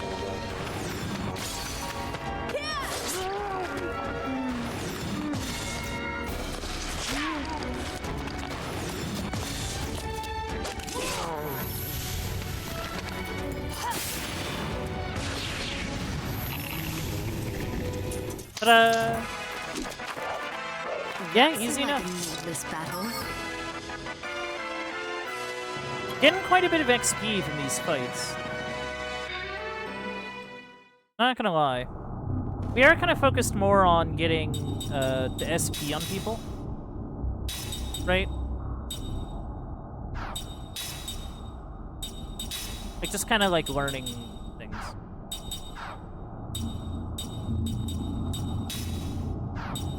Yeah. I mean, we have a ways to go, but it's okay. Carol.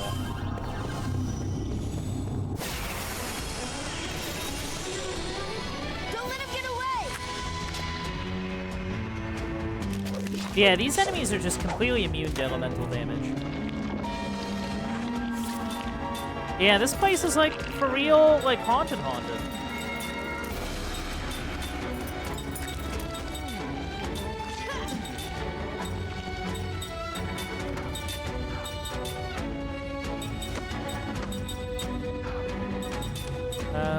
Yeah, just do force.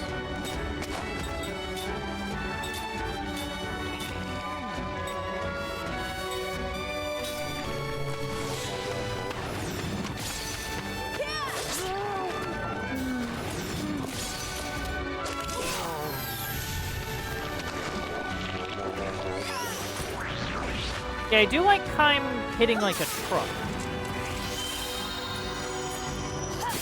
Like that I can appreciate.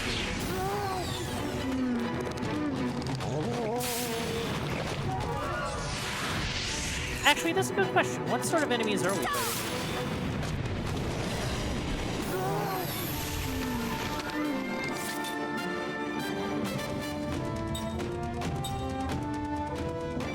Oh, it's not... Right, it's not telling us because you don't have the thing equipped. That kind of sucks. But... Here, so...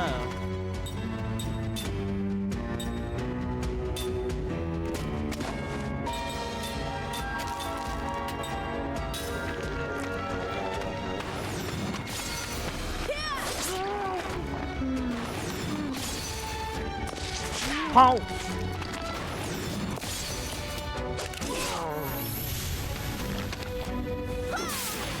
Heal.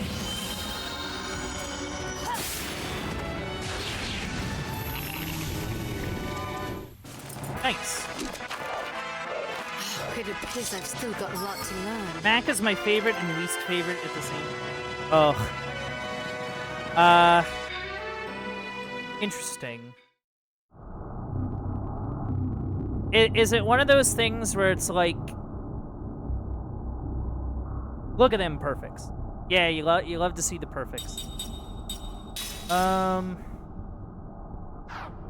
See, I'm gonna be real. I'm a bit wary about like moving on without making sure that like she has like the anti-status effect stuff, or at least some of it, right? Like I feel like that's just kind of covering bases there. Oh, whoops.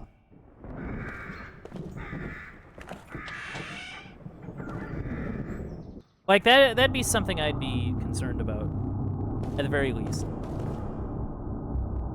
I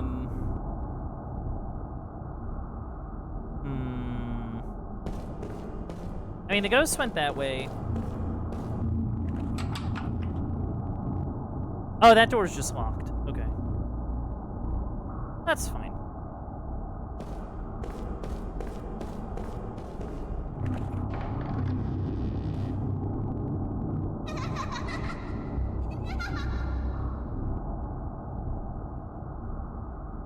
It went into the mirror. Yeah.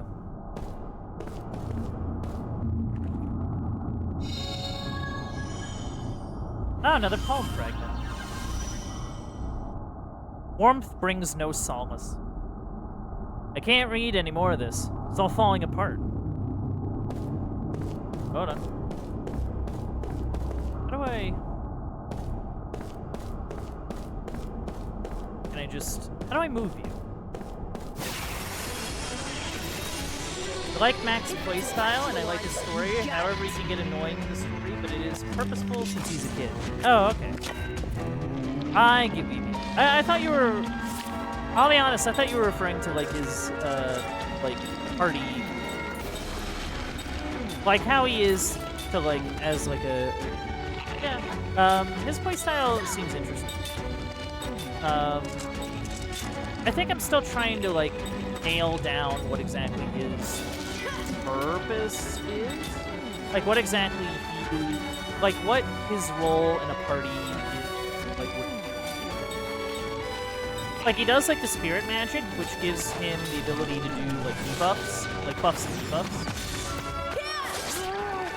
And, like, during, like, regular fights, like, non-boss fights, he can at least do some damage. So, like, I'm just kind of curious. Like, what... Like, what exactly am I going to be having Mac?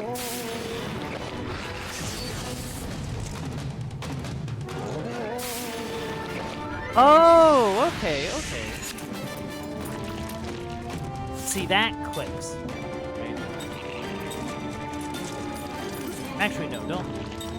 If you're gonna nail something hard. Yeah, because I need to figure out...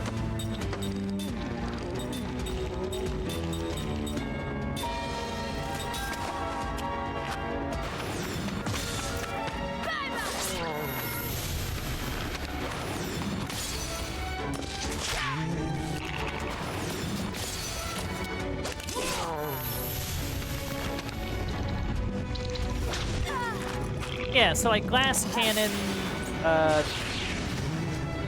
make sure that you can do all his attacks. Yeah. Okay. Also, ow. You move.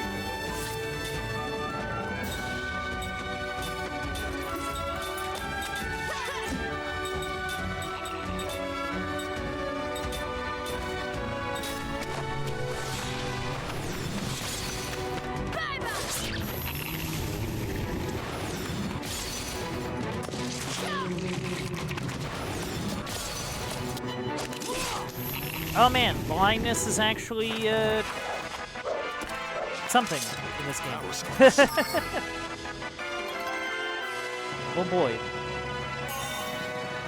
Time learned level 1 composite magic. Ming learned concentrate. Okay, so those are the skill link.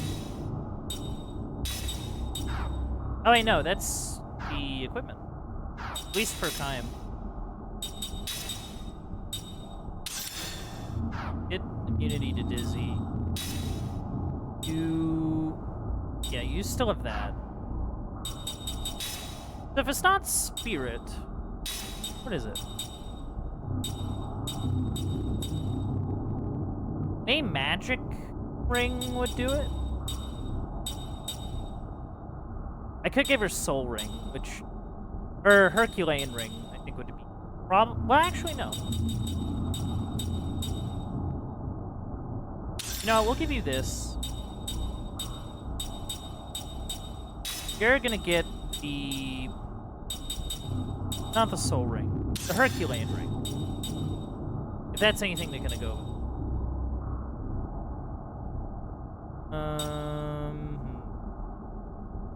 You know what? Take this off you first. Because you're not in the parties.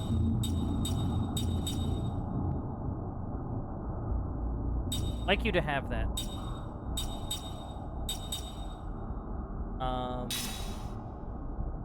I'm gonna unequip that for now. That's partly so that I can give you, like, that. Also, I really like this chest game.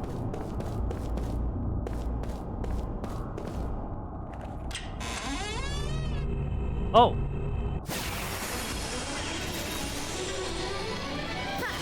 He's usually quick too, so he just has to be quick.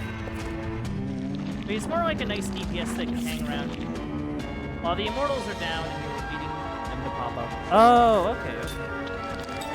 I see. So, like, combo probably works for him better than, like, power hit. Like, barring some kind of disaster. Speaking of disasters... Actually, hold on. I wanted to check what kind of enemies were. Magic, magic, oh, okay, so they're all magic enemies. I thought they were spirit enemies, but that turned out to be wrong. So, yeah, let's just see how combo goes.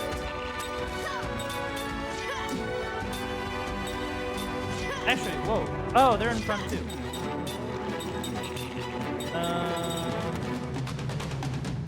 Force.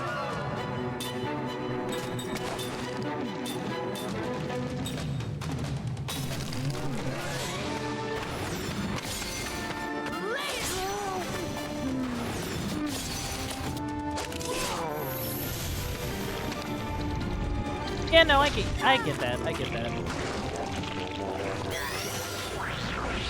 Like, the reason I still have my Xbox 360 out and about, like, not in the box, is because, there's still a few games on that I need to stream at some point.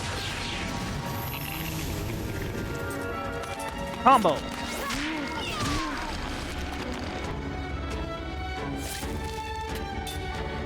Okay. No, it's fine. I only found that just slightly... but that's okay.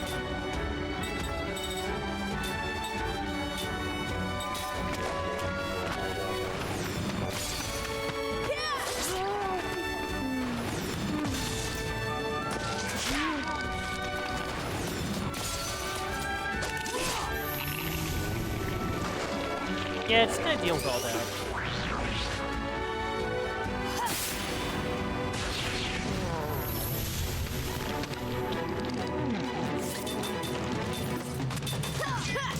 Yeah, I mean, I don't know. Just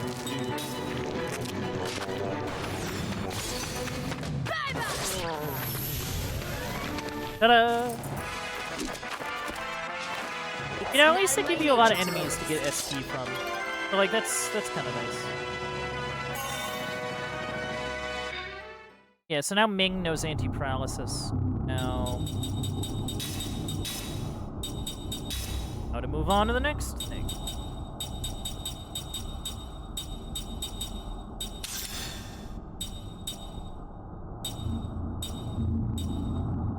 You have that.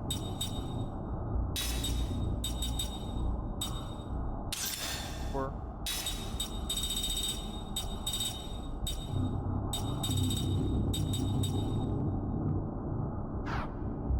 yeah, just because it's an easy.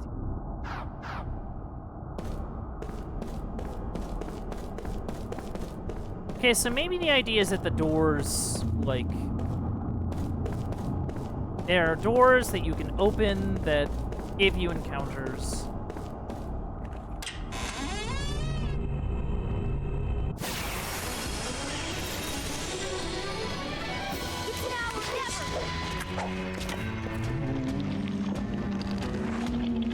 Okay.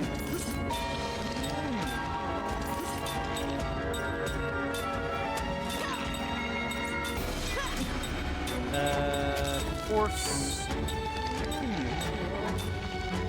4.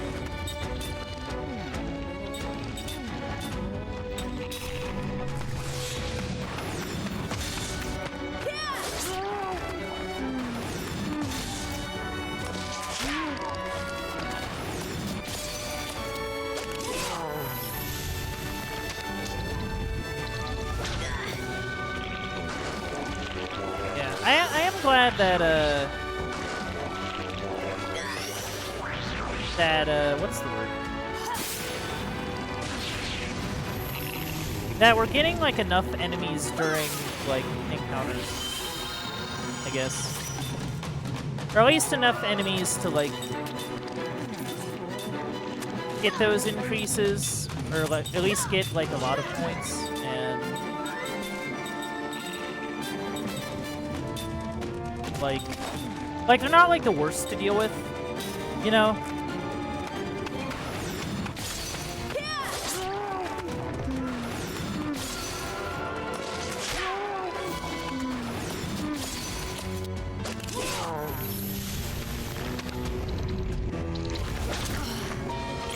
Ah, rude. Mystery. Ah, rude.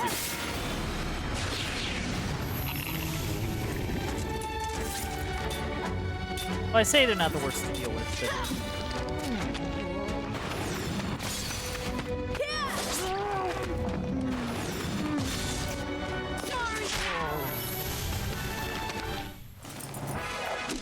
I wish I was stronger. Wall combo.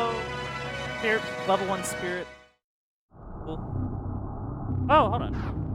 This. What's this? Some kind of gem? Hey, wouldn't that be a part of that weird mirror? Large mirror jewel. Okay, well, before we get too out of the way. Right, we have mana capsules and that, but not, like...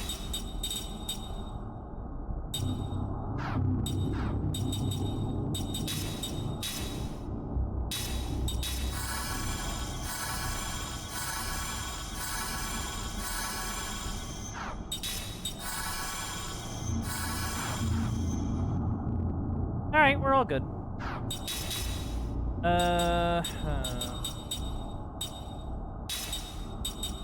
That's sorted.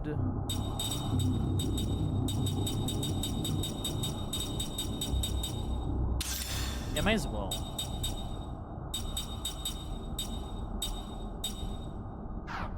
Working on Lightland.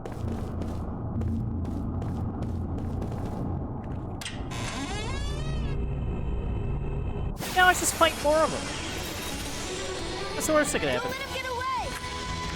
Oh shoot, I just realized what time it is.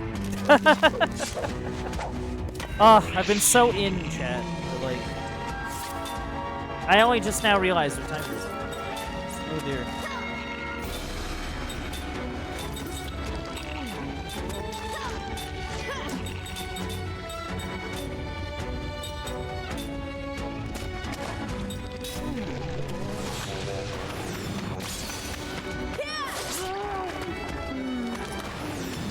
Alright, no problem, JCC. It was really nice seeing you, man. I hope you rest well.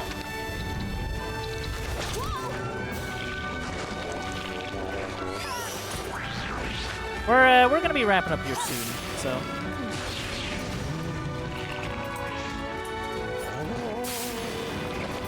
Yeah, that happens sometimes. I get kind of stuck in and I forget the time.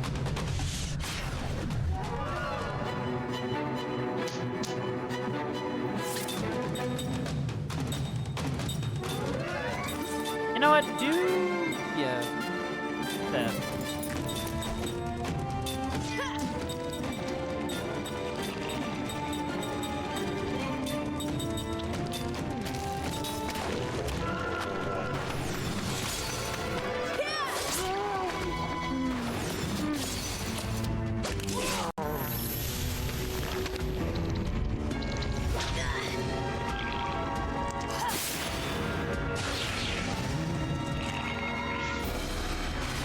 Oh, weird.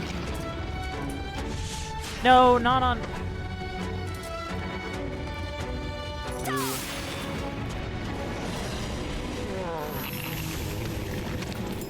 Well, it worked out, so. What a cinch.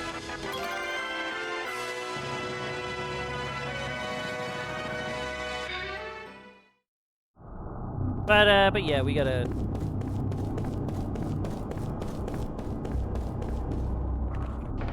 Yeah, we're gonna hit the save point. But yeah, this has been really cool. This has been really, really cool. We got Ming in our party now, and we have a bunch of accessories we need to each our immortals, and just a lot going on. It's kind of nice to see. But let me.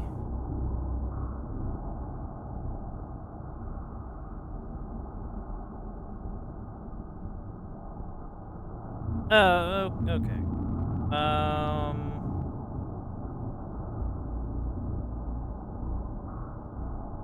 Yeah, I don't really know. But anyway, thank y'all for coming out. I really appreciate you.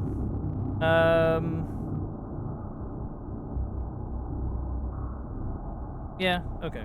I'm just checking. But yeah, I think without further ado, I'm gonna roll it over now to the aftermath. So what did we learn today? We learned that that Ming is a lightweight. So like that was I guess some solid info. We also learned that that paying tribute to Kelon statues is a timed activity. You really need to go quick there. We also learned that that taking on a like tank, basically, like a laser tank, it's a lot easier when you have a guy that can do power hits on it all day. Anyway, thank you for coming out to the Uncle Bandit stream. If you enjoyed streams like this, don't be afraid to leave a follow. If you want to help support the stream, you can also sub and donate. Those things really help me out. If you want to check out any old playthroughs or keep up with any current playthroughs, you can head over to the Uncle Bandit stream archive over on youtube.com. And if you want to keep up with any stream updates like playthrough announcements or just want to see what I'm up to, you can check me out on Twitter at Uncle_Bandit. This has been it for me. This has been Lost Odyssey, and I hope to see you all next time.